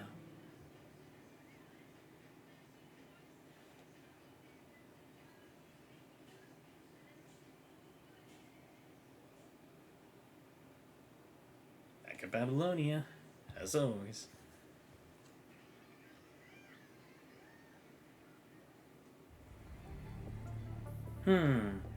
So the Karnaki Research Institute collapsed as the Golden Oak dissipated, and the ascendant John Doe seized the chance to escape into chaos, while your team managed to establish contact with the outside world. That's correct. Right, we still don't really know much about her, right? Because she's also supposed to be a kind of unique existence. But she's not like an observer like Ishmael, but she definitely seems to know more than what she's letting on. But again, what exactly is she, then, if that's the case? Is she someone with more ties than we think? Could she actually be like someone even, like, actually close to Dominic or the Truth or something? Maybe even close to the Ascension Network in some way? I don't even know, but she always seems to know a lot about these bigger purpose things, and maybe even about Sephir itself. Young Inspector gently places the documents on the table, presses her collapsed hands to her lips, and stares directly at you, made silent as if savoring the lengthy tale she just heard. You recovered the original materials from the Carnegie Research Institute, but there was no information about the Golden Oak among them. Why did it appear directly above reactor number 4? Yeah, because that is the thing, right? Because, again, there were 2 incidents that happened, right? There was the reactor, and then there's what happened to Margaret, but they weren't necessarily in the same place, right? So why did that happen? How did he move there? Because, like, you can't really say John Doe could have, like, moved it from one place to another then, because, again, whatever happened to Margaret had already taken effect there. There's no way you could change that, right? And again, we still also don't know, like, what's the connection with that and the eruption that took place, right? Like, was it just like a coincidence that one disaster happened after another? Like, I know it wasn't immediately after, but something like that. Because again, they knew of the volcano erupting, and yet it still did a lot of damage than what they had kind of expected to when we saw, like, the test engine. So why are things kind of different from what you could speculate based on the evidence we have? It doesn't connect. I'm only here to answer questions about the operation. For technical matters, you should consult the Science Council. I did. She's waiting right outside. Your answers are almost identical. What began as a routine mission coincidentally stirred up all the witnesses of the great Actolite explosion from the post-pandemic age. Thanks to you all, the whole world now knows what really happened in Carnegie back then. The executive court is completely overwhelmed now, like a fleeting train in the desert. Ah, okay, yeah, because it's like, they have to accept it now, right? The Grey River Commander was involved, the existence of the Red Mist, the explosion, the Golden Oak, they can't hide that anymore. But again, now brings up the question, why was it hidden? We still don't know what the true reason was. We can speculate all we want, because again, like I said, it could have been because it has to do with Sephira, because of the seedling. It could have to do with what reactor number 4 really was. It could have to do with whatever the secret contract was, because, again, Pavlov and Commander Lee were asked to do something, right? And they had to keep this thing about Margaret a secret, even from Nervati and them. But why is that? And, like, what was that agreement? And, again, does that have to do with why Babylonian hit it? Because, again, it's like, they really just say it as an accident. Because if anything, they could have just at least said, like, oh, the red mist appeared, right? But they didn't. So why not say that in the first place? Why did they have to, like, completely rewrite it as if literally nothing happened?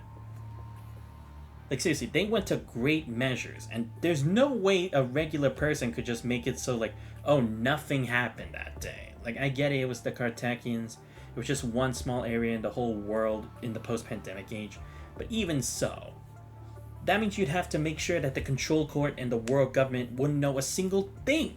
And that they would never have to look into it. It takes a lot of influence, you know? That's why I'm like, we still don't know the true purpose. Why did it need to be hidden? Why was it erased?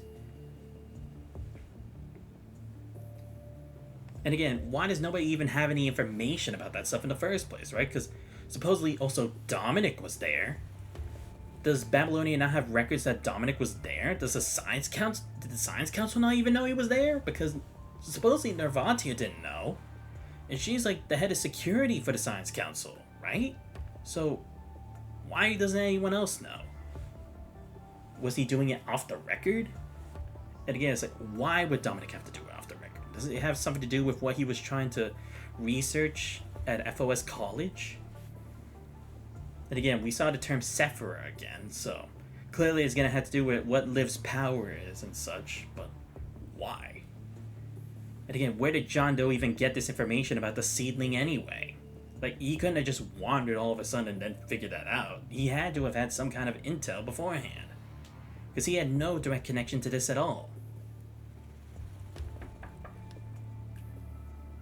And again, it's also like, who was the person who kept denying Nervatia from going to Carnegie, right? Because again, if it's nothing so important, under what pretense do they have the jurisdiction to say, no, you can't go, end a discussion, right? It has to be someone in power, someone crazy in power as well.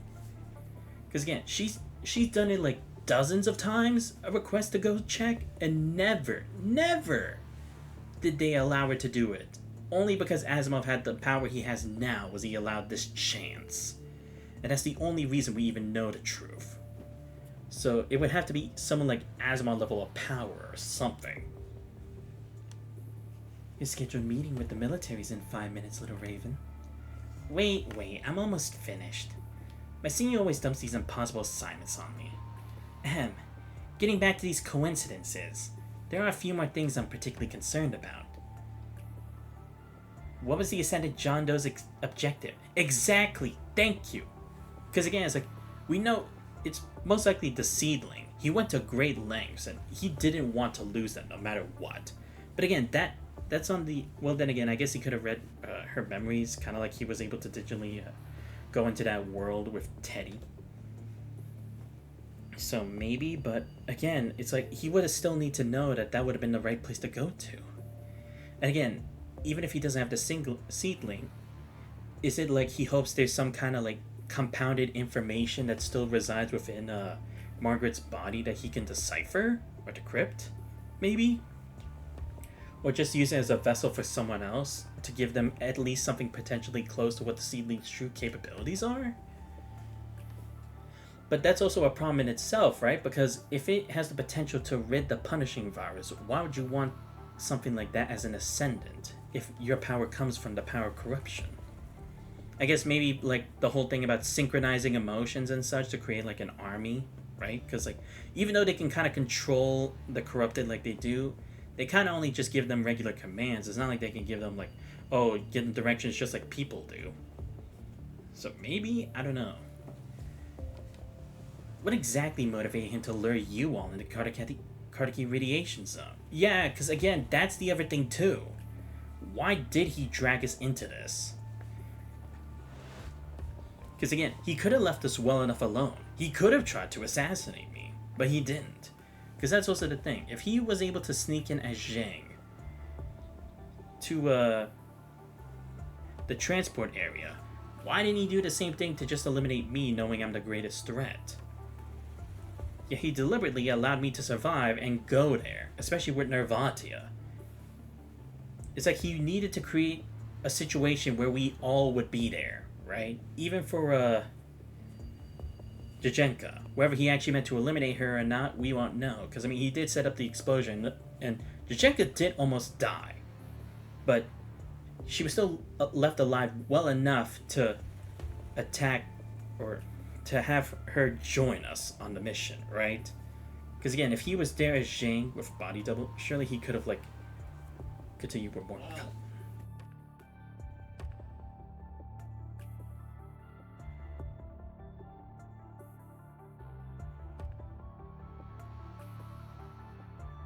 But yeah, we don't really know anything about that still. Like, why were we the players? Because again, we still don't really know who sent that letter to Jajenka. We assume it was Margaret, but again, they knew John Doe was a specific. Because now we know it couldn't have been Margaret who sent it, right? How would she have been able to? She wasn't clearly conscious while the stuff was happening. She seemed to be stuck in a delusion in the past. So then it had to have been him. But why did he need Jajenka there? Did he need her to realize what was going on? Or does someone he's working with or something have some kind of precognition that they knew we'd find some way to get the seedling apart from Margaret? But again, he could have just done that himself. But then again, I guess because no, maybe that's it, right? Because if he tried to attack her, he'd risk destroying the seedling, right? He would need a way to contain it, but again, it's like he's like, are you crazy? But it didn't seem like he wanted to assimilate it into himself. He wanted to retrieve it. But again, if he was able to check the records and information in Margaret's memories, he should know that it would have already been kaput after a while leaving Margaret's body. So does he have a way to contain that energy? Or I'm not exactly sure. But that's why I think he needed us to create a way to extract the seedling from Margaret. A way that would guarantee that it would be displaced from Margaret, like separated. Didn't matter what means, just as long as the seedling was still usable, I think was the purpose. And the construct Margaret you mentioned, how was she able to survive for so long in an environment with such high punishing virus concentration? Right, because again, that's the thing. Because the thing is, she wasn't an ascendant in the true sense, right? She's not an ascendant like Luna, like Alpha, like Vonnegut, like Lilith. She's not like those kind of ascendants. She was like stuck in a delusion. So it's like she should have either had like completely corroded and become like one of the basic monster ones. Or she should have ascended, but she didn't look like she was truly an ascendant like the rest, right? And again, also, regardless, no one knows Margaret's true identity. What kind of construct was she? And why did she even have the seedling in the first place? Because it seemed like whoever that person was who saved her, who she called Mom, it's like they lost sight of her. Right? So was it someone who tried to like take her away from wherever she originally was, then was too late to like try to find her and run away together? So I don't know. Because again, that cool badass woman looked kind of like somewhat like a grown-up Nervatia, but not really. But who even was she then? Because we don't even know her name. But yeah, there are so many questions we don't know the answer to right now. Nothing. I'm afraid I don't know anything about that. It just seems to be exactly what she expected. Xanthos, can you assure the control court that every statement you made today serves the interests of humanity in Babylonia? Wait, what? She thinks I'm turning traitor? Like, what? She thinks I noticed something? I mean, actually, now that I think about it, maybe we could have, right? Because there were 2 times where things seemed weird, that we were able to see things that we shouldn't have, right? We saw the vision that Margaret shared with Nervatia about her mom, right? And it had the explosion with the tree, or the golden oak, right? But why was that? Was the golden oak a thing before in the past too? But there's no records of it. Unless, again, that's also the reason why this whole thing where Kartiki had to stay on the hush-hush, because it has to do with the seedling. And second of all, there was that other... We were connected with her mind, with Nervatia's mind, when Nervatia assimilated the seedling, right? So, was Nervatia able to see something in the moment when she was containing it? And were we able to perceive that too? Maybe? Maybe to give us an upper hand on the research from everyone else of what the seedling is? I assure you, everything I said today serves the interests of humanity. Your car is healing, little Raven. I gotta be going. But again, it's like, I think maybe we did learn something else, right? Like, we want to keep it a secret, right? Because again, it's like, we don't know who we can trust. Like, now that we know Ishmael's true identity, but she can't help us, we don't know how many other ears are listening, right? And we don't even know, is Ishmael really the only person working for them? Or are there others? How did it go? Did the control court give you a hard time? Good thing her boss wasn't there. Thanks to those brilliant minds on the council, I deal with Ishmael quite frequently. Fresh summons land on my desk every day. Call me next time. She and I go way back. Now that the inquiry is over, I decided how I'm going to reward you for your cooperation. You sure you want to discuss this here? He glanced warily at each corner of the elevator. All the surveillance in here was installed by the council's assistants, so don't worry. Make sure they very conveniently close their eyes for us. I'd like you to explain why you asked me to back up your lie first. Why the fact that the seedling stored in your body? Oh, I see. They don't know that. Oh, I see. They think we lost the seedling, right? And can we even keep that a secret? Well, then again, I guess it's not like it's making any changes in Nervatia's body, right? And also, I guess Nervatia is also unique in her own way in the fact that she doesn't have her full memories, right? So it's possible it's like if they figure something's wrong for her, she can be like, oh, that's just like normal for her, right? Maybe? Or is she gonna maybe wait till Asimov looks into it first? Because to be fair, he did give her the opportunity. It's simple. I don't trust the world government. And yeah, it's like there is that discord she has with the world government, right? Because even though Babylonia has no records of it, that means the world government kind of agreed nothing happened, right? Because they would have asked the big question too. What happened? So I completely understand.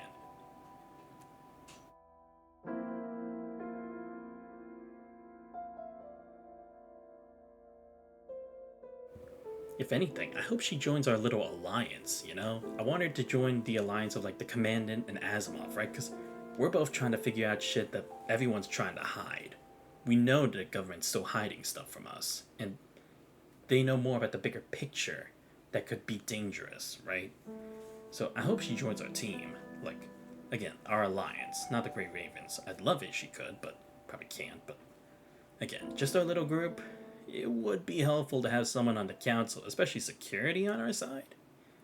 That'd be great for the future. And your reasons? After the recent fall, the Parliament suddenly approved my application to reopen the investigation on the Kartaki incident after rejecting it constantly for more than 20 years. Yes, thank you! Because, again, I was thinking, it's like, what, are you telling me Asimov had the reason? But, again, he's not someone who can give an okay for something like that, right? Like, he could propose a reason to go, but he's not the guy who gets the final say, like, yes. Why is it? Oh, I think I get it. Because again, it's like, even Jajenka's note, it came from Babylonia, technically, right? Even if we say John Doe made the message for her, it still came through the channels of Babylonia, so... Oh. Is there a mole among us? In the world government? It's working for the Ascendants, maybe? Maybe even someone trying to selfishly claim the power of Sephira for themselves, perhaps? That may actually be the case. Like, they're like, okay, I have Margaret. I have some information on the seedling, but I don't have a way to extract it. So I need you to give me the resources to do that. And they're like, okay, how do we create the perfect scenario to retrieve it? You get Nervatia, who has a lot to be involved with, considering she is from Kartaki, friends with Margaret, and has a burning desire to go.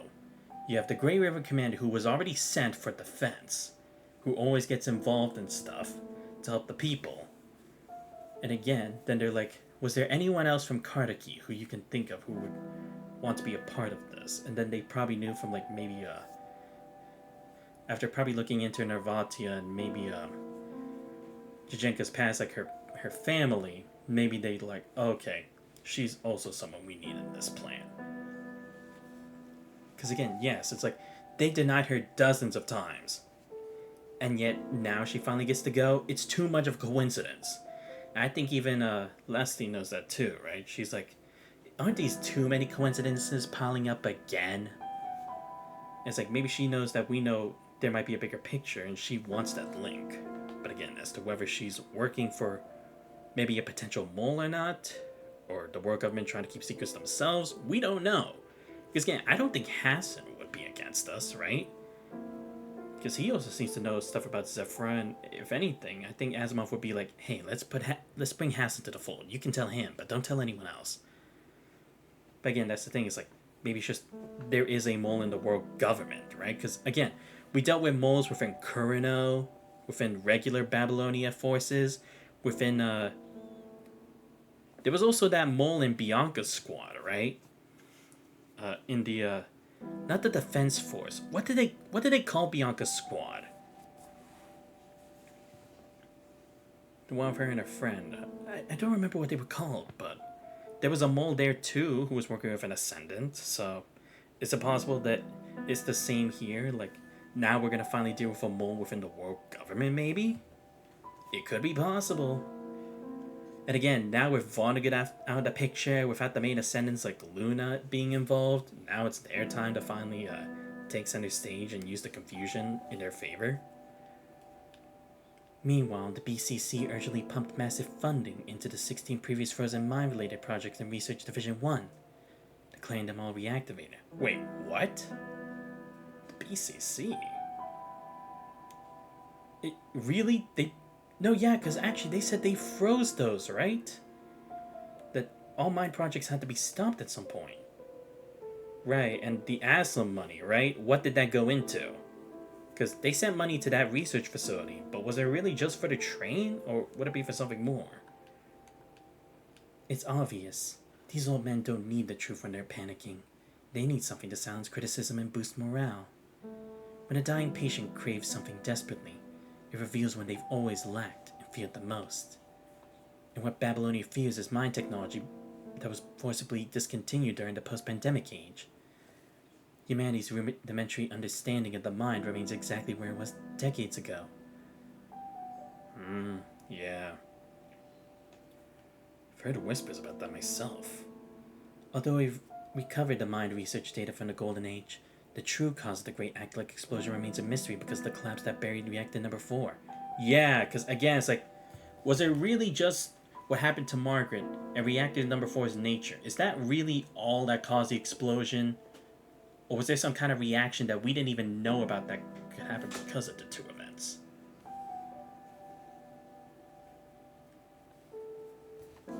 Yeah, now that we think about it, Liv's new frame was also like on the deeper end of mind research too, wasn't it?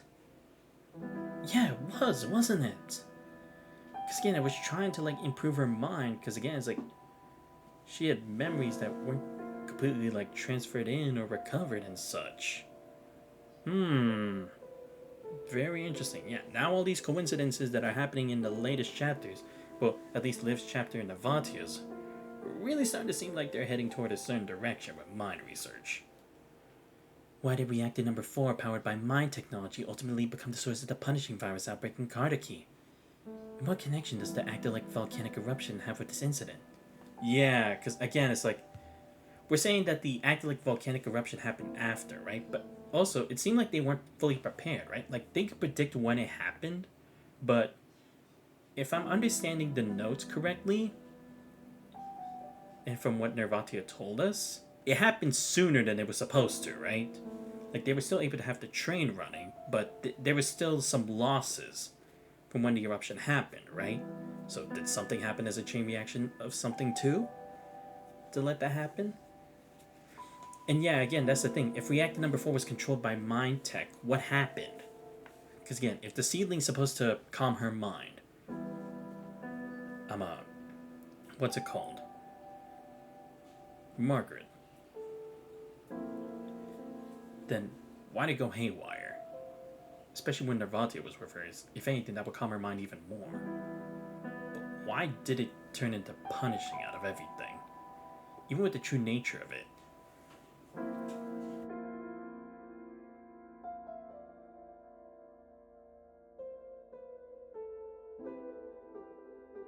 Anyway, like I said, even if the true nature of reactor 4 is similar to the 0-point reactor, the 0-point core, or whatever it is, that still wouldn't explain how it ended up like that, because we know that there's still also some mystery as to how that even happened. Like, does it connect to the origin of what created the punishing virus, or what let it loose into the world, or what?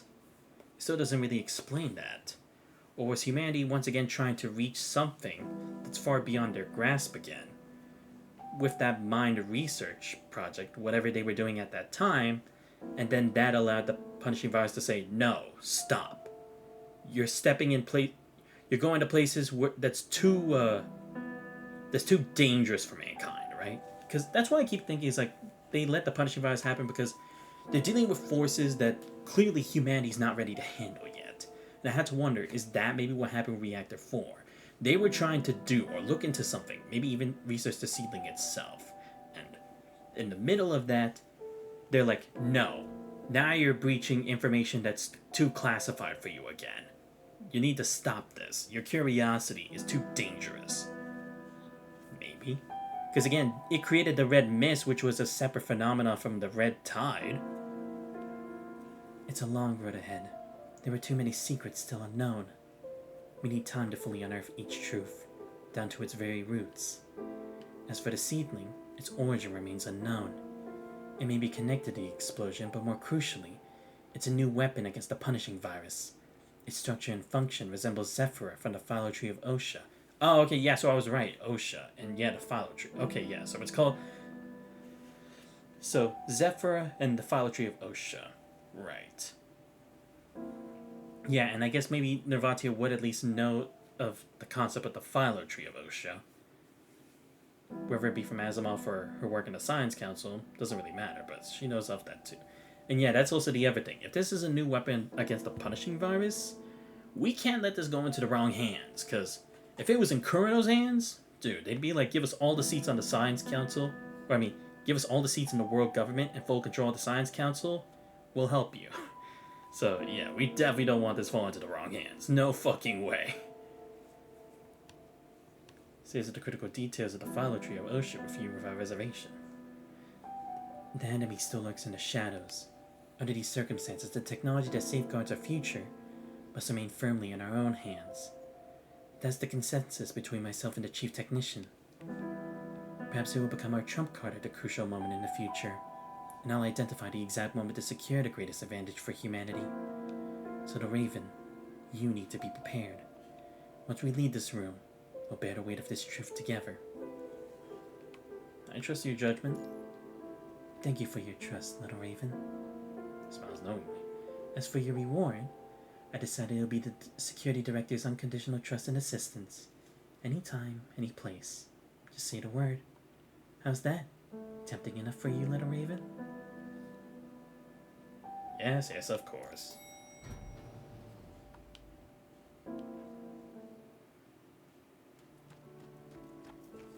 Damn it, Nervatia, help me out here. Citizen, stop right there. Submit to our inspection.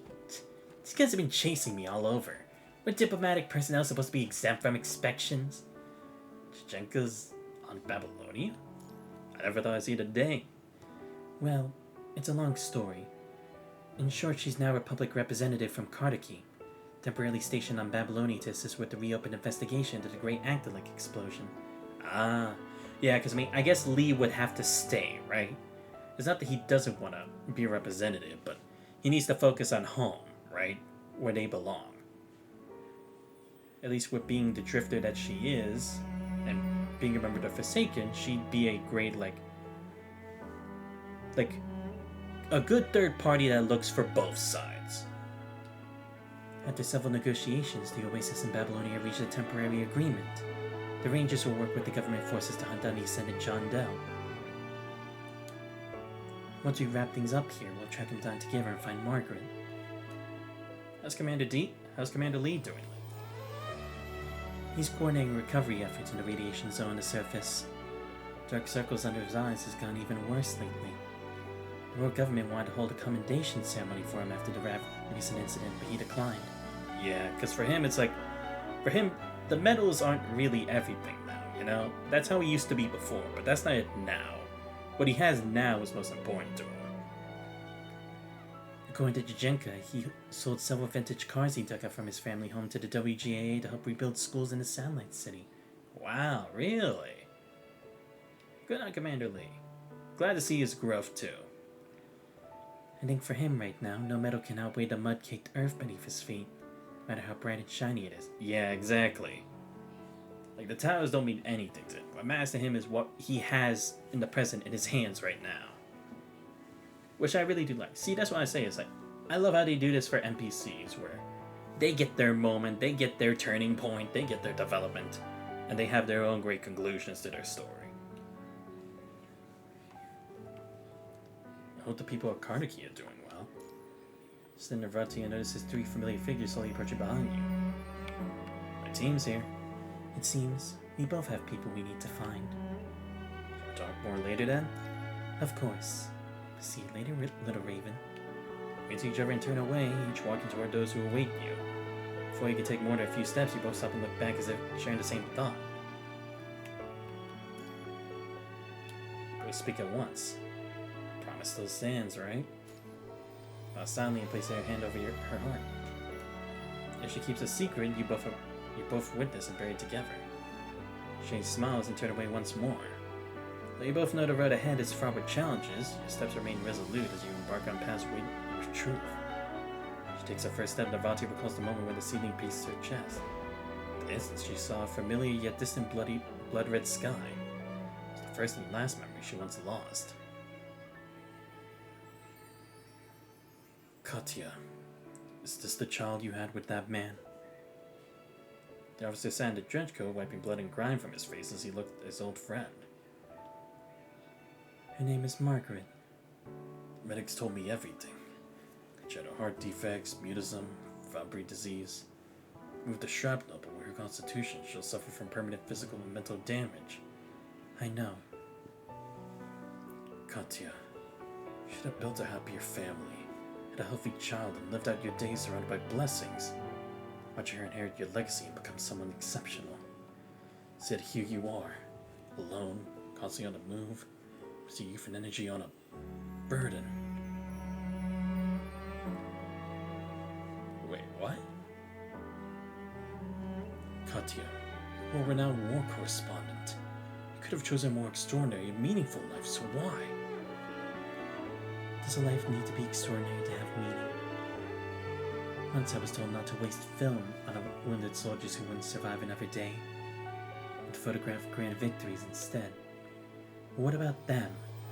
These lives that once existed, were they just wasted? Margaret may not be extraordinary, but she comes into this world with courage, carrying her mother's love with her.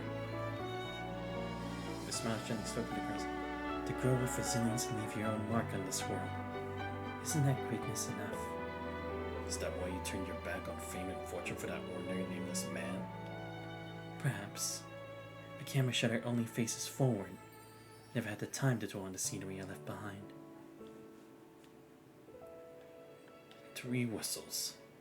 The 3 whistles will launch our final charge against the corrupted down the mountain, covering the civilians' evacuation. All it takes are destroyed. Might not be able to hold those monsters back, so many of us won't survive. I understand.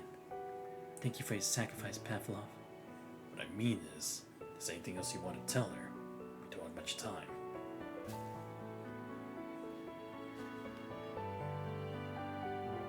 Remember the game we've been playing together? What was the name of that goddess in it? I remember. Her name is Nervatia. And what does Nervatia say when darkness catches up to you? Keep running.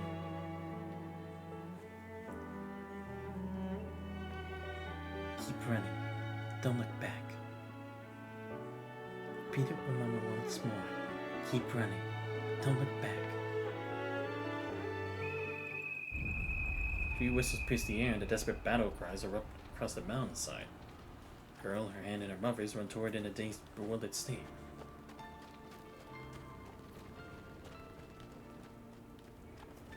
Over the hill, across the plains, deafening explosions erupt overhead. The ground beneath her feet cracking and collapsing as one life after another falls behind her. She ran through a hail of bullets and shells falling again and again. Feet bloodied and raw, yet each time she rose amid the artillery fire, silently repeating her mother's final words. The stench of blood filled her nostrils, her lungs on the verge of collapse. As her body teetered on the brink of breakdown, she glimpsed tiny figures appearing on the horizon. Countless brave and kind rescuers were rushing toward the lone girl with all their might. You alone? As if suddenly remembering something, the girl whirls around. The sun boundless plains stretched before with nothing but howling wind. No one was there. Was she forgotten? Seems that from that day onward, Nervatia, Margaret, began forgetting many things. But perhaps she never realized that some things have been etched into her very life from the beginning. Keep running. Don't look back.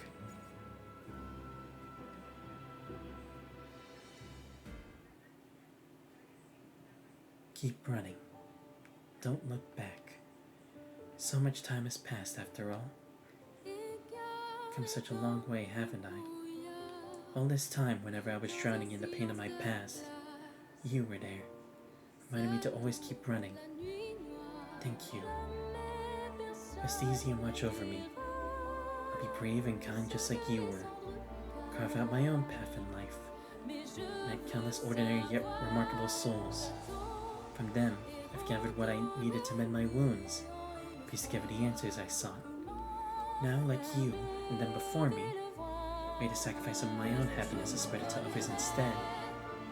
For a righteous cause, for a better tomorrow. And now, I must continue on my way. Perhaps one day Nervatia's memories will be consumed by the seedling, causing her to forget her past once again. She won't be afraid of forgetting, because at this very moment, it's on the path toward her future. The mortal legends that echo through time persist not because heroes are born great, nor because their suffering is relatable. They endure because those vibrant souls within the stories chose to swim against the current, instead of turning back, standing firm in their beliefs in the path they've chosen. Humanity's history is such a legend.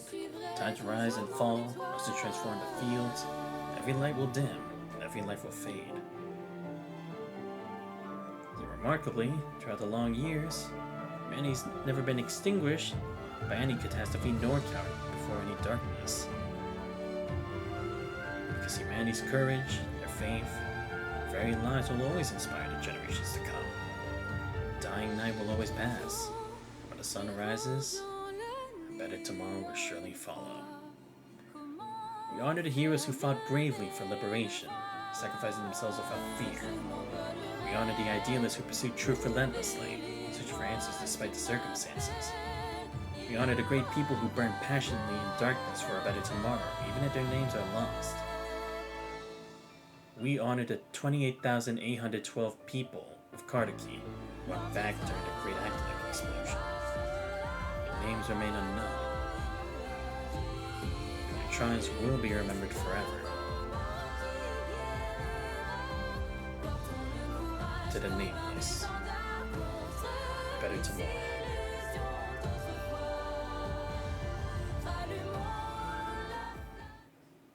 Of course there's still more. Yeah, I fucking figured.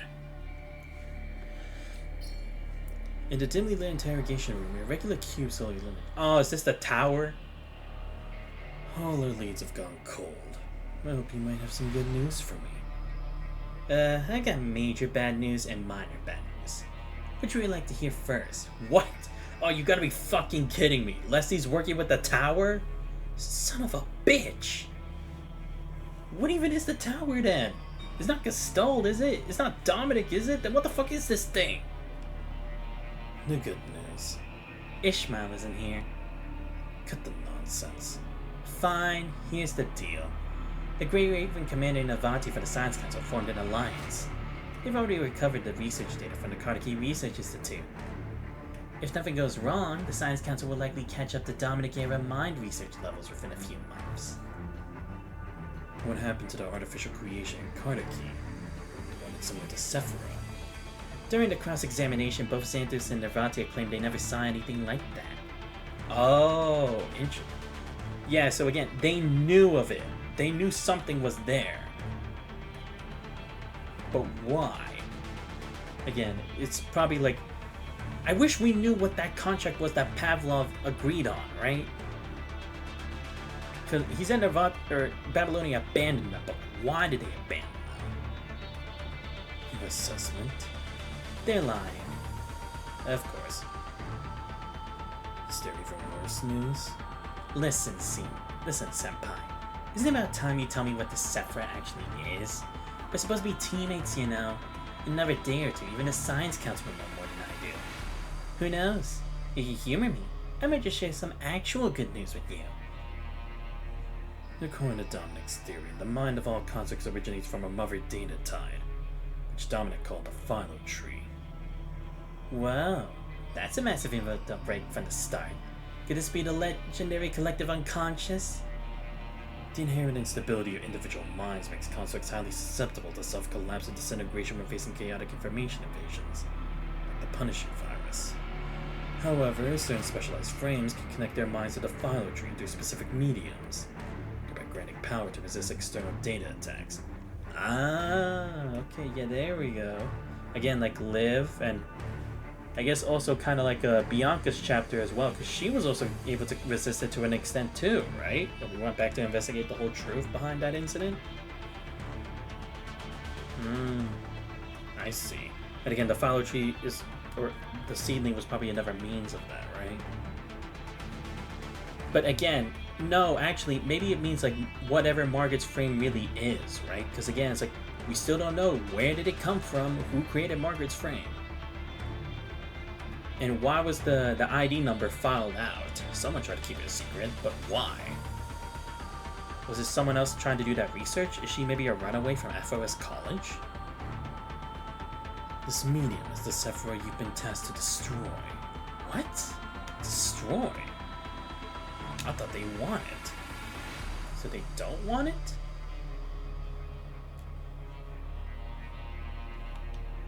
Oh, I see. So what about that good news? Our field operatives informant reports that satellite imagery has captured the agent codename Iceling at a location called a Z. Ah, fuck me. Oh, so they have an informant, okay. A Z, the mobile fortress. That's right. I've heard that Kamui from Strike Hawk appears to be the only survivor from that book. Yeah, wait, what? Kamui?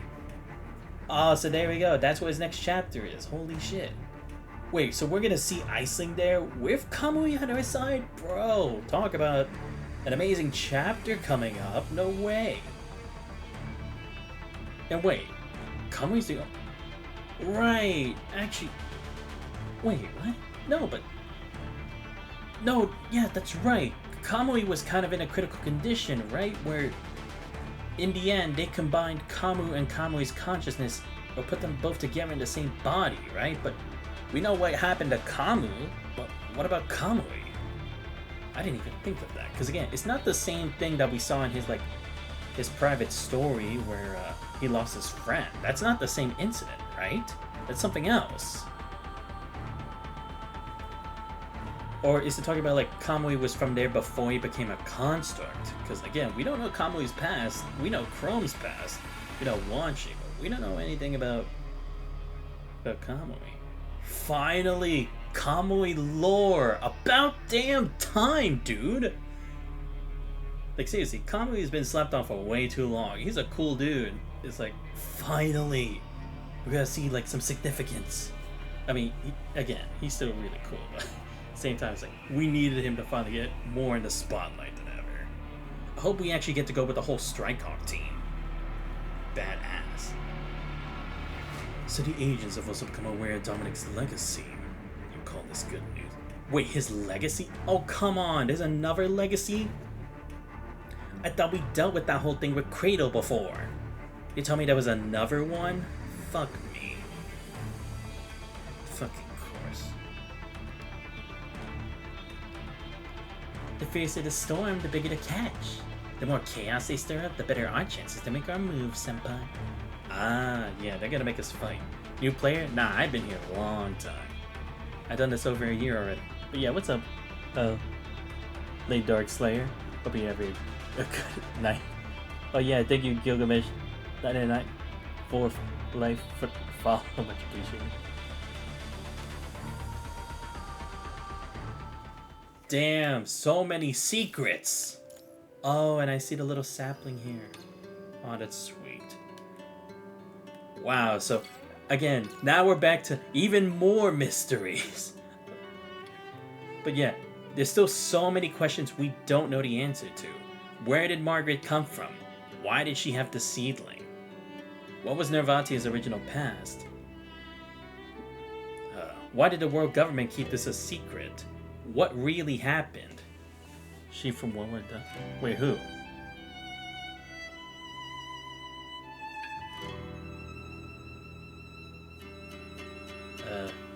Let's see. I'm trying to think of other questions we have. Oh no, yeah, like, why was Margaret and the seedling like at reactor 4? Also, why did the volcanic eruption happen after the incident, right? Like, again, not in direct tandem, but it did happen after that. Did you enjoy this chapter? I'm still going through it. I really liked it. Again, I think it really fleshed out Jajenka well. It fleshed out Commander Lee pretty well. Margaret, we kind of get that more towards the end, but she's still shrouded in enough mystery where it's like, we know this isn't really where we really learn about her. But I thought it was another great chapter. Like I said, Rosetta's was more focused on the situation rather than the individuals. This one, it was definitely both the situation and the individual, but more so the situation of in the past rather than the present, because again, it was like digging up through old battle scars. I enjoyed this chapter a lot more than last. No, I agree.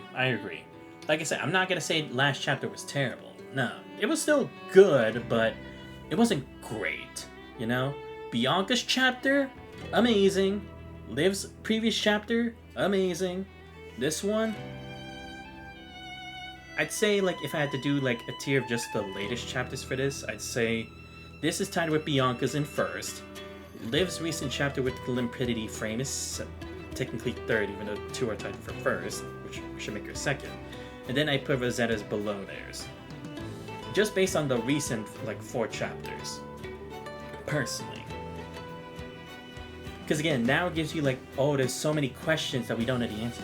Love how we get in so many new ascendants. I know! It's like, it's so good. Like, finally more enemies. Because that's the thing, is like, we always mainly focused on Asimov. Like, we had a bit of Lithos here and there, a bit of Lilith here and there, but they weren't really, like, completely under his command. Well, I guess Lithos was, but not really Lilith. She was more like just doing stuff on the backstage, like tying up loose ends, really. Not really so much like doing direct things under his orders, like confronting us like that. But I really like how we're getting this whole new group that's like starting to form. And it really seems like they're forming under the concept of like trying to track down like Dominic's legacy, right?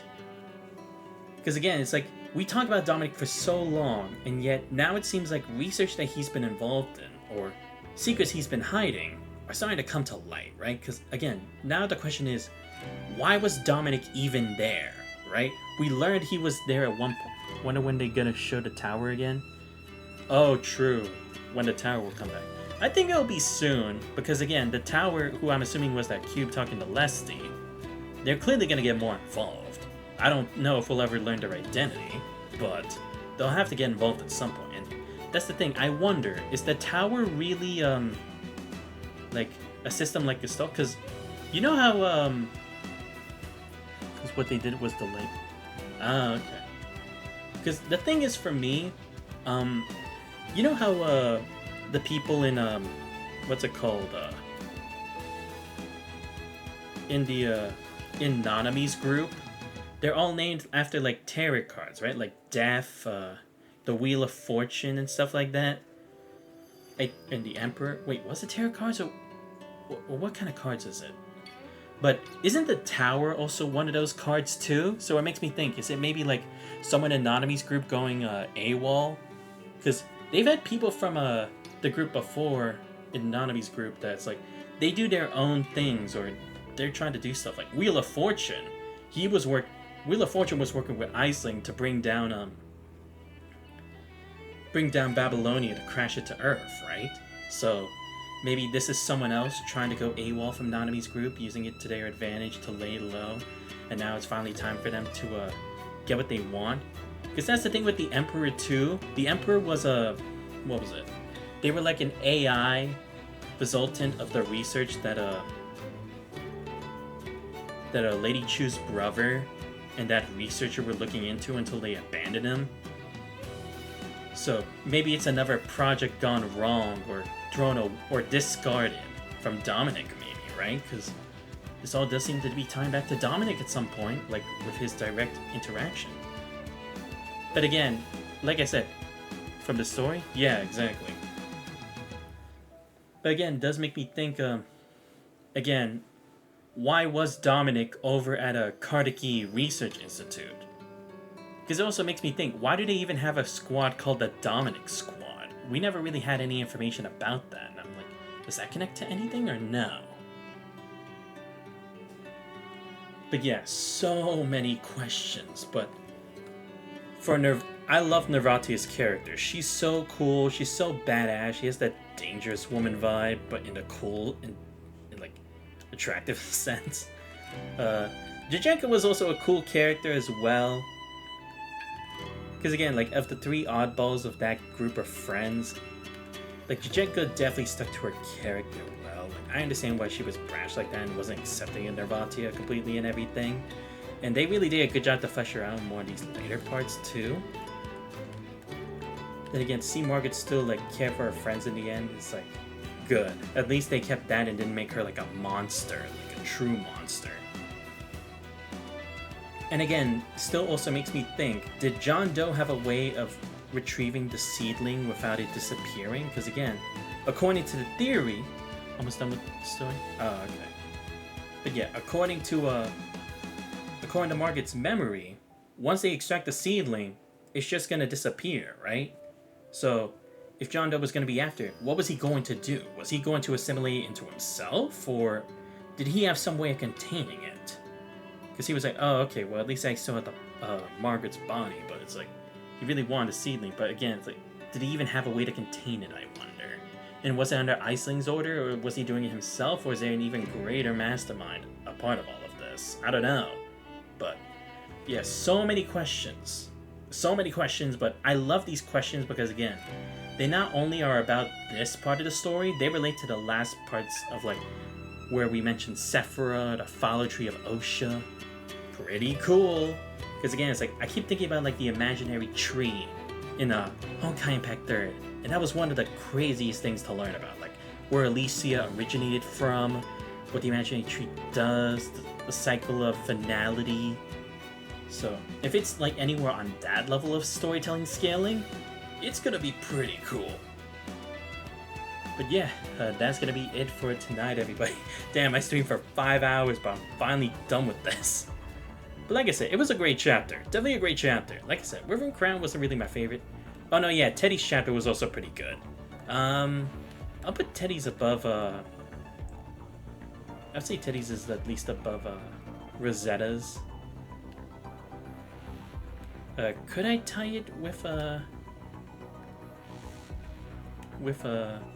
Bianca's? Nah, I'd still say Bianca's is higher. No, I tie it with Liv, you know? Yeah, because again, situation and the storytelling of the individual. This whole arc, I think Liv's was the strongest so far.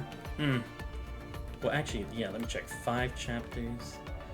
No, actually, yeah, I guess, yeah, because in this whole arc of, like, the Osha and everything, Liv definitely is the best out of it. But actually, would I say Liv's, or would I say Nervatia? That's tough. I think Nervatia just gets a slight edge because there's like more to build on, right? It's not just Nervatia, it's Commander Lee, Strajenka, it's Margaret. We're getting involved, but we're not interfering too much with the storytelling. So I would say a bit more Nervatia. I mean, don't get me wrong, the spooky aspect that happened with the mystery of like Iceling and everything, and Liv's memories and such, that was also really good too, don't get me wrong. But just me personally, I would say Nervatia's, but still. But again, I did like, what's it called? Bianca's too, even though it isn't really involved too much with the Osha stuff. Just because, again, it's like, it did so much to recover from the terrible story chapter she had way back when, you know? But still, yeah, but now that we're all caught up with the story, once again, now we just gotta wait for my boy Kamui to finally come back to the main story as a main character, bro. Like, we get him as a cameo, but we're finally getting him back, true main story, as the protagonist. Like, goddamn, how long have I waited for this? Because I love all the Strike Hawk guys. They're cool. Chrome's awesome. Wanshi's amazing. When how Alpha gonna be like, oh, dude, y'all know I'm definitely gonna be there for the Alpha chapter, 100%. Alpha's my favorite character in the whole fucking series. Or actually, she'll be Tabi Ishmael. Yeah, but my first will always still be, my first favorite character of Punishing Grey Raven has been and always will be Alpha. But yeah, I know her chapter, they gotta make a peak. If it's gonna topple her current frame, then it's gotta be peak. I'll refuse anything else but peak. But yeah, next chapter we'll have Kamui, and it looks like we're going to Azet next time.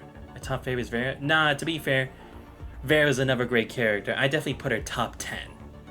She's at least guaranteed top 10. As to whoever top 5, damn, I'd have to make a tier list. Damn it. I'm gonna have to make a tier list eventually for Punishing Grey Raven characters, but we'll get there at some point. But yeah, Vera's also another great one. Definitely one of the more impressionable characters. But yeah, I don't hate on the Vera shout. Vera's another top tier character and top tier waifu, 100%. But yeah, like I said, next time we're going to Azet. We're gonna be teaming up with Kamui, looking like. and only what's it called? Hopefully we'll actually get to see Leslie and the tower being more involved in the case, right? It looks like we might see Iceling there, so I wonder if we're gonna need Liv on the team too, maybe? Considering we have experience, or I don't know. But then again, I guess that's only those two keeping that information for themselves. They might not tell us, like the Commandant and Hassan, but who knows? But anyway, I'm glad that we at least have Nervatia on the team with Asimov and the Commandant in their little like alliance to discover the truth. When are we gonna see Asimov? Oh yes, that's true. Yeah. I forgot. Yeah, in the bad ending of the world, right, where we were stuck in the future. Babylonia left Earth, or like distanced itself from Earth. Really, we learned Asimov died, right? So yeah, it's like, when would that happen actually? Would it just be by illness, or was it some mission that occurred? It would be interesting, but I hope Asimov doesn't actually canonically die. I hope by us changing the future, he doesn't. Because he's the only guy we can trust, aside from Nervatia now. But it's like, he's our link to the answers. Or at least the only one who's willing to work alongside us to discover the answers. But yeah, definitely a cool and mysterious way to end the chapter.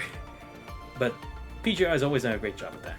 It's interesting how this tree thing is becoming. It is, actually. Because again, it's like, we're still not learning the finer details, but we are learning that it's actually something so significant. It actually goes down to like the very depths of what mind research was capable of. But it's like, if it was, then why was it shut down? Why was it erased from history? And why are people now trying to uncover it after all this time? What set things into motion like this now? And what set it into motion back then, and what put it at a pause? That's gonna be the true mystery, and I am all for it. So like I said, Punching Grey Raven stories, they practically never fail. But yeah, that'll be it for tonight, everybody. Damn, longest. What if the tree is the replacement for the tower? Oh, you mean like for the hetero tower? It is possible, because again, if it's similar to the concept of what an imaginary tree is, or like tree of life and such, then it would talk about like other futures and such, but or like the origins of life, or like extra records like stuff or something. But I don't know. But I could definitely see it being to the level of Hetero Tower's storytelling, because of how like it's escalating now. Because that's the thing with the Hetero Tower, it seemed like something good, but then it's like it's like when you learn more about it, the more confusing it seemed, and the more like, what? Should we really trust this? Is this really gonna work? Will this piece last forever? And then boom, disaster hit, and then we had that amazing chapter with Hyperreal Lee. And that chapter was fucking kick-ass. And then we actually got to see like Ishmael actually in action against Lee, and that also was an amazing boss fight. So if we're headed in that direction, I won't complain. Because like I said, that soundtrack was awesome, the boss fight was awesome, that story was awesome, got his run back, was wild. Exactly! I also loved, like, in order to get to the Hetero Tower, Lee had to escape Babylonia and face all the constructs that were going haywire. That was badass. Like, one lone agent against the world. Like, that kind of shit was crazy, and the setup was perfect. So I can't wait to see what they got for us here. But yeah, that's gonna be the end of the stream. It's already like 12:30 a.m. I'll see if I can do the Tales of Berseria remastered stream tomorrow. I know I'm supposed to be doing it all the time, but unfortunately I have family coming over later tonight, like probably like 7 or something. So I don't know if I'll have time earlier in the day to stream it. If I do, then we'll do the streams a bit earlier. Like maybe like around the afternoon. If we don't, then I'll have to postpone that for like Monday or something. We will still have the Star Rail stream for 4.0 on Sunday. And at least now I can kind of relax with Punishing Grey Raven now that I'm all caught up in main story. But yeah, let's hear from Nervatia first before I get my sign off. 何か困ってるの？ちょっと見せて。技術的な問題ね。ほら、こうすればこれで問題解決よ。教えてくれって？いいわよ。でもこれは安全相関秘伝の魔法なの。だから彼女が満足する代償を支払わないとね。See, it's like I said, this woman is dangerous in all the right ways. It's like, damn it. They couldn't have made such an amazing character at the right time when we needed it. Because like I said, the Rosetta story, it was alright, but Nervatia as a character and then her story, like, wow. And her affection story was also pretty good too. It was like us acting as secret agents. That was pretty badass. But yeah, that's gonna be all from me tonight. I hope you guys did enjoy the stream. Let me give a huge shout out to everyone who showed up. So shout out to Gilgamesh99 for life and Late Darkslayer for both showing up to the stream. Great chatting with both of you. And yeah, with that we won't have to focus on Wuthering Waves. Or actually, no, there is a Wuthering Waves story that just came out. I saw its main story. I don't know what it's about though, but I saw that this main story. I'm like, what? There's another main story, but there's no advertised Resonator? I'm wondering what that's all about. But yeah, I'll definitely try to find time sometime next week to do the stream for that. I'll see if I can do it maybe like Tuesday or Wednesday or something. I don't know. I'll have to figure that kind of stuff out on my own. But anyway, if you guys did enjoy the stream but not already found the channel, please make sure to leave a follow. Much appreciated. Check out my YouTube channel where I post a lot of subscribe as well. Join the Discord, you guys already. Links to all those are on the channel. But this has been Xando's Voice. I hope you guys have a great rest of your night. I'll see you guys next time. We're out.